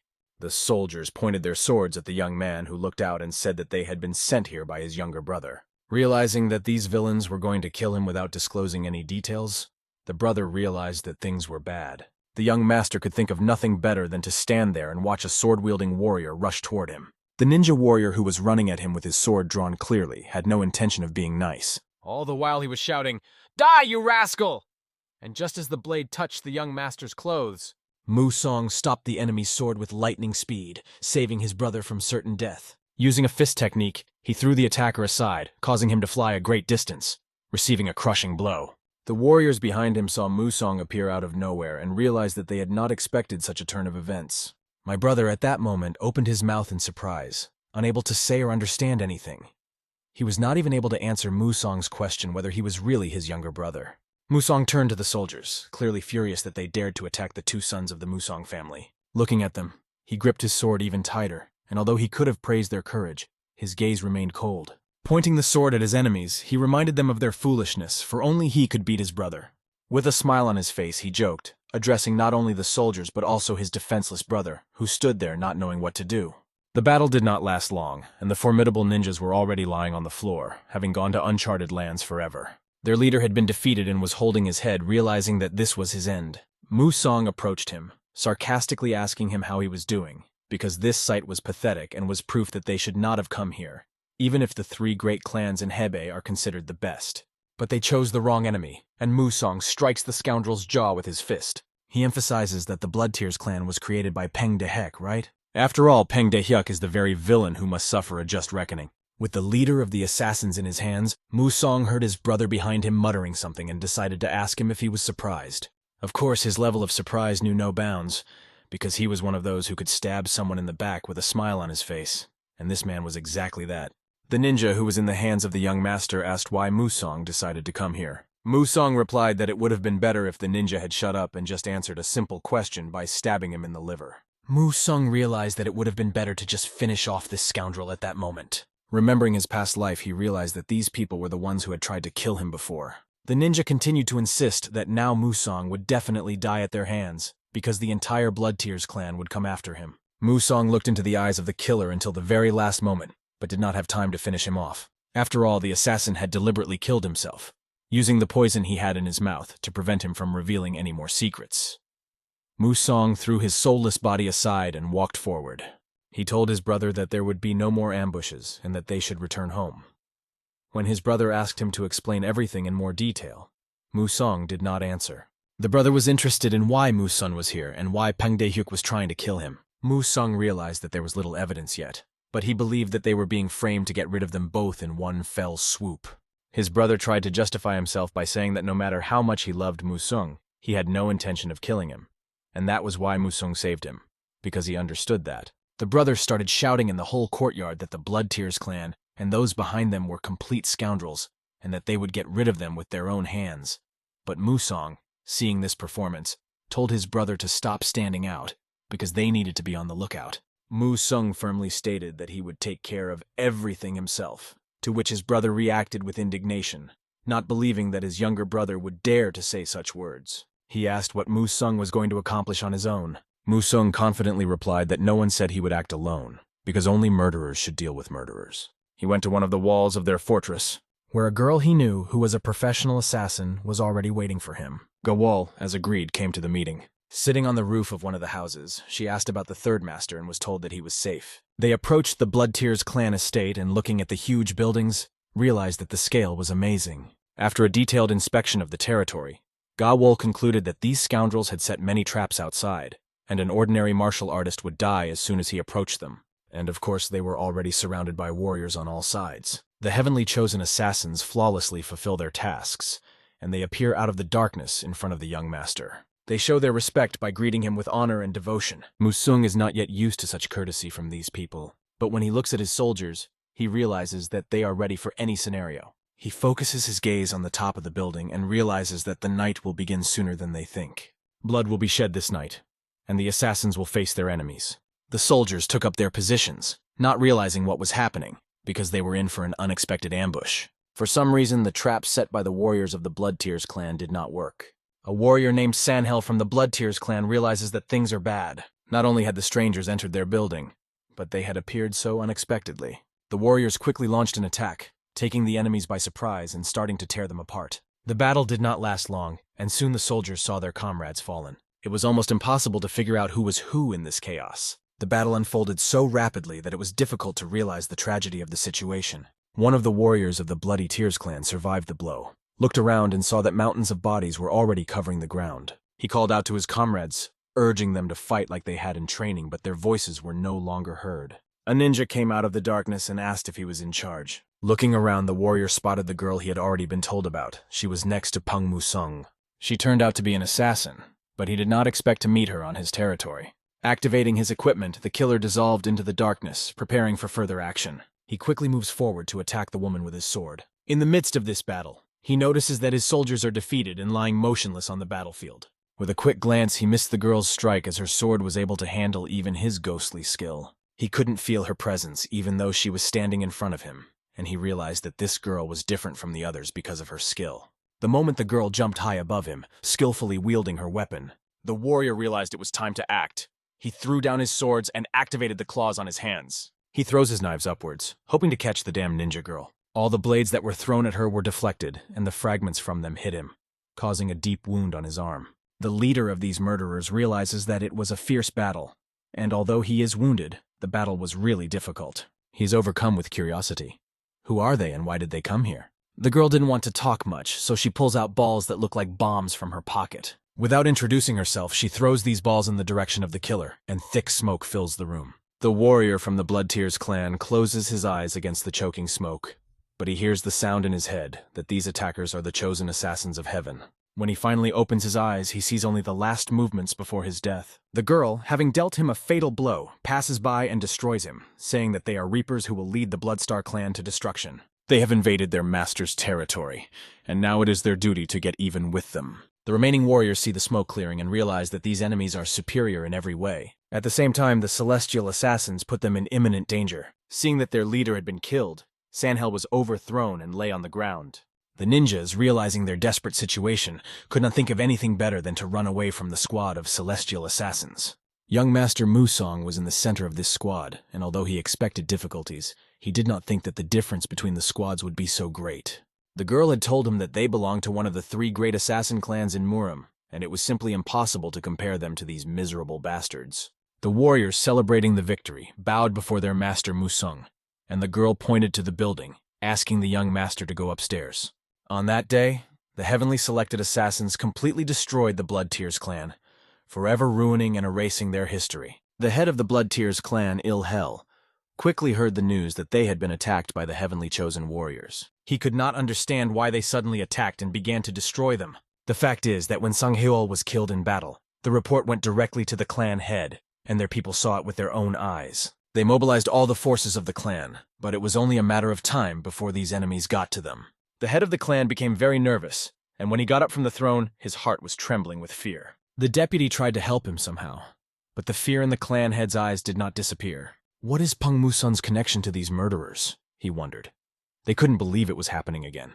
The clan leader could not accept that such a fate could befall them, but the deputy did not understand what again meant. He asked about it, and then the head told him a story. 30 years ago, when his name was Sibhelm, he was trying to expand his influence. They had disagreements with the heavenly chosen assassins and the Hebai clan.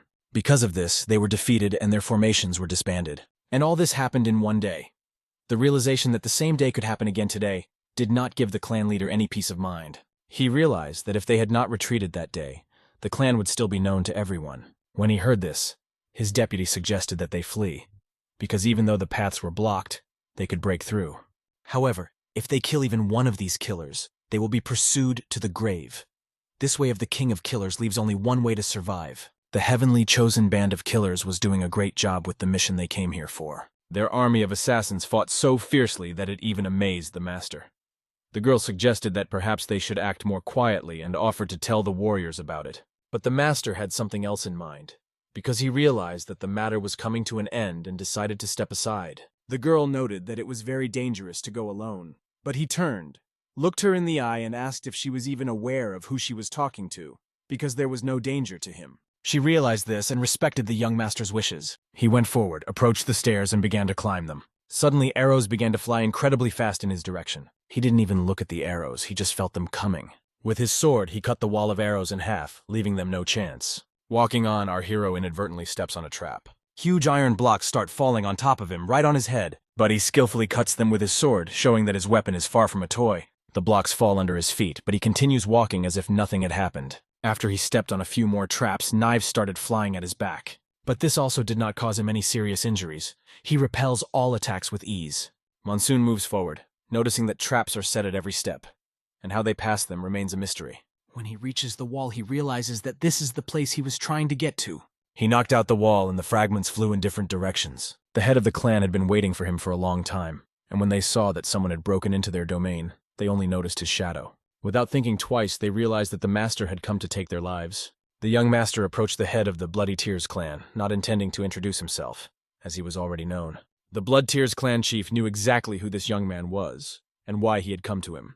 Watching him, it was clear that he had come alone, even though his subordinates had not yet finished clearing the floor. The clan leader thought this was great news because the guy had come alone. He approached the fourth master of the Peng family with a proposal. The leader promised to reveal the identity of the person behind the attempt on the fourth master's life and provide all the necessary evidence. The leader asked to stop this battle, as usually the assassin clan hides the identity of the client. But if he left this invasion, they would reveal everything. Without hesitation, the guy replied that he didn't want to do that. Fear disturbed the old man's nervous system, and he screamed, asking what the young master wanted. All that the young master wanted sounded like fire, like a lightning strike, to destroy their clan. The old man was not at all satisfied with this.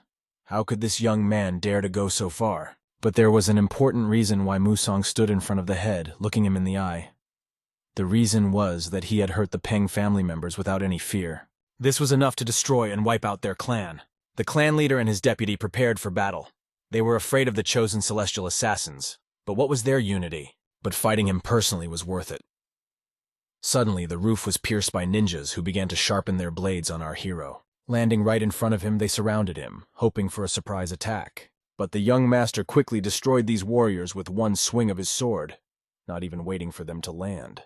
Some of them, despite the loss of their comrades, still kept their blades ready, despite their diminished strength. But the moment they approached Musong, their actions suddenly stopped. Musong felt the excitement of this duel, catching all the daggers with his hand, knowing full well that the attack would be unexpected. With the hand he used to catch the daggers, he began to break them apart, scattering the pieces with ease. The clan leader and his henchmen, looking at this, realized that the situation is completely out of control. After Musong had dealt with all the scoundrels in front of him, he stuck his sword into the floor. With his bare hands, he slowly approached the bastards, asking if they were such great masters and called themselves the best in all of Hebei. Why were they such losers? While kneading his hands, the guy emphasized that maybe they deserved to be destroyed. And if he was wrong, let them say at least one word against it. Tavern, having coped with the task perfectly, walked across the floor, which was now covered with the blood of her enemies. She approached the young master, who had by now finished his work and put his swords on the floor. He sat on the throne, all red as if he had fainted. But when she approached, he opened his eyes because he was tired of pretending to be asleep. She paid her respects to her master and apologized for keeping him waiting, but told him that they had gotten rid of all the members of the Blood Tears clan. Stretching after his nap, the young master was pleased, for it was a job well done. It was clear that all the enemies had been defeated, and the only question left was what to do with the large amount of money and other valuables found in the warehouse. However, the books were written in a mysterious language, and it would take time to decipher them.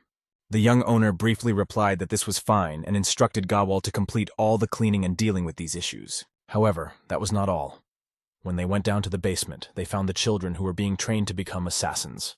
All of these children were exhausted and had probably been kidnapped for this purpose. Musong, standing by the throne, felt no pity for this clan of miserable bastards and said that he would meet the children himself. As he walked forward, all of his enemies could be seen in the background, scattered on the floor like garbage. As he walked forward and looked back at this chaos, the young master turned to Peng Ji-hak, asking him about the meaning of his life. Holding all his hatred in his hand, he carried out his revenge for them. Suddenly, a huge explosion rang out throughout the building. The young master had blown a huge hole in the wall of the building, symbolizing the end of the Blood Tears clan. Looking ahead at the moonlit night, he vowed that the next person he would deal with would be Peng de-hek. As the Blood Tears clan left, they set fire to everything around them to burn this ominous place to the ground. After the young master visited the basement, he noticed the poor unfortunate children who were there. The children were scared and did not expect anyone to come to rescue them. They thought it was another test or some new task for them. Gawal noticed that these children had been kidnapped, and it was obvious that they had already participated in real battles. The young master approached one of the boys, and he automatically began to beg for mercy. The children were so frightened and devoid of hope for the future that, looking at them, Musong realized that he had once been the same. The boy begged for mercy, promising that if the master needed anything, they were ready to do whatever he wanted. Musong asked the children what they wanted. These children did not ask for much. They just wanted hot water. Some of them dreamed of seeing their mother, or at least sleeping all day, playing with their friends. There was nothing unusual in their wishes. They were simple dreams that could easily come true, and the young master took them to the shelter. On his way back, Musong met with his brother. He reported that the Bloodtears clan had been completely destroyed. His brother could not understand how this happened because Musong had just left. But Musong quickly shut him up and asked him to keep his voice down, explaining that he shouldn't make too much noise because it was getting late. He said it was time to go back and asked why his brother was still in the building. Musong, covered in stains that looked like ketchup, was serious, and his brother couldn't believe he had to argue with such a madman. But he still wondered how it had happened, even if the murder had been ordered by Pung Dai-hyuk. They still needed proof. Musong pulled out a book of commission records, and if they could decipher the text, that would be enough. It sounded good enough, but there was one thing left. Musong suggested that his brother do the cleaning. When asked what it was all about, Musong told his brother not to pretend he didn't understand, and said that he would not become the head of the family after he tried to prove his competence. Musong did not plan to drag his brother into this struggle. He believed that once he got rid of the eldest heir, everything else would be much easier. Therefore, he offered his brother to work under him. The younger brother, impressed by his elder brother's cunning, wished him to think carefully about the offer. After that, Musong left the office, leaving his brother alone with his thoughts about this decision. His brother, who had always fought for leadership, felt for the first time that this moment might be his last chance. He couldn't accept the fact that he had to submit to his younger brother, but he knew it was better to be on the winning side. A few days later, Pung's family received shocking news. The head of the family was told that the assassination attempt on Peng So-hyun had failed, and the Bloodtears clan was destroyed in just one day. The Fist King, Ongahu, was simply shocked by this news and was angry about it. No one could even imagine where the commission book could have disappeared, and it remained a mystery. The servant who brought the news felt that the energy of the chapter was so powerful that he could barely breathe. In such a state, the chapter could have said goodbye to his life, and it seemed that this was the work of high-ranking assassins who had cleaned up all traces so thoroughly that they left no evidence. The only thing that remained was the disappearance of the orphans who had been raised in the Bloodtears clan. Gahu was shocked that the orphans had disappeared. However, the servant continued that unfortunately, they did not know what happened to the children, but that they were reportedly sent to the Pung family's children's yard. Hearing this, Gahu was filled with incredible rage. He realized that he had underestimated his brother, and now he realized that he should have destroyed him immediately. If Peng Dehek's crimes became known to the whole world, all his efforts would be in vain. Realizing this, Gahu began to adjust his energy, going downstairs and accepting that it was time to act. He ordered his servant to gather the Moran clan. Upon hearing this, the servant realized that things had gone too far and they needed to put the plan into action immediately. Their family had decided to become the most powerful in Hebei, and now they had to get down to business with all seriousness. Our hero's swordsmen trained even at night in the rain, honing their skills. Half a month had passed since the destruction of the Bloodtears clan. Life was going on as usual, but there was one but. The decoding of the secret language is almost complete, and soon they will have irrefutable proof in their hands. Peng Dae-hyuk had probably already made a move, but nothing was known about it yet. Musung felt that something was wrong, and he found it hard to believe that his brother would stay away. He realized that his brother could not give up so easily. Soon a young messenger came running to the master. This messenger brought urgent news and said that he was summoned to the pavilion. He had to leave immediately, because such calls and news do not come just like that. Arriving at the pavilion, he went inside and saw all the representatives. The atmosphere was tense and far from the best. Apologizing for his tardiness, he took his seat. Upon entering, he immediately noticed his brother staring at him. They exchanged glances, and his brother's jealousy was felt even through the silence as he muttered to himself, staring maniacally at Musung, as if to hint that now they couldn't even hold a meeting without him.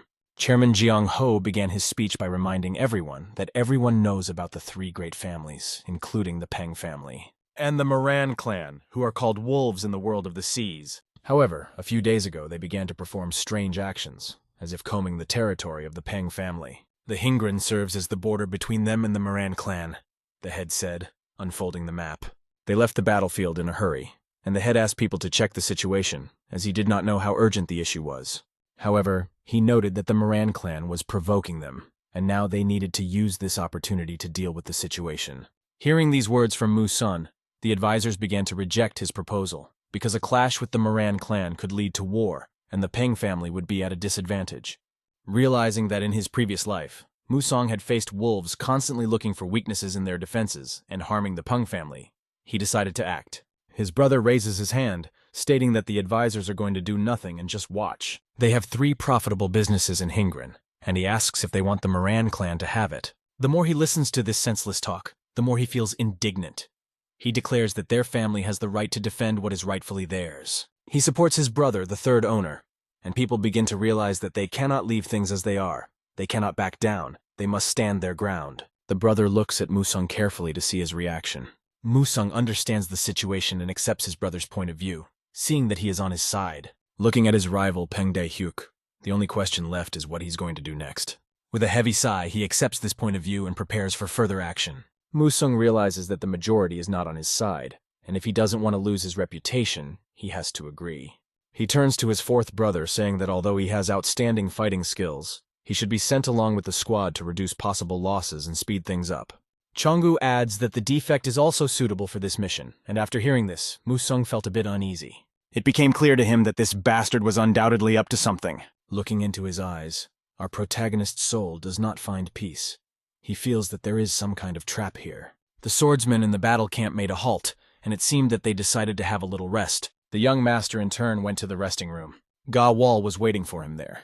He was glad that the rain had finally stopped. Talking to her, he told her that Peng Dae-hyuk was doing strange and impulsive things, so she needed to be on guard and remain vigilant until he returned. He had already warned his 3rd brother that if anything happened, he should contact him immediately. As a last resort, if the situation got out of hand, he instructed her to write him a letter, and Gawal realized that this was the safe way for her master to go. At that moment, our hero went to his soldiers on the red carpet. They all froze in anticipation of his words, waiting tensely. When he stepped onto the red carpet, he dusted it off.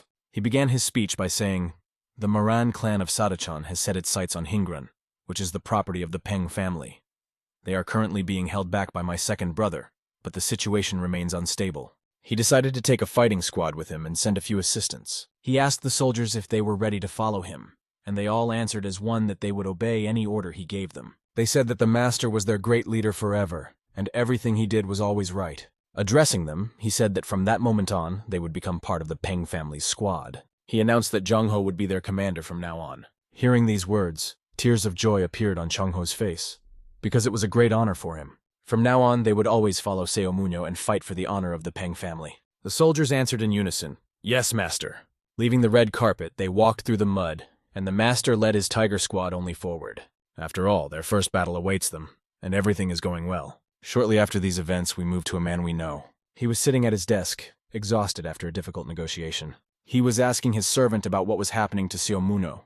Was he really headed to Hingran with his personal detachment? If so, why was the master so worried about it? He closed his eyes and tilted his head. He opened his eyes again and they were full of fear, for the thought that they might all die was troubling him. He could not calm down, but a servant told him that there would be no Black Tiger troops there, so they should not worry, because the head of TNEH Sana had sent the Phantoms. Hearing this news, the master was shocked.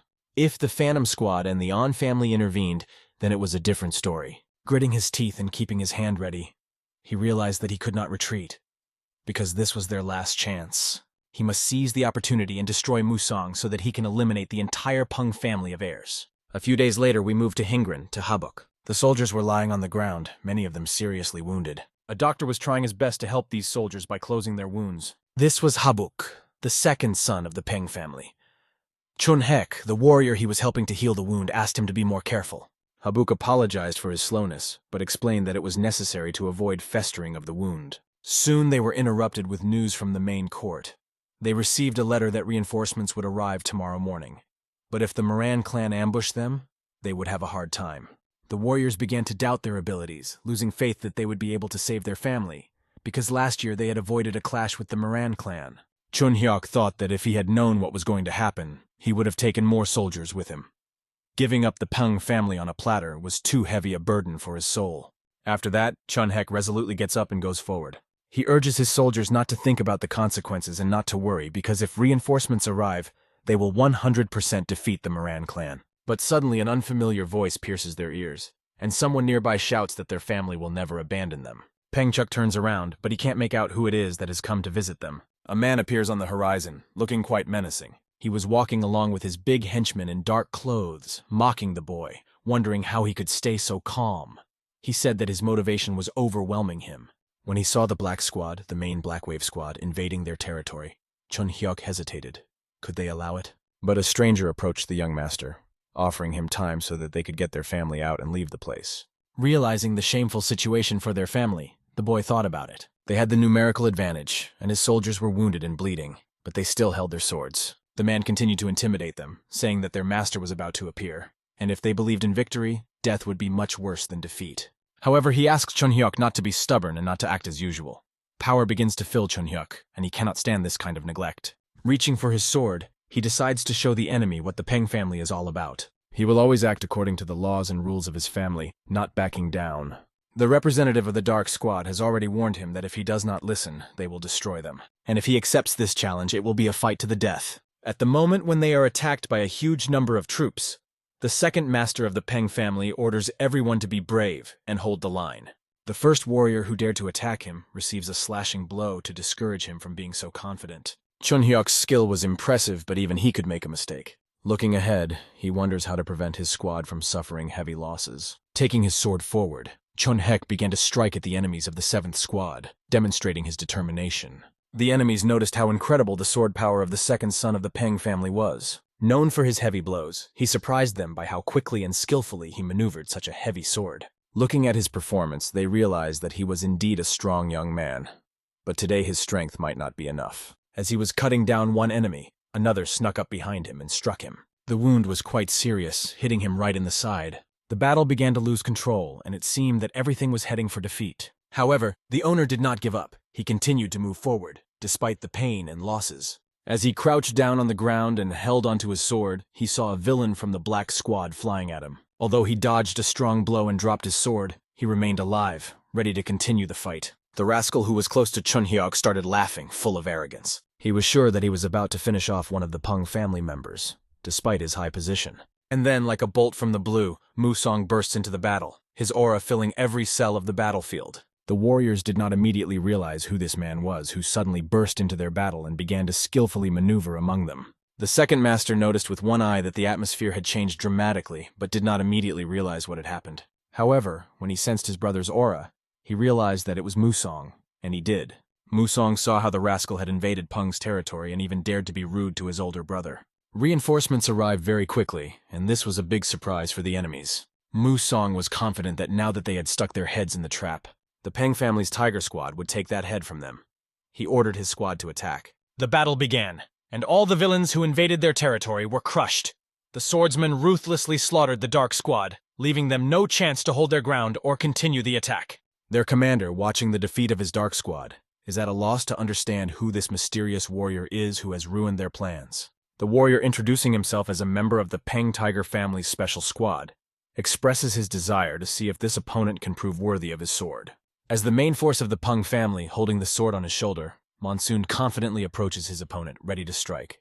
Staring at Monsoon, the commander of the Dark Squad finally realizes that he is facing none other than the leader of the swordsmen. This is the very perfect blade of the tiger, whose warriors fight with the fury of real predators, taking the lives of everyone who stands in their way. The screams of one of the warriors of the Dark Squad attracted the attention of the commander, who looks at the battlefield. Monsoon realizes that only in a real battle will the true power of his squad be revealed. All the hard training has not been in vain. It has paid off at this moment.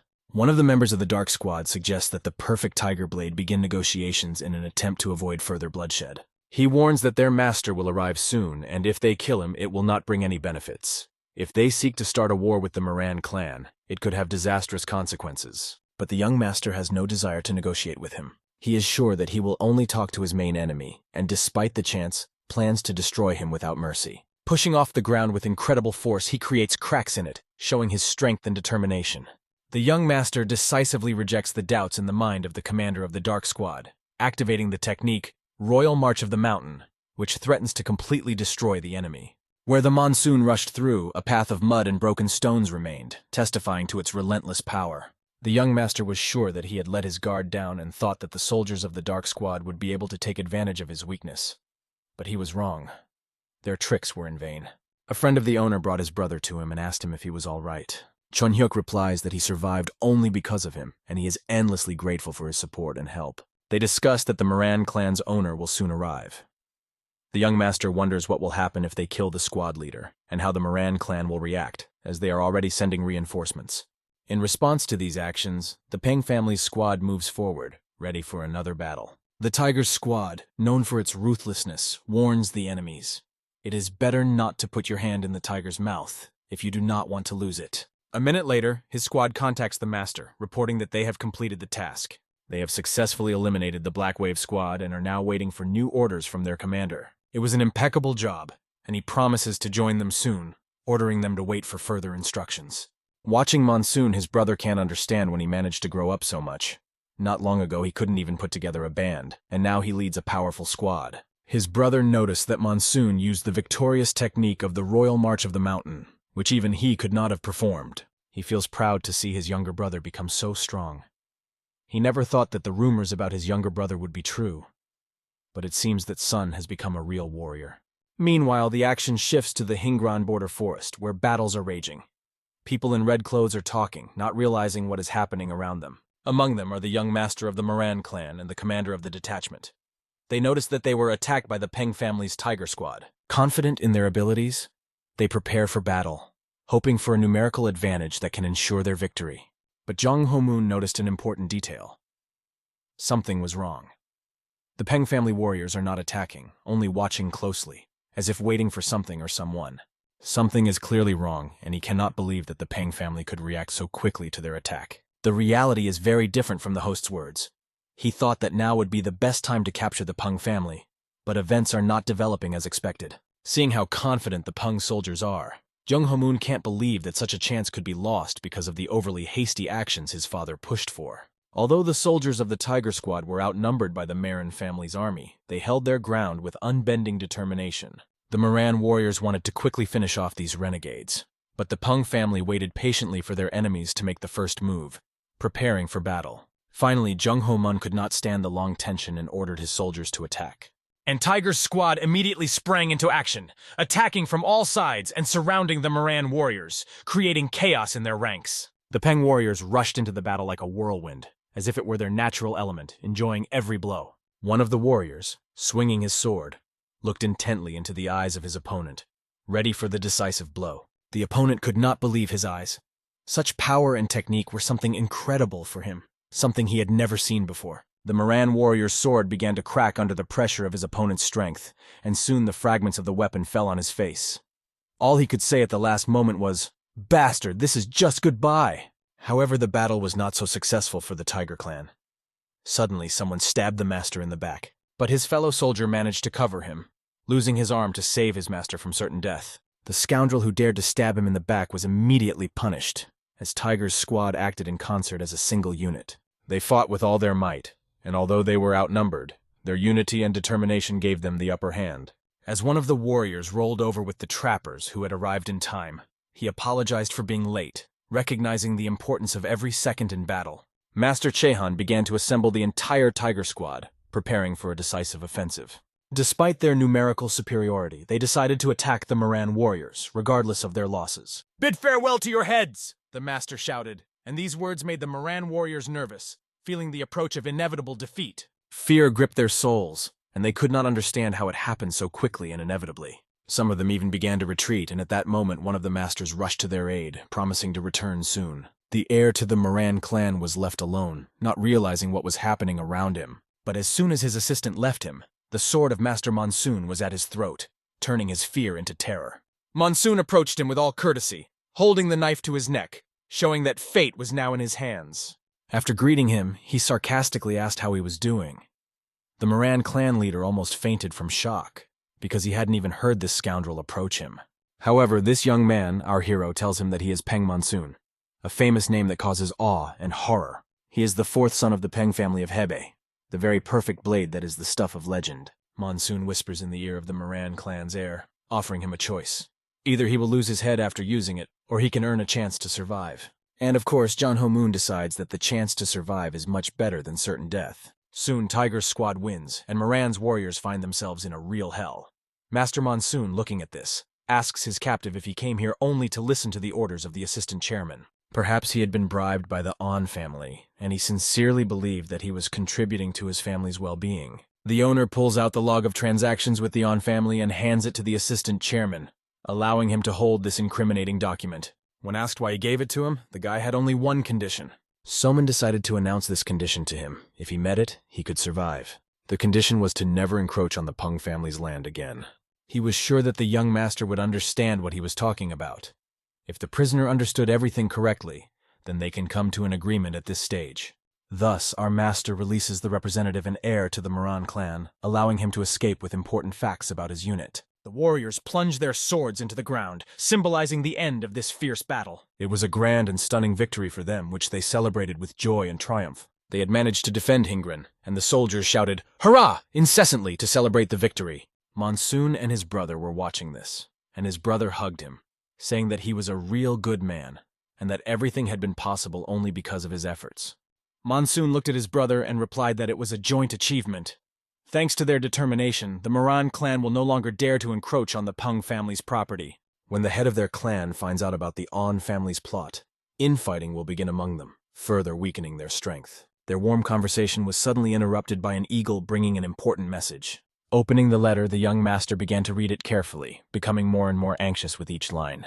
When he learned the contents of the letter, he was furious, feeling the situation spinning out of control. He told his brother, Chung Hung, that he had to return home immediately because a great disaster had occurred. The scoundrel Pung Dehek had started a rebellion in their land, and now the family was in danger. Soon a group of people came to the main entrance of Pung's house carrying torches, creating a tense atmosphere. They had no idea why they had been called up in the middle of the night and could not even imagine what awaited them. Some of those present only prayed that it was not related to the war. Soon the organizer of this unexpected gathering appeared before them. He thanked everyone for responding to the unexpected call. It was the young master who was going to tell them important information. He said that the Peng family was in unprecedented decline, and that the clan's unofficial head, the third master, together with his accomplice Peng Monsoon, were plotting a coup.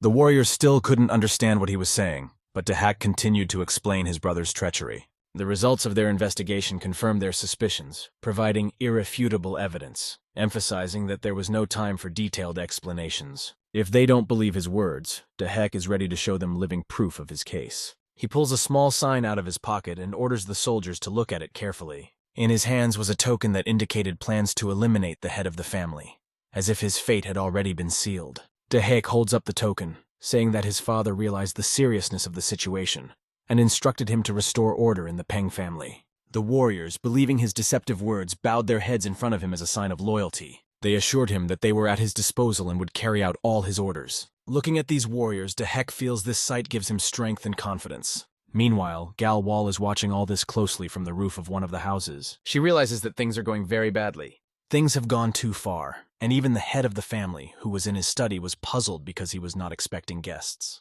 However, someone suddenly knocks on the door, and this causes him to be surprised. It was already late for visitors, and he wasn't expecting anyone. However, a girl entered his room, and her appearance was not accidental. She bowed her head to the master, and he recognized her. It was Galval. Apologizing for intruding at such a time, she asked him to listen. She told him that the young master, Piet Dehek, had rebelled against the family. He had taken advantage of the weakened vigilance and seized power in the family, now planning a crime against him, as well as the fourth and third masters. The soldiers are on their way, and he needs to escape immediately, otherwise he will be killed. The master, reflecting on the situation, realizes how bad it is, although he suspected but could not predict when it would happen. 2 of his sons have left, and the head of the family will not last long because there is no time for reflection. However, he could not allow the Pung family to be taken over. He had to act and protect the position of the head of the family.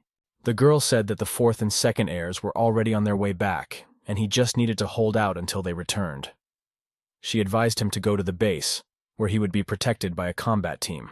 Having accepted this information, he said goodbye to the head of the family, making a decision to act. Everything pointed to the fact that Dehek was a real scoundrel. What he was doing was unacceptable in their family and would be severely punished. The head of the Northern Tiger Squad did not understand what was happening. When he asked why they were locked in a room, he was not answered. The explanation was not enough, and the situation remained tense, so it was decided to wait until things stabilized. They ordered them to stay put to avoid anything stupid, but when they saw the badge, the North Tiger Squad decided to support the rebels. This angered the men, who did not understand how they could have been misled. The scoundrel had managed to deceive everyone, and now everything was going according to his plan. All that remained was to take control of the last point. A servant came to report to the young master that the building of the hand-to-hand unit was empty, because the deputy had disappeared. It looked as if Galval had gotten ahead of them, and the master wondered how they could have let this happen. He asked if they hadn't heard his orders, according to which they were to detain her and not let her escape. If the plan failed, he would have to act faster than expected. However, the servant heard that Galwal was still alive and suggested that he go to the head of the family, where he could gather a group and a third master. Dehek hoped that his father, the head of the family, was sleeping soundly, because a difficult battle was expected ahead. He moved forward with his warriors, and everything went according to plan. He doesn't remember seeing this Jaren squad before, and this may be their first appearance. Dehek hopes that there will be no more problems, and that everything should be over by tonight. By dawn, the Pung family should be in his hands, and he will become their new head. The young master's horses were riding so fast that they kicked up dust in the forest, leaving only dust behind. Monsoon, realizing all the consequences of the uprising, did not give his soldiers a moment's rest. They had to get to the place as soon as possible and give his brother a fierce rebuff. Monsoon ordered the second master to go to the main house immediately. They had to be ready because everything could change in a matter of minutes. Looking at his third brother, Monsoon still couldn't believe that the oldest of them was no angel at all, and that his last act was despicable. Looking around, the young master noticed a group moving against them. These were unusual people. Dressed in black and wearing masks, they jumped through the trees like real killers. One of the leaders of this group looked directly into the eyes of the young owner. The group started moving even faster, blocking their path, and forced them to stop. Monsoon realized that these guys were not ordinary, but rather strong warriors. Each of them had the technique of the On family, even though he had never met them before in his life. He warned his squad that these warriors were extremely dangerous and ordered them to be careful. When Monsoon asked them who they were and why they decided to interfere with them, he asked them to move away and not to disturb the Pung family. The masked soldiers exchanged glances, saying that they had come to interfere with them. Their leader said that the situation had gotten out of hand, and now the Pung family members had to face them. Monsoon, without thinking twice, realized that this was not going to end easily and asked who they were, drawing his sword. However, these warriors were not verbose. They decided to attack and quickly end everything so that they could go back to their home. The warriors with a fiery aura attacked the young master ruthlessly. His sword met the blow of one of the warriors, but when their hands and swords touched, huge sparks flashed, and his opponent remained unharmed. Only one question remained in Monsoon's mind. Did these scoundrels really belong to the On family? But even his master's sword could not stop these warriors. Moreover, they were skillful with throwing weapons, which made them even more dangerous. Their attacks were so effective that they began to destroy the swordsmen from Tiger's squad. The warriors took them by surprise, because the family members were not used to fighting such agile and elusive opponents. The second master shouted to his warriors to get down from their horses immediately and fight back against these villains. They would be stronger in an equal fight, and they should have attacked the enemy in a crowd. Looking at these ghosts approaching with their bare hands, it was hard to believe where they came from. But the swordsmen were ready to fight to the last, and with their swords drawn, they began to attack these villains. However, the sword blows did not harm the enemies, who could stop the blades with their armor and hands. It seemed that these people were armored, because their bodies stopped the swordsmen's blows without any effort. Monsoon fought non-stop, even though he had never met such enemies in his life. This did not stop him from taking away what they valued most, their limbs, leaving his enemies unarmed. He promised his brother that he would stop them while he was doing other things. Everyone, following Monsoon's order, began to group up and tried to repel these attacks. But the young master moved forward, destroying everything in his path. Even these warriors fell one by one under his sword. He led his swordsmen forward, and only their leader stood in his way. This masked old man realized that the battle would be quite serious and difficult. As the young master approached him, a powerful explosion sounded. The old man was not an easy opponent and blocked the young master's punch with his own hands. Although the young man's strength was so great that he could have cut through anything, the old man remained unmoved. In addition, Monsoon used another technique that began to create clones of his attacks from all directions. The old man noticed that the young man he was fighting now was not just a random warrior. He had heard of this young man, but he did not believe that his skills were really that high. The old man realized that this guy would not be easy to deal with, and it became obvious. After all, every punch of Monsoon's could be the old man's last. Soon the old man decides to dodge, bending down to avoid the young man's next punch. He was planning to strike from below, kissing right into Monsoon's face. His fist flew straight into Monsoon's head. But this was not enough. This blow was followed by a whole stream of crushing fists aimed at Monsoon. The young man deftly blocked all these blows with his heavy and cold sword. Nevertheless, some of them still reached their target, showing that the old man is not just an opponent. I wonder if he even knows Monsoon's name. After numerous crushing blows, the boy still stood up, and this impressed the old man. Dust rose over the battlefield as the battle gained momentum, and it seemed that this chaos was only getting worse. Everything stopped when the young master struck the old man, and blood flowed from his hand. This moment of silence was broken by the old man asking how long Monsoon had been serving the Pung family and what his sword technique was called. Monsoon looked at him, wondering if the old man knew about the Iron Tiger Skin technique, or perhaps he wanted to know how this technique could take his life. Realizing the full power of this technique and the words that Monsoon has spoken, the old man realizes that he is facing a real opponent. They will see who will take whose life, because the well-being of the family is at stake, and our hero cannot afford to lose. Meanwhile, terrible things happened in the Pung clan that night. The guard of the family head refused to let his brother, who decided to get together and rebel in the clan so foolishly, to the head. In response, Pung Dae-hyun could not stand his steadfastness and destroyed him with his sword, saying that loyalty is meaningless and that one should not pretend to be a loyal dog. This made him very angry, and when they went inside, they saw the people they had come for. Pung Dae-hyun admitted that it was not easy. All this time he was looking for where all the rats were hiding and finally found them. One of the clan leaders, in a voice choked with indignation, asked how the heir could betray his own family by organizing a coup. Pung Dae-hyun pointed his sword at his uncle, emphasizing that he was no longer a boy and should not be told off. The uncle shouted that he knew who was behind all these dirty deeds in the family, and that he, Pung Dae-hyun, was the real traitor. He warned that if the heir hoped to destroy the top with the help of these scoundrels, and the rest would meekly submit, he was deeply mistaken. Nevertheless, Père de Hec was confident in his actions, because he was holding a token that misled the soldiers. One of them began to applaud, standing, and said that he should not even try to pretend to be normal. He had always known that Père de Hec was a real scoundrel. Nevertheless, he decided to give him a chance. Don't be afraid, third brother. I will spare you if you obey me, because you may still be needed. Perhaps this guy had already gone completely mad.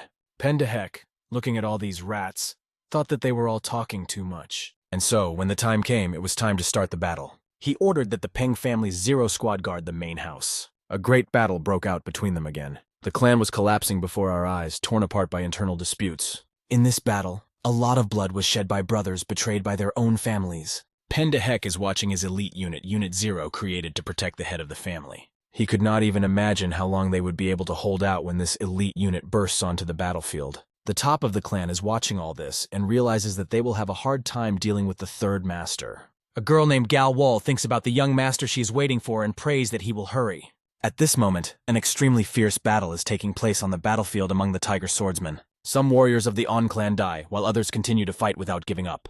The head of the swordsman's squad notices that these enemies are extremely strong, and this must be the secret of the On family's training. The second master realizes that there are too many enemies, and he can't imagine how much longer they can hold out. He turns to Chulho and Iduksum, asking where their leader, Monsoon, is. Chulho replies that the young master is currently fighting their main enemy.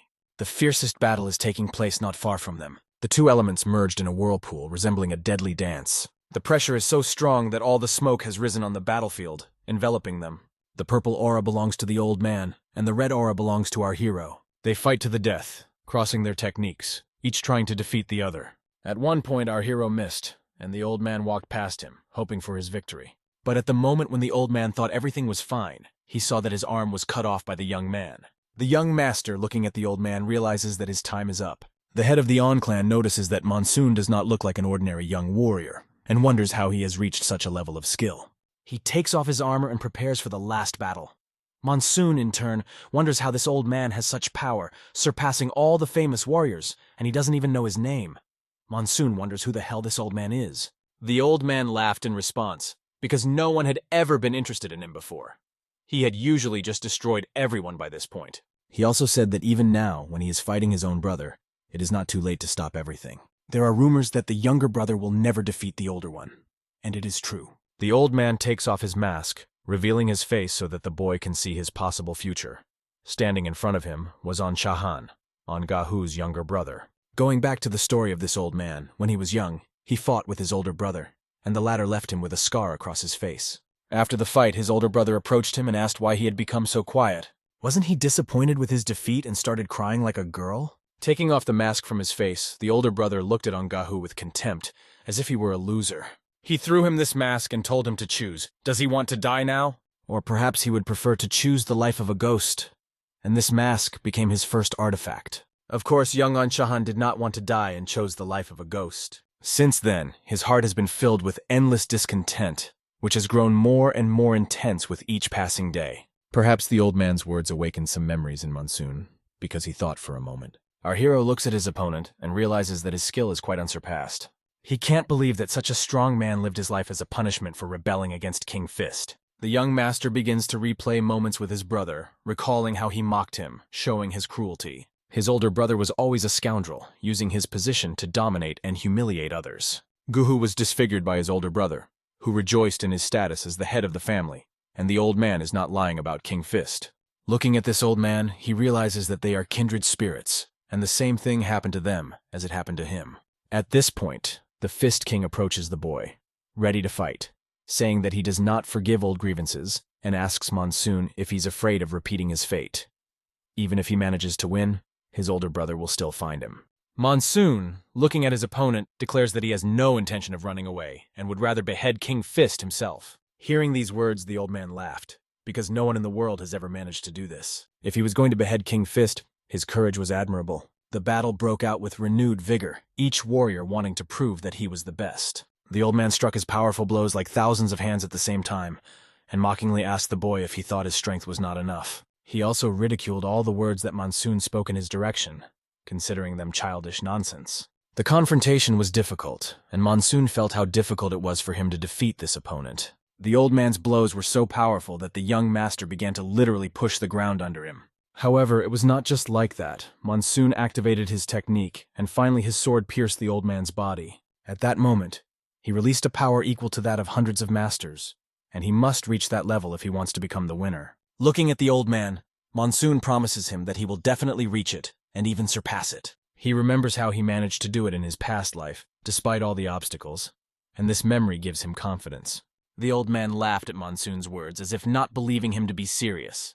It looked quite ridiculous, and the old man wrote it off as youthful naivety, finding it hard to believe that today's youth are so determined. Hearing the young man's words, the old man decides that it's time to end this fight. Getting into a fighting stance, he points his fist at Monsoon. He makes the young boy watch to the end, demonstrating a fighting technique similar to that of the King Fist. Although his arm is not in the best condition, for the sake of this battle, he will show a phantom stream of crushing fists, forcing the young warrior to keep his eyes on him. If Monsoon can't withstand this blow, he won't have a chance to win. But if he can withstand it, this experience will help him in his battle with the Fist King.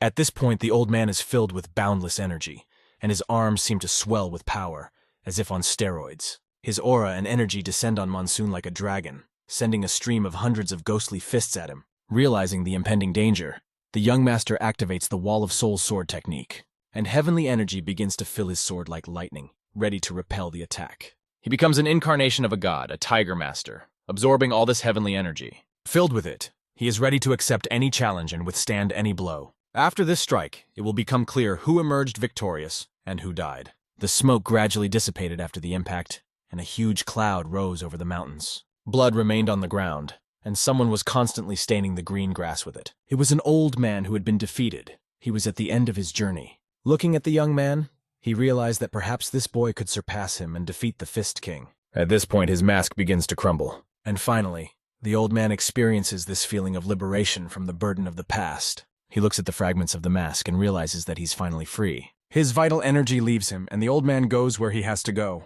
The boy approaches him, takes his mask, and promises that he will lead the family and lead them in the direction where their clan was located. The one who could not win lost to his older brother. We return to the Peng family, where a fierce battle has broken out between their own warriors in this house. The soldiers are lying on the floor. One of the commanders orders them to retreat, and the fourth group to stay alert and remember to maintain order. The master notices that they are in trouble, but they are holding on thanks to their self-improvement. But this will not last forever. Many soldiers are wounded.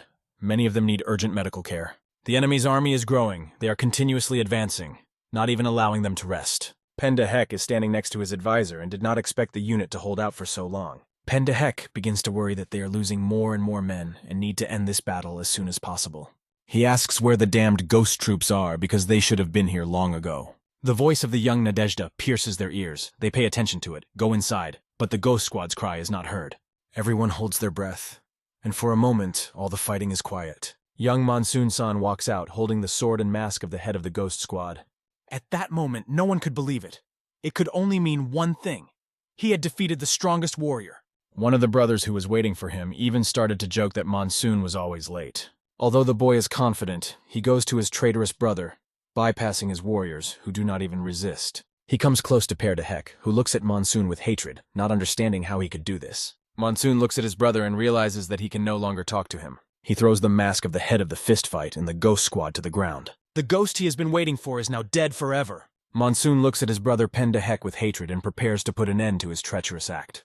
Holding his sword on his shoulder, Sun calmly walks past his brother's guards, who are watching him closely but not even trying to counteract his actions. Counselor Père de Hec looks thoughtfully at the mask of the leader of the ghost squad, wondering if Monsoon has really surpassed the human. This may indicate that his level of skill far exceeds each of them. But how did he manage to achieve such a result? Coming closer to his brother, dropping the mask of the leader of the ghost squad, the young master begins to tell him that they have left many guards at the entrance, and it will be extremely difficult to break through. The Peng family's squad will arrive soon, and he asks his brother De Hec to surrender and be punished.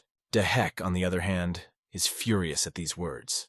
His ambitions and goals do not end there, and he is not going to give up, because no one can resist the owner of the family head's token.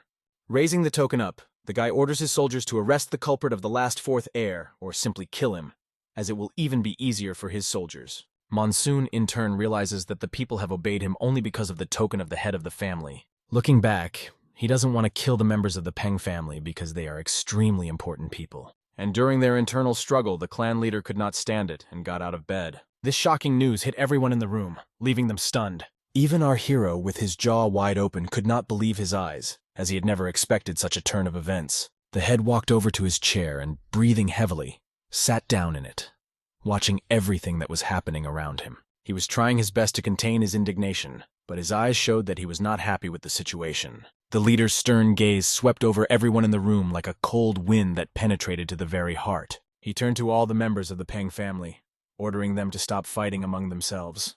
Everyone turned their attention to the master, who had been lying in bed for a long time, and now got up to settle the matter. At this point, De Hec realized that things were going badly. Everyone began to show their respect for the owner, paying him tribute. And it immediately became clear that this could mean only one thing. They had lost. The head of the clan had learned all about De Hec's son, and now he was wondering if he really served the On family. Hearing this, De Hec became even more angry. He clutched the clan leader's sign in his hands and realized that even his own father was putting spokes in his wheels, even at the very end. He asks his father why he didn't stay in bed, hinting that it would have been better not to interfere. With indignation in his eyes, he starts yelling at his father, blaming him for everything. If his father hadn't gotten up, the family wouldn't have been subjected to such terror. Monsoon looks at his brother with a desire to kill him, because he is facing a crazy traitor. This scoundrel declares that the Peng family is doomed, and only he can continue its existence. Monsoon, standing behind his brother, can barely contain his anger, unable to bear his insolence. How can he insult his father like that when he himself betrayed his family out of greed? De Hec, looking at his brother, orders him to shut his mouth, calling him a sucker who does not understand real life. The father, hearing all these arguments, realized who was really who. He saw the real faces of everyone and realized who was who in this family. The head of the clan decided to calm everyone down and said that every member of the family should bend the knee before the head's token, which was now in his hands. And it was at this moment that the warriors noticed that the young master was not holding a real token of the head of the family, but a fake one. It turned out that he had deceived everyone, using their lives to achieve his selfish goals. It was too much for everyone present. He had to answer for all his sins. The counselor realized that the situation was becoming too dangerous, realizing that his master would now be killed. The best decision for him was to run away as fast as possible. He ran as fast as he could, but Gavel noticed him, realizing where he was going, and decided to intercept him. The father orders the warriors of the Pen family to kill the traitors. It was an order that came from the leader of the clan. Everyone understood that this order had to be carried out immediately, because the soldiers who were defending De Hec would not last long. De Hec realizes that there is no way out of the situation, and things are going from bad to worse. Only certain death awaits him and his family, and everything has come to a standstill because of his stupidity. When he sees the swordsmen pointing their blades at him, he realizes that this will be the last thing he sees in his life. As the warriors continued to fight for their master, the battle was approaching its climax. He had already said goodbye to his life and thrown the sign, realizing that his chances of survival were almost zero. When he conceived this plan, he could not even imagine that everything would turn out so tragically. His younger brother, a famous fool in the neighborhood, took everything from him and ruined his life. The warriors of the head of the Peng clan fiercely fought these red bastards, not giving them a single chance. Monsoon had only one question left. Why did his brother choose the On family? Although his mother was from the On family, he was the master of the Pung family. How could he betray them like that? It was all just a cover. The mask behind his brother's soldiers hid the truth. They fought and died for only one purpose. The young master neglected the Pung family, putting only the On family first. He endowed his body with an aura in preparation for the final battle. He gathered all his strength and rushed at his brother, wanting to finish him off once and for all. Realizing this, Monsoon decides that he understands his brother's ambitions and, clutching his sword, decides to put an end to these criminal ties. With one powerful stroke of his sword, he strikes his brother Dehek, who has acted unworthily by betraying his family. Monsoon wanted to cut off the traitor's head, but decided only to cut off his arm, leaving his brother humiliated and defenseless. This is the end of their criminal relationship. The boy looks at his brother Dehek, who is now lying on the ground, missing his arm. Dehek is screaming and crying because he has lost everything he had and now finds himself in a hopeless situation. He will be severely punished, but Monsoon left him alive for a reason. Dehek still has unpaid debts. When it began to dawn, Dehek's counselor ran as fast as he could, trying to leave this dangerous place. Everything did not go according to plan. Everything went wrong. He can't go back, otherwise he will be killed. He is going to hide somewhere near the river. But suddenly he sees Gavel standing right behind him. She coldly remarked that perhaps he had seen her before, and curiously asked why he was running alone in the morning. The counselor yells that Gavel is not worthy of being Pen Musong's informant, and if she had just kept quiet, they would have won. He accuses her of making everything go wrong because of her efforts. How dare she stand in their way? The counselor points his fist at her, trying to hit her. But she is no ordinary girl. She is a first-class swordsman of the clan of the Chosen Celestial Assassins. And when she said that, it was too late to stop. He flew straight at her, not realizing that he was facing a celestial assassin. As a result, his head instantly flew off his shoulders. Gavel not only found him, but also fulfilled her mission. Looking at the waking sunrise, she realizes that they are closer to their fate, which is approaching them at a rapid pace. After the incident, the Peng clan's chief commander gathered all the dignitaries around a table, wanting to make sure everything was under control. However, most were concerned about the state of the chief himself, as he had recently gotten out of bed, and everyone feared that he might be overworked. To this, the leader confidently replied that he was fine, and that he could not stay in bed when such important events were taking place. Even though the Peng clan leader looked exhausted, he still started the meeting, showing his determination. He started with Monsoon, who had conducted an independent investigation and shared his findings. The medicine left behind by the Bloodtear clan was evidence of their previous attempts at attack, and after using the antidote on the third host, it became clear that they wanted to kill him. One of those present at the meeting shouted out that the Bloodslime clan had been defeated by the fourth host, and the rumor proved to be true. Monsoon also presented the clan's memos, which revealed evidence that the attackers on Hygron were linked to Pektahak. Senior officials carefully studied the memos and realized the full extent of the threat. All the pieces of the puzzle finally came together, and given what had happened, the head decided to make an important decision. He realized that his son Baek Daehyuk and the O family had been misleading them all along, scheming behind their backs. During an audit of expenses, it was discovered that some of the Peng family's property had been illegally transferred to the On family. After this information, the clan head felt a severe headache, realizing that the traitor was right under their noses. Monsoon watched his father and saw how difficult it was for him to make such a difficult decision. Monsoon said that the Peng family was rotten to the core, but they had the opportunity to pull out the cause by the roots and cleanse the clan of this rot. The head asked his son Monsoon what he thought about this and what they should do first. Since his father asked him about the problem that was of paramount importance and significance, Monsoon replied that they should start with the most rotten place. The young master went to the basement where his bound brother, Dehek, was being held. Dehek was tied to the wall. One arm was missing, the other was tied, and the smile on his face had long since disappeared, leaving only pain and hopelessness. When Monsoon got closer, his brother's greedy eyes, full of hatred, met his gaze. Dehek was completely broken and disfigured, but he did not retreat from his goal. He coldly asked why his brother had come to him. Monsoon only looked at him sternly with contempt and disdain, not hiding his feelings. The anger in his soul raged, and he sharply asked how much money Dehek had taken from the family, and how much wealth he had spent on his nefarious plans. At this point, Dehek starts laughing, realizing that his deception has been exposed and all the secrets have been revealed. But laughter will not save him, because the punishment is inevitable and has been chosen for him personally, without the right to pardon. To prevent any future attempts at rebellion, Dehek will lose the ability to fight, because his limbs will be deprived of veins. And if he thinks that's all, he's deeply mistaken. His brother, Dehek, a miserable traitor, will rot behind bars for the rest of his days, and Monsoon will constantly come to him, forcing him to listen to his accusations. Dehek started screaming at the top of his lungs, saying that he would never believe Monsoon and would not obey him no matter what. But there were words that sounded like salt in the wound. When Monsoon becomes the head of the family, the Pung family will be reborn from the ashes and return to the strong five in the Murim. Then he will become the true head, and I will personally come to him to tell him about my achievements, he continued with bitter mockery. Dehek will forever regret betraying his family, choosing the wrong path over the family that gave him everything. And when he realizes his loss, when Monsoon gets what everyone dreamed of, he will feel humiliated, asking himself, how will he feel when his younger brother, whom he considered unworthy of respect, surpasses him? This will force him to accept eternal imprisonment, and the suffering of realizing this will be even worse than the physical pain. Imagining this, Dehek began to beat his head against the wooden bars, promising that he would kill his brother.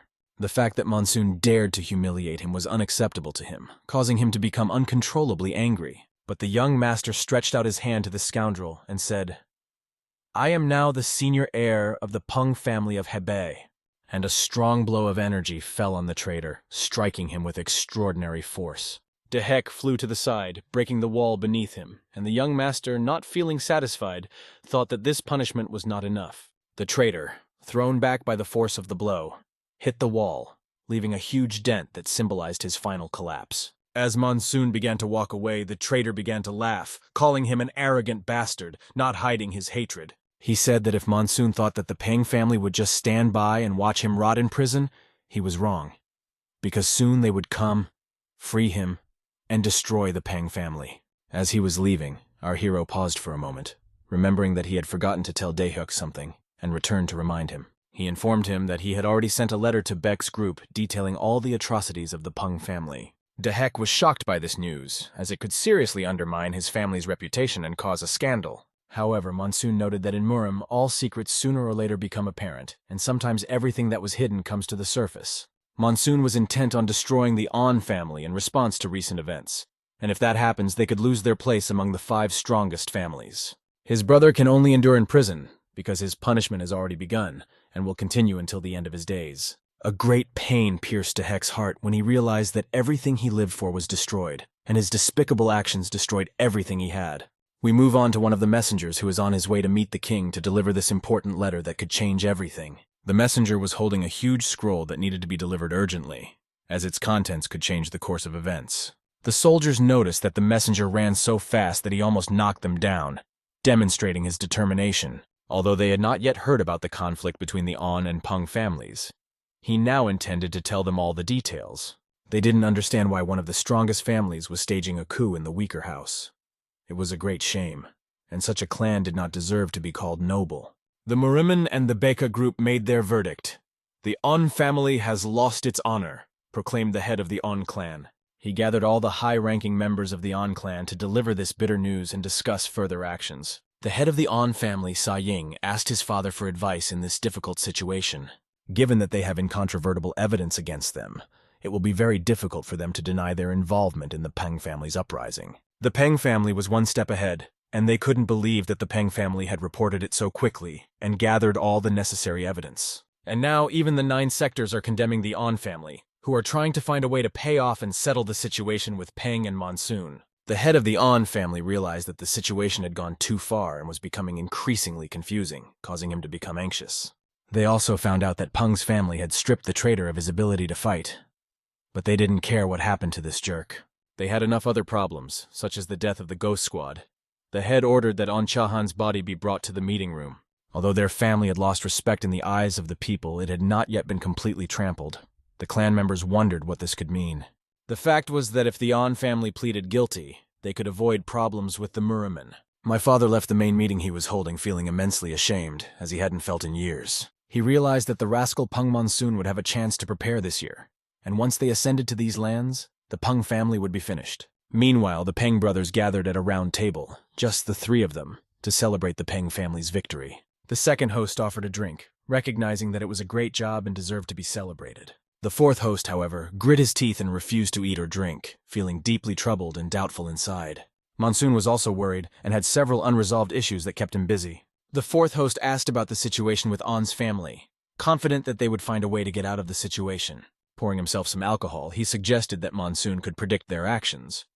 As soon as the An family felt threatened, they would immediately try to negotiate. This year, he believes the Peng family should focus on strengthening their foundation to be ready for possible threats.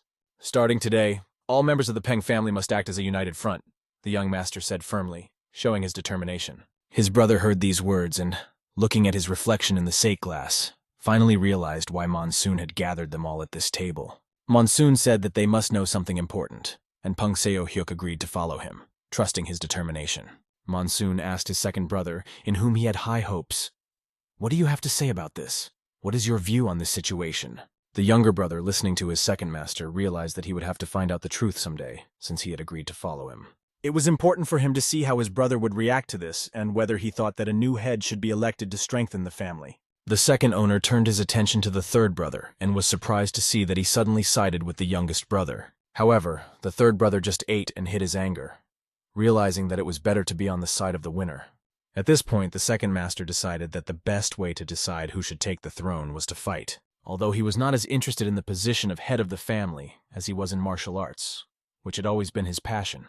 Monsoon completely agreed with him, because the second heir was known for his exceptional skill in combat. He was so skilled and talented that even Pendahek avoided competing with him. The second lord could not allow his younger brother to simply take over, because frankly the third lord was not really worthy of the position. Enraged, the second owner broke the glass in his hand, but immediately apologized for his outburst, claiming that he had not intended to offend the third brother. Despite everything that had happened, Monsoon decided that it was necessary to follow the traditions and rules of their family. Thus, it was decided to hold a competition to determine who would become the head of the family.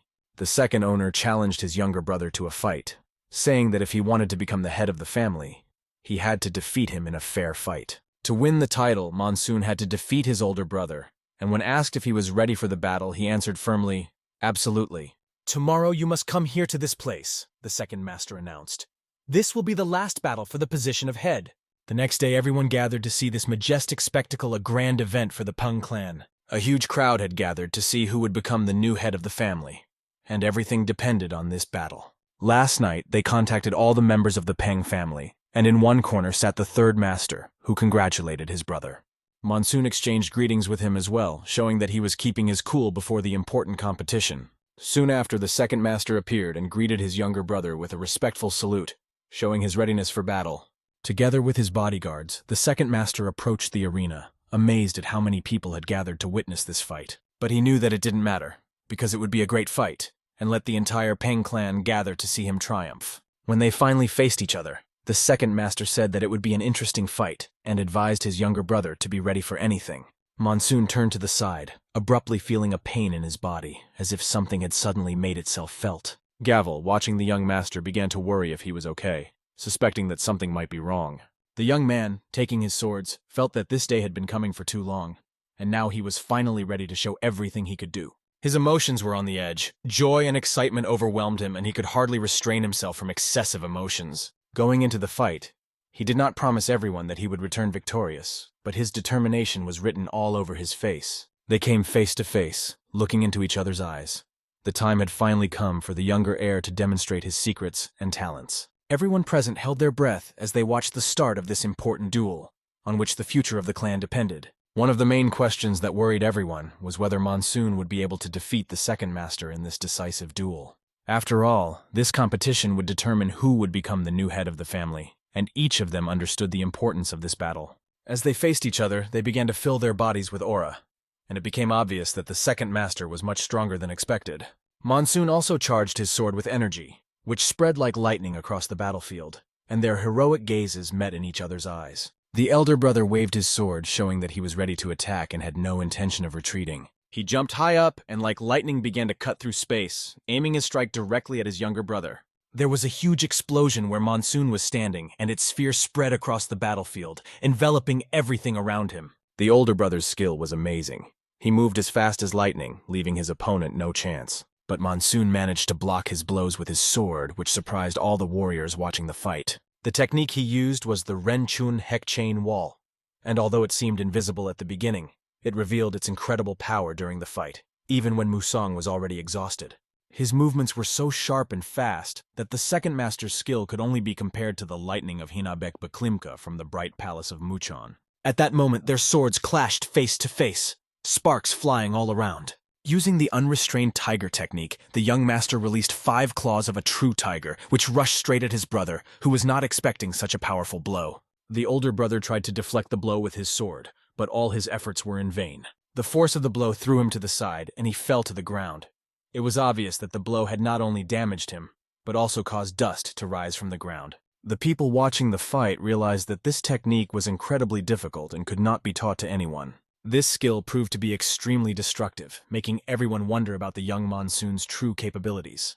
After all, the true skill of the Peng family, according to the young master, is the ability to fight against all odds and use strength in any situation. He realized that victory in this battle depended on the ability to fight despite any limitations. The place where the huge explosion had occurred was completely destroyed, and the brick floor was broken into small pieces, showing how powerful the equipment was. The brothers met each other's eyes, assessing their skills. At first, the young owner was confused, but now he understood why they were urgently brought together. Apart from Dehek, all the important family members had gathered here to see who would become the new head. Yesterday at the table, they had agreed that uniting the Peng family members around one of the contenders would be a difficult task. Everyone had to follow whoever was chosen as a result of this competition. That is why today's fight was strongly initiated by the second master, who was already preparing for a possible defeat.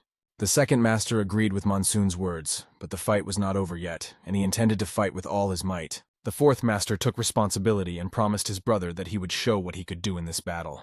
Meanwhile, a chariot was approaching not far from them, heading toward the 2 guards. The guards did not want to accept strangers. They were offended that while the 3rd and 4th heirs were fighting, they were just standing in the sun. They did not understand what kind of trade caravan was approaching them, and why it was moving in their direction. The caravan was so long that it raised even more questions, because the guards were not expecting guests to arrive. They stopped the caravan and demanded that its members introduce themselves and explain who they were. One of the boys on horseback introduced himself, explaining that it was their first time. "I am a young master from the Gimchok Traders Guild, and my name is Gim Onaman," he added, confirming his affiliation with the Venerable Guild. The enormous energy ball formed by the clash of swords gave the competition an epic and grandiose feel. The brothers confronted each other at the highest possible level, demonstrating all their skills. The battlefield was filled with sword maneuvers that merged into a single dance of battle, impressing everyone present. People turned their attention to the 4th heir, noticing that his speed had increased significantly, and he was as fast as the 2nd heir. His technique resembled the lightness of a feather. His shimmering sword and the iron-teeth sword of the Raging Tiger were classic Peng family techniques that aroused the admiration of the onlookers. The warriors could not even believe that one of them was so good at martial arts, demonstrating a skill that was on the verge of perfection. The high-ranking officials realized that these young men had mastered all the techniques of their family, and they were especially impressed by the 4th heir. The second brother landed a powerful blow that caused him to fly to the side, but he quickly regained his position. The distance between them was considerable, but they all continued to demonstrate impeccable skill in combat. It was not just an amazing fight, but a real legendary duel that will go down in the history of the Pung family. The second master had almost exhausted his strength, feeling it gradually leaving him. In contrast, his younger brother seemed completely untired, continuing the fight with the same determination. Monsoon looked at the second heir and realized that this was indeed the most legendary fight of his life. But suddenly, the second master stopped suddenly, declaring that it was enough. He said that he would not pretend anymore, and his fiery aura filled the entire space around him. Swinging his sword, which seemed to cut through everything around him like fire, he showed his true power. Incredible energy surrounded the second master, and he decided that he would end it all now. He gathered all his strength, trying to impress the audience and create an unforgettable sensation. His younger brother, seeing the initiative, supported him, and people watching these techniques could not believe that such things existed. One of them had just created the Stan Soul Power Sword. It was a young master who was also ignited with a new energy so powerful that it even heated the air around them. Their confrontation was so powerful that Monsoon's colleagues began to worry, sensing the danger of this duel. They recalled how the young master had used this technique to kill on Shahan, using the sword of Stan's soul power and a piercing red lightning strike. A sword capable of creating an entire wall of souls and piercing it with red lightning was a true miracle. The young master, burning with energy, looked at his brother and promised that he would do his best to win. The second master had been looking forward to this moment, and even the asphalt under his feet was beginning to boil from the fiery energy he was radiating. And so they rushed at each other, ready to cross their swords in a decisive clash. Their fight shone with new colors, and the energy of their duel exploded, filling the entire battlefield. At this time, the head of the clan did not watch his children fight for the throne, but went to the cemetery, seeking peace. He stood by the grave and remembered how he used to walk with the boy who was everything in his life. He remembered that beautiful boy with a book and a thirst for knowledge, who was always there for him. But now there was only a brick plaque at that spot, testifying to a past that would never return. The clan leader asked his advisor if his sons were still fighting. This was incredible for the head. Who would have thought that the younger brother would someday claim the position of head, and all of this is happening because Jin Haik was protecting Monsoon. If you recall, they also once fought for the right to become the head, and now history seems to be repeating itself. It seemed like the defeat was quite recent, but so much time has passed since then. Every time it rains, he recalls his fight with his brother, feeling mixed emotions. The head also remembered the fight very well, and these memories permeated him, causing him to smile slightly. He thanked Enzuyu for doing all the work for him. But Yanhu, his advisor, responded by asking him to shut up and focus on getting better. But suddenly, the clear sunny day turned into stormy weather, and lightning from the fight cut through the sky. The head and his advisor looked in astonishment in the direction from which the lightning came. They were not imagining it. It was red lightning, and it was the same wall of souls that his grandfather had shown him as a child. The head knew that Monsoon was interested in ancient manuscripts, but now he wondered if his son was trying to achieve what his father had failed to do. The clan leader asked his advisor if his sons were still fighting. This was incredible for the head. Who would have thought that the younger brother would one day claim the position of head? And all of this is happening because Jin Haik was protecting Musang. If you recall, they also once fought for the right to become the head, and now history seems to be repeating itself. It seemed like the defeat was quite recent, but so much time has passed since then. Every time it rains, he recalls his fight with his brother, feeling mixed emotions. The head also remembered the fight very well, and these memories permeated him, causing him to smile slightly. He thanked Enzuyu for doing all the work for him, but Yanhu, his advisor, responded by asking him to shut up and focus on getting better. But suddenly, the clear sunny day turned into stormy weather, and lightning from the fight cut through the sky. The head and his advisor looked in astonishment in the direction from which the lightning came. They were not imagining it. It was red lightning, and it was the same wall of souls that his grandfather had shown him as a child. The head knew that Monsoon was interested in ancient manuscripts, but now he wondered if his son was trying to achieve what his father had failed to do. He was not far away when he heard about the duel, and he immediately rushed over. The young master was happy to see him. The guest asked how their merchants were doing. Everything was fine. The situation had stabilized, and they had decided to pay more attention to supporting the Pung family. He opened a box that he was going to give to the young owner.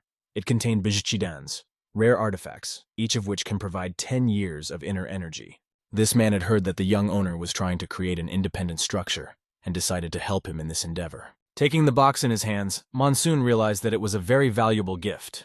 He asked why he was receiving such a gift, promising to put it to good use.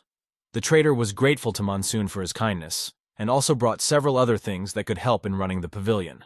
The traitor emphasized that he had remembered to check all these things and had heard about today's duel for the head position. This made him realize that the young owner had won, and the decision was made in favor of Monsoon. The merchant was happy to hear this, because now Monsoon was the head of the Ping family. Suddenly, the third owner runs in and exclaims with joy, "Little brother, where have you been? Share your joy with your big brother." He hadn't noticed that the young owner had visitors, but Monsoon decided to introduce them. "This is the young owner of the Kimjak Trading Group," he introduced the guest. Kimjak also introduced himself as Yongman from the trading group, and this immediately aroused his brother's interest. The fact is that the On family is in decline now. The influence of the Moran clan has weakened, and they want to take this chance to expand trade in North Hebei. This was a great idea for the merchant, and he could hardly believe that his older brother was interested in trading as well. They should talk about it in more detail. However, the third owner did not want to discuss trading at all, and could not believe that his brother really wanted to do it. Monsoon, noticing his hesitation, whispered in his brother's ear that this was a great opportunity for him to learn something new and expand his horizons. Of course, the young master organized this meeting to discuss all the details. A few days later, the Ping clan raised the tiger flag over their home, symbolizing a new stage in their history. All the warriors gathered to greet the new clan leader and celebrate this solemn moment. It was the head of the clan who stood in front and waited for the new heir who would become the head today. Today, his journey begins, and it was a moment that everyone was looking forward to. Monsoon walked along the high road, passing by all the legions of his army, accepting their tributes in confirmation of his leadership. The boy climbs the stairs to the pedestal, feeling the importance of each step. In his head, he hears words that sound like a bad dream. "Warrior, answer me. Who will be the last survivor?" The words of the demon that haunts him. He recalls his path from the very beginning of his existence to this moment, and how many difficult trials he had to go through. Along the way, he recalls the moment when his father gave him the name Pen, making him part of the family. As he climbs up, the boy realizes that all his efforts were not in vain. The father looks at the young heir, at the boy who was just a child recently, and now will become the head. Is the fourth heir ready to take responsibility for the future of the Peng family? Monsoon promises to lead the family on a true and stable path, vowing to fulfill this duty. He vows to protect the Peng family even in the next life if necessary. The clan leader approves of his promises and hands him a symbol of power, a tadema. The box is held out to the boy, and he receives the tadema directly into his hand, feeling its weight and significance. As part of his inheritance, he is also given the Sword of the Air, a symbol of power and protection. The warriors watch this solemn moment closely, realizing its significance. Musin himself did not expect such a gift from his father, as it was a special honor. The family heirloom, a red bone blade, is a real jewel for their entire family. The head of the clan emphasizes that one should not be surprised. Along with the status of the head, Musin receives this sword. This blade is given to him to protect the Peng clan, as a symbol of responsibility and strength. With its help, it must become a sword that will protect the clan from all enemies. Monsoon felt a lump in his throat and almost burst into tears as he realized the greatness of this honor. His father put his hand on his shoulder, giving him support and confidence. He addresses everyone present, officially announcing Musan as the new head of the Peng family, and this moment will be remembered forever. The brothers accepted him, the warriors supported him, and everyone shouted with one voice, "Glory to the new head!" Feeling the weight of the sword in his hands, Monsoon realized that it had been used by the leaders of the Pung family, and this sword was extremely heavy, just like his new responsibility. Unusually for a young master, he raised this sword up and solemnly declared that from now on he would do his best. His goal is to make their family invincible, to make their clan prosperous, and to make the people in it live well. And this is only the beginning of his journey, not the end. A few days later, Monsoon was walking down one of the book streets to an important meeting. Inside, he was already met by many hosts who wanted him to join the council. Monsoon thanked his uncle for the invitation and expressed his gratitude to everyone for the honor of taking the seat of honor. He began with a report on the state of the army, noting all the key points. Later, he began his conference with the army chiefs, where he addressed important strategic issues. Monsoon asked a lot of smart questions that a head of a family has to solve. His advisor watched the young master and was impressed by his quick wit and ability to react quickly to all situations. Monsoon was able to easily manage both combat and words, setting the right tone for the discussion. The test was passed. He could be trusted with the family. The representative who was responsible for the army report waved his hand, recognizing that Monsoon was going to change the family's fighting traditions. He was amazed that the new head had decided to abandon some of the established practices to adapt the family to modern requirements. "Our family has been pushed out of the top 5 strongest, not only because of the Stand-Soul Sword of Power," said Monsoon. "We need to say goodbye to all the outdated techniques and replace them with ones that are in line with modern progress." The second host asked Musong what techniques he wanted to replace in the family's combat system. Monsoon replied that many Pung family warriors use cold steel, and he plans to remove the restrictions on access to the Yangsogak library, allowing even those without their blood to use all the resources. Even members of the Tan family will be able to use this knowledge depending on their bloodline. "If we don't get rid of this relic of the past, the Pung family will always be inferior to others," concluded Monsoon, emphasizing the need for change. "We need change until the family can cope with the difficulties," continued Monsoon, emphasizing the need for reform. Suddenly, a young man ran into the room, apologizing for interrupting the conversation. He had an urgent message for the clan leader that needed to be delivered immediately. Everyone present began to worry, trying to understand what kind of urgent message could have disrupted their meeting so much. After reading the message, Monsoon became visibly nervous as several armed men in black were seen approaching the meeting place quickly. There were about 60 of them, which meant a possible threat of attack. The men in black were probably from the Demon Squad, which caused even more anxiety among those present. Up until this point, the demon sect hadn't made itself known, and this seemed rather strange, raising suspicions. "The head will take care of everything," they reassured him, but advised him to be careful because it could be a trap. Back to these people who seemed very strange.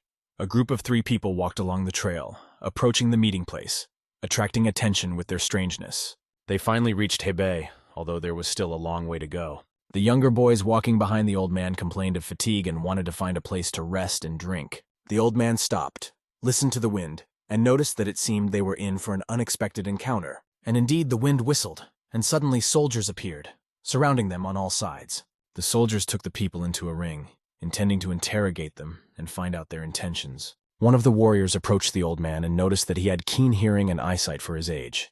It was the head of the Wind Demon Squad, Ma Ying, who was considered the first and third blade of the Soul Alliance, if he was not mistaken. The old man noticed that the warriors were emanating powerful energy, and he asked curiously who the efforts were directed at. Was it not the Peng family? Ma Ying replied that he wanted to use the old man as a bait to get to Chihong, and that his plans were non-negotiable. But you don't need to know that, he said, stalling for time and pointing his sword charged with demonic energy at the old man. The old man realized it was a trap. He smiled, comparing the Hebei tigers to dogs, and decided to take off his mask. The warriors who were coming to meet the Hebei tiger watched in amazement as the old man took off his mask, saying that they could see the real one. The amazed warriors saw that the mask was made of human skin, and the man known as the strongest in the world was standing before them. If you have heard the legends about me, then do not let your guard down, because the strongest man in the world is standing right in front of you, he said, looking at them menacingly. Only those personally chosen by Hong can become members of this order, strictly following the traditions of Keonam. These warriors are obsessed with the art of using cold steel, and their fighting spirit is incomparable. They are led by Do Hong himself, one of the 3 most powerful warriors who fights for the title of the strongest. The moment the mask was ripped off, the attacker realized that he had messed with someone he should have avoided. He planned to kill several members of the Alliance to provoke chaos, but something went wrong. How did he even get here? This old man should have taught his children to hold a sword a long time ago, not to interfere in the affairs of warriors. Hearing his opponent's words, Do Hong just laughed, as if he had heard a long-known joke. He had come to sanctify the tiger with his gaze, but on the way he met only miserable insects. His journey was not in vain, although he did not catch a large prey. But the encounter with the pack of young men spurred him on to action. By activating his demonic illusion, the old man made the man feel as if he was facing death itself, his gaze piercing the soul, turning it into prey. The atmosphere suddenly became so heavy that his soldiers could not take a step, as if they were paralyzed. They fell one by one without even engaging in combat. But their battle was interrupted when the historian appeared, boldly addressing them. Who could dare to do such a thing? Suddenly a horse rode right into the battlefield, kicking up a cloud of dust. And it was the tiger himself in person. The enemy looks at him and does not realize what kind of beast is in front of him. The old man instantly realizes that he has met the tiger earlier than he expected, and this makes him change his plans. The barbarians, seeing the tiger's blade, realize that they had better run away while they still have the chance. The young master arrives at the scene to find out how the clan's demons dared to set foot on the territory of the Pung family. He swings his sword to harm his enemies and teach them to respect his authority. But their leader suddenly disappears, moving to another point, avoiding the blow. The warriors notice him climbing a high mountain, intending to observe the events from above. Using his demonic techniques, he prepares to attack the head of the Peng clan himself from the mountain, like a predator waiting for its prey. His goal is to assess how strong this master is and see if he can withstand his mighty power. As he watches from the top, he sees the battle between the demonic sect and the warriors of the Peng clan gathering momentum. The young master skillfully deals with his enemies, smashing them one by one like cracking nuts. However, when he looks up, he notices the old man, who is terrifying with his eyes alone. The owner felt a cold fear grip him as he recognized the familiar face. It was the same old man, the head of the Alliance, from his memories. But what was he doing here? The young master's thoughts were interrupted by an unexpected attack from a warrior who rushed at him with a sword. The attacker swung, trying to inflict a fatal blow that would have ended the master's life. However, the young master easily repelled this attack with his sword, as if he had incinerated the mosquito with fire. Judging by the techniques, these soldiers belonged to the Wind Demon Squad, so he needed to deal with them as soon as possible to finally meet the head of the Alliance. He rushed at this scoundrel who dared to attack him, deciding to quickly finish off the enemy. They clashed swords, and the enemy barely deflected his powerful blow, feeling incredible pressure. The young master realized that he had to act even more forcefully, and his crushing attack fell upon his enemies. They could not understand how this young warrior could be so powerful. The head of the demonic alliance watched the battle from the sidelines, amazed at the young master's extraordinary strength. Hong's daughter decided to just watch from the top of the mountain as they fought, not interfering in the battle. They shouldn't have waited for help. They had to find a way to act on their own. However, the young master cut everything in his path with his incredible strength, and some of them, seeing his techniques, began to run away in panic. They pushed off the ground and began to retreat immediately, trying to escape. One of them, taking a desperate step, activated 3 gusts of demonic wind, directing an attack at the host. The attack was quite strong, creating a whirlwind around him. But for the clan leader, it was just a game. He managed to create a hurricane with a single sword strike at the point where he directed his power. His opponent could not believe that his technique, which he considered a masterpiece, was dispelled with such ease. This guy was much stronger than their entire army. Even the most powerful warriors of the demon clan would not have been able to withstand him, but the young clan leader had destroyed them ruthlessly. The young master looked at his sword, feeling proud, for this blade made of red bone was a true divine weapon. It deserved to be called divine, because no one survives a collision with it. Some of the warriors who survived the battle began to run away, realizing that their fate was already sealed. But the guy, quickly maneuvering around the perimeter, ruthlessly destroyed them one by one. He crushed his opponents, literally trampling them into the ground, leaving them no chance of escape. When he caught one of them, he declared that he would not escape, because death had already overtaken him. He wanted to show the servants of the Wind Demon their fatal mistake. He lifted the head of the leader of their group and coldly said that he was already dead. The master had ordered them to surrender, or they would all die, and they had no other choice. The soldiers looked at each other and realized that they had only one way out. They knew what to do in such a situation. These scoundrels activated the self-sacrifice technique, which illuminated everything around them with a purple light, and the young master found himself right in the center of the action. This technique meant that they were all about to explode, causing a huge explosion that could destroy everything around them. The master glanced towards his soldiers to warn them of the danger, because these scoundrels were about to explode and they had to retreat immediately. These traitors staged a mass suicide, which was an extreme form of madness. The head of the alliance was watching and realized that it would soon be over if they exploded. His old ears might not be able to take it. The warriors could not believe that it looked like this. The pinnacle of martial arts. But coming down from the top, Du Hong managed to prevent the explosion.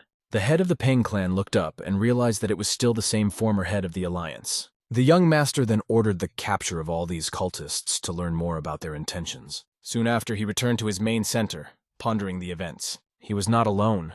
He took with him the head of the alliance, who still could not forget these events.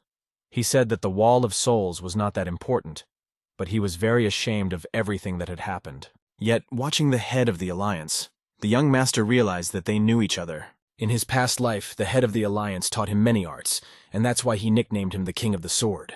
It is a great honor for our host to meet Do Hong again in this life. The former head of the Peng clan asked Do Hong what the purpose of his visit was. Was he here to visit his young master?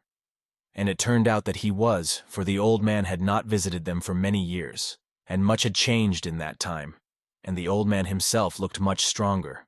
The former head of the Peng clan invited the old man to feel at home, to recuperate and rest, and Monsoon would keep him company. Du Hong noticed that they were trying to keep him as a teacher, and he was interested. But having assessed the young man's skills, he realized that he could really use a teacher.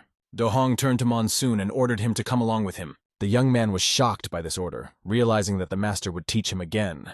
When he met Master Do Hong face to face, the young master was even a little shy, feeling the greatness of this warrior. The old man, taking up his sword, emphasized that as the head of the Peng clan, he must always be ready for anything. Pulling his sword out of its sheath, the old man decided to have a duel with the young man to test his strength. Without hesitation, Monsoon expressed his desire to attack first, and the old man led him, watching as the nimble boy swiftly rushed to attack. Noticing the spark of determination in Monsoon's eyes, the old man realized that he was looking at a real rebel, full of confidence. Do Hong skillfully dodges the young opponent's blow without losing his cool. He just wants to evaluate the skills of this young man, to find out what secrets he is hiding. Having dodged the first blow, the old man continues to masterfully avoid attacks, as if playing with his opponent. After the third unsuccessful attack by the young man, the old man crouches down, swings his stick, and points it toward the boy, demonstrating his superiority. The boy managed to deflect the unexpected blow of the master, trying to keep his defense, showing his endurance. His reaction was quite good,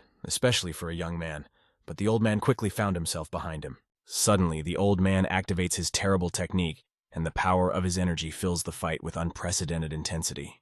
The boy sees many blades moving directly toward him. Of course, he expected something like this from Do Hong. Dodging the attack, the young hero maneuvers with incredible agility, deciding to change his tactics since the old man has already figured out his previous techniques. The boy dodges the blows like the wind, twisting the opponent's technique, and filling his sword with energy, he shines like lightning, rushing at the old man. The old man likes such fights because he has always preferred strong opponents to weak ones. The warriors watched the fight from the sidelines, and the head of the alliance was in a great mood, not believing his eyes at how skillfully he fought the guy. Indeed, the head of the alliance skillfully maneuvered, dodging blows and moving like the wind past the young man's attacks. He warned him that he would now strike much faster and spun in the air like a spinning top, preparing for a lightning attack. Having accumulated his energy, the old man mastered his technique, and the sword flew out of the cloud and almost pierced the boy. The force of the blow was so powerful that the boy was thrown to the side as if from an explosion. It was the first time in a long time that he was thrown to the side like that, and he broke all the barriers on his way. The warriors watching this fight could not believe that the training could be so tough. The head of the Peng clan stood up, shook himself off, and noticed that the wall he had crashed into had cracked as if it had been hit by a bomb. He wiped the spittle and blood from his face, deciding that he would attack again despite his wounds. The old man, seeing his persistence and perseverance, was pleased and allowed the boy to attack as long as he had the strength. The boy decided that he would fight until the old man recognized his skills. The head of the alliance, not supporting with words but only with actions, taught in practice, not in theory. He imitated his opponent's martial art to recognize his weaknesses, and directed these shortcomings against him. The warriors, observing the boy, noticed that although he fought desperately, his strength was still insufficient.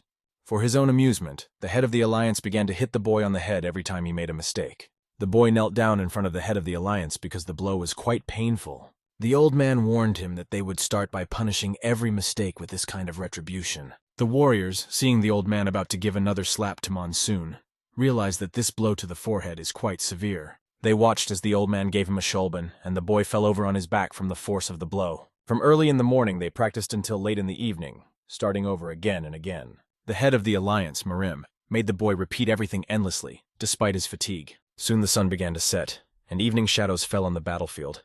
Our hero was lying on the ground, exhausted from the battle, with a big bump on his forehead. An old man asked him if he was okay. The guy was looking at the sunset, and everything was fine. But at that moment, he was immersed in memories of his past life. Suddenly, he disappears from this place and moves to the time when he was a student of the head of the alliance. Back then, the old man used to beat him almost to death to achieve results and temper his spirit. The old man noticed that the boy was the first to smile after being beaten, and he liked it because he was looking at a real warrior, persistent and strong. Approaching the boy, the old man ordered him to stay where he was, putting his hands on his forehead. Touching with 2 fingers, the old man transferred his energy, which began to fill the young master's body, and he began to use the technique he had seen before. It was the sword of the iron teeth of the rampant tiger, a technique that could heal his wounds. The old man noted that the iron teeth sword of the raging tiger was an imitation of a great warrior's technique. Looking at the young man, the old man assessed him as very mature for his 20 years, but still understood that his path would be difficult. He should not boast, but walk this path steadily, and the old man knew what choice this young man would make. The old man stretches out his hand and hands the boy a tablet, emphasizing that he will have to establish a connection with the sword of the power of the walls of souls. If he fails, the tablet can be exchanged, as the head of the family also mentioned. The boy is grateful for the training, but realizes that this plate shows his affiliation with the Soul Blade Alliance. Having realized the value of this thing, the boy begins to rejoice, realizing that it opens up new prospects for him. He sincerely thanks the head of the alliance, Muram, for such a generous gift. When the soldiers saw the golden badge, they began to envy the boy, because only a few people in the world managed to get it. They knew that the owner of this golden token could ask for anything, even from the head of the alliance. The boy, realizing his situation, decides to take advantage of the opportunity and ask for one favor. Having noticed his trick, the old man realizes that he's a real hooligan with intelligence and wit.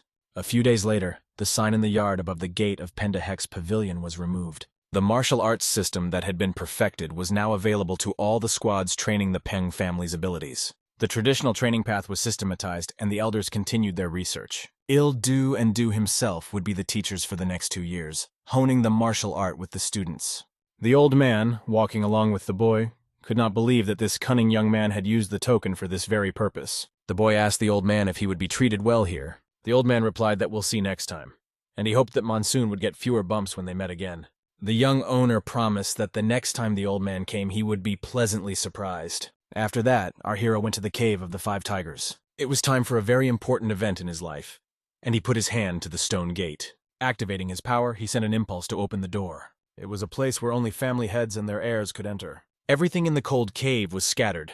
Books, including the Old Testament, were lying chaotically, giving the impression of an abandoned place. The owner, who was going his way, passed by this mess without stopping and continued to move forward. The walls of this cave were made entirely of black river stone, which gave the place a sense of gloom and mystery. There were sword marks on the walls, which not every intermediate-level master could do.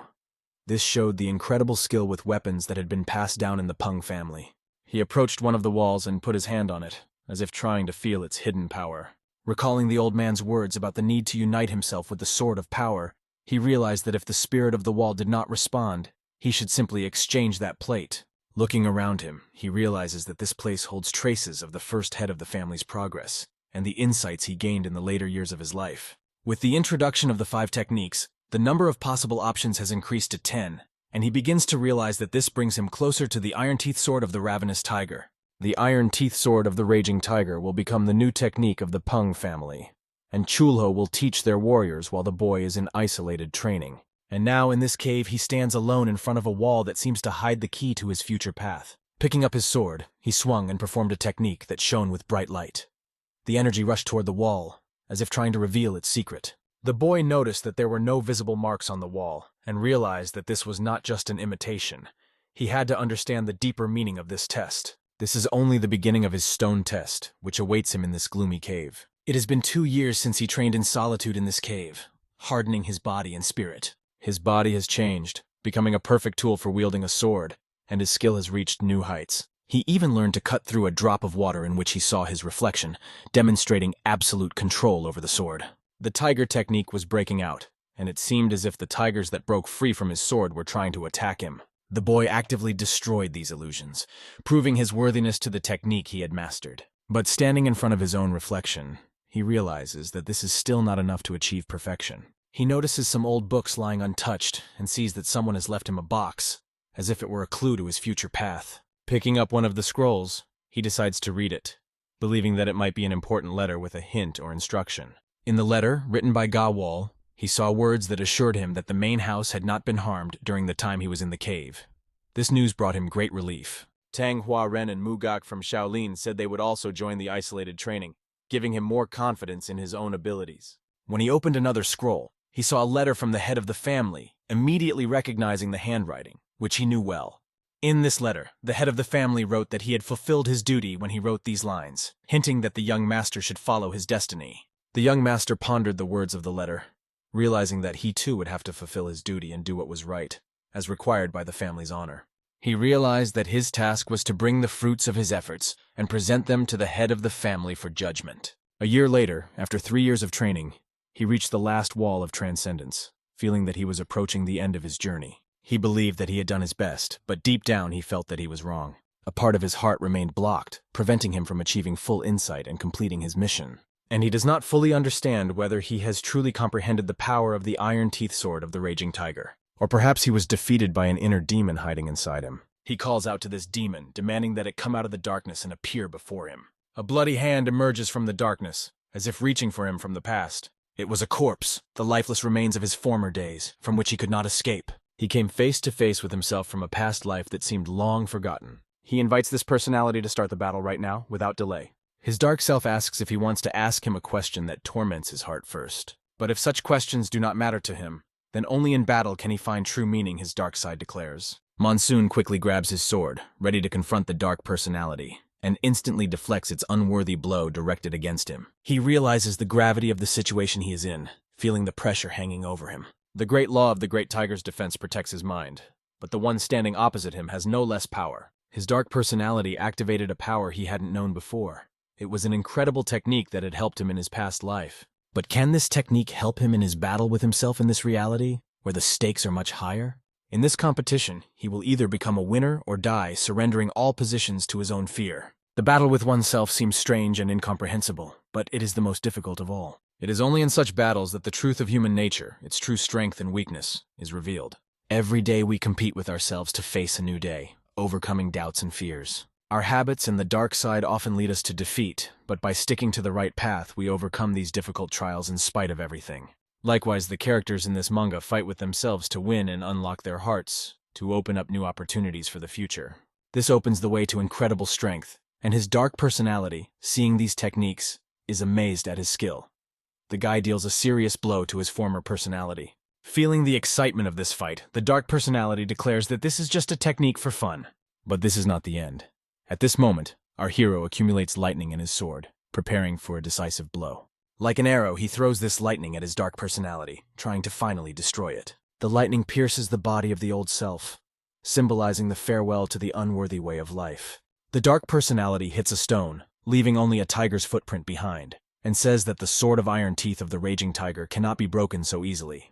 She asks if this technique was the white tiger that jumped nearby. The boy, noticing the complexity and beauty of the technique, admits that it was a truly remarkable achievement. He wonders if he could defeat the heavenly horse with this skill, to which his dark personality replies, "The head of the demon sect is strong, but he is only human. Did you know that?" "Yes, I am aware of this fact," the boy replies, recalling how they met and how this truth was revealed. His dark personality points a finger at him, dissolving like sand. All the laws of battle that he had developed now belonged to him alone, and at that moment, his dark personality disappears, crumbling into ashes. It was a majestic ending. The boy had overcome himself, gaining an inner victory. Feeling the presence of the heavenly lotus, which opens only when the level of transcendence is reached, he realizes the greatness of his achievement. Realizing that the time has come to act, he goes out, saying goodbye to the past and leaving behind everything that has hindered his development. Moving forward, the guy realizes that everything he has experienced has become a huge achievement for him, opening up new opportunities and horizons that previously seemed unattainable.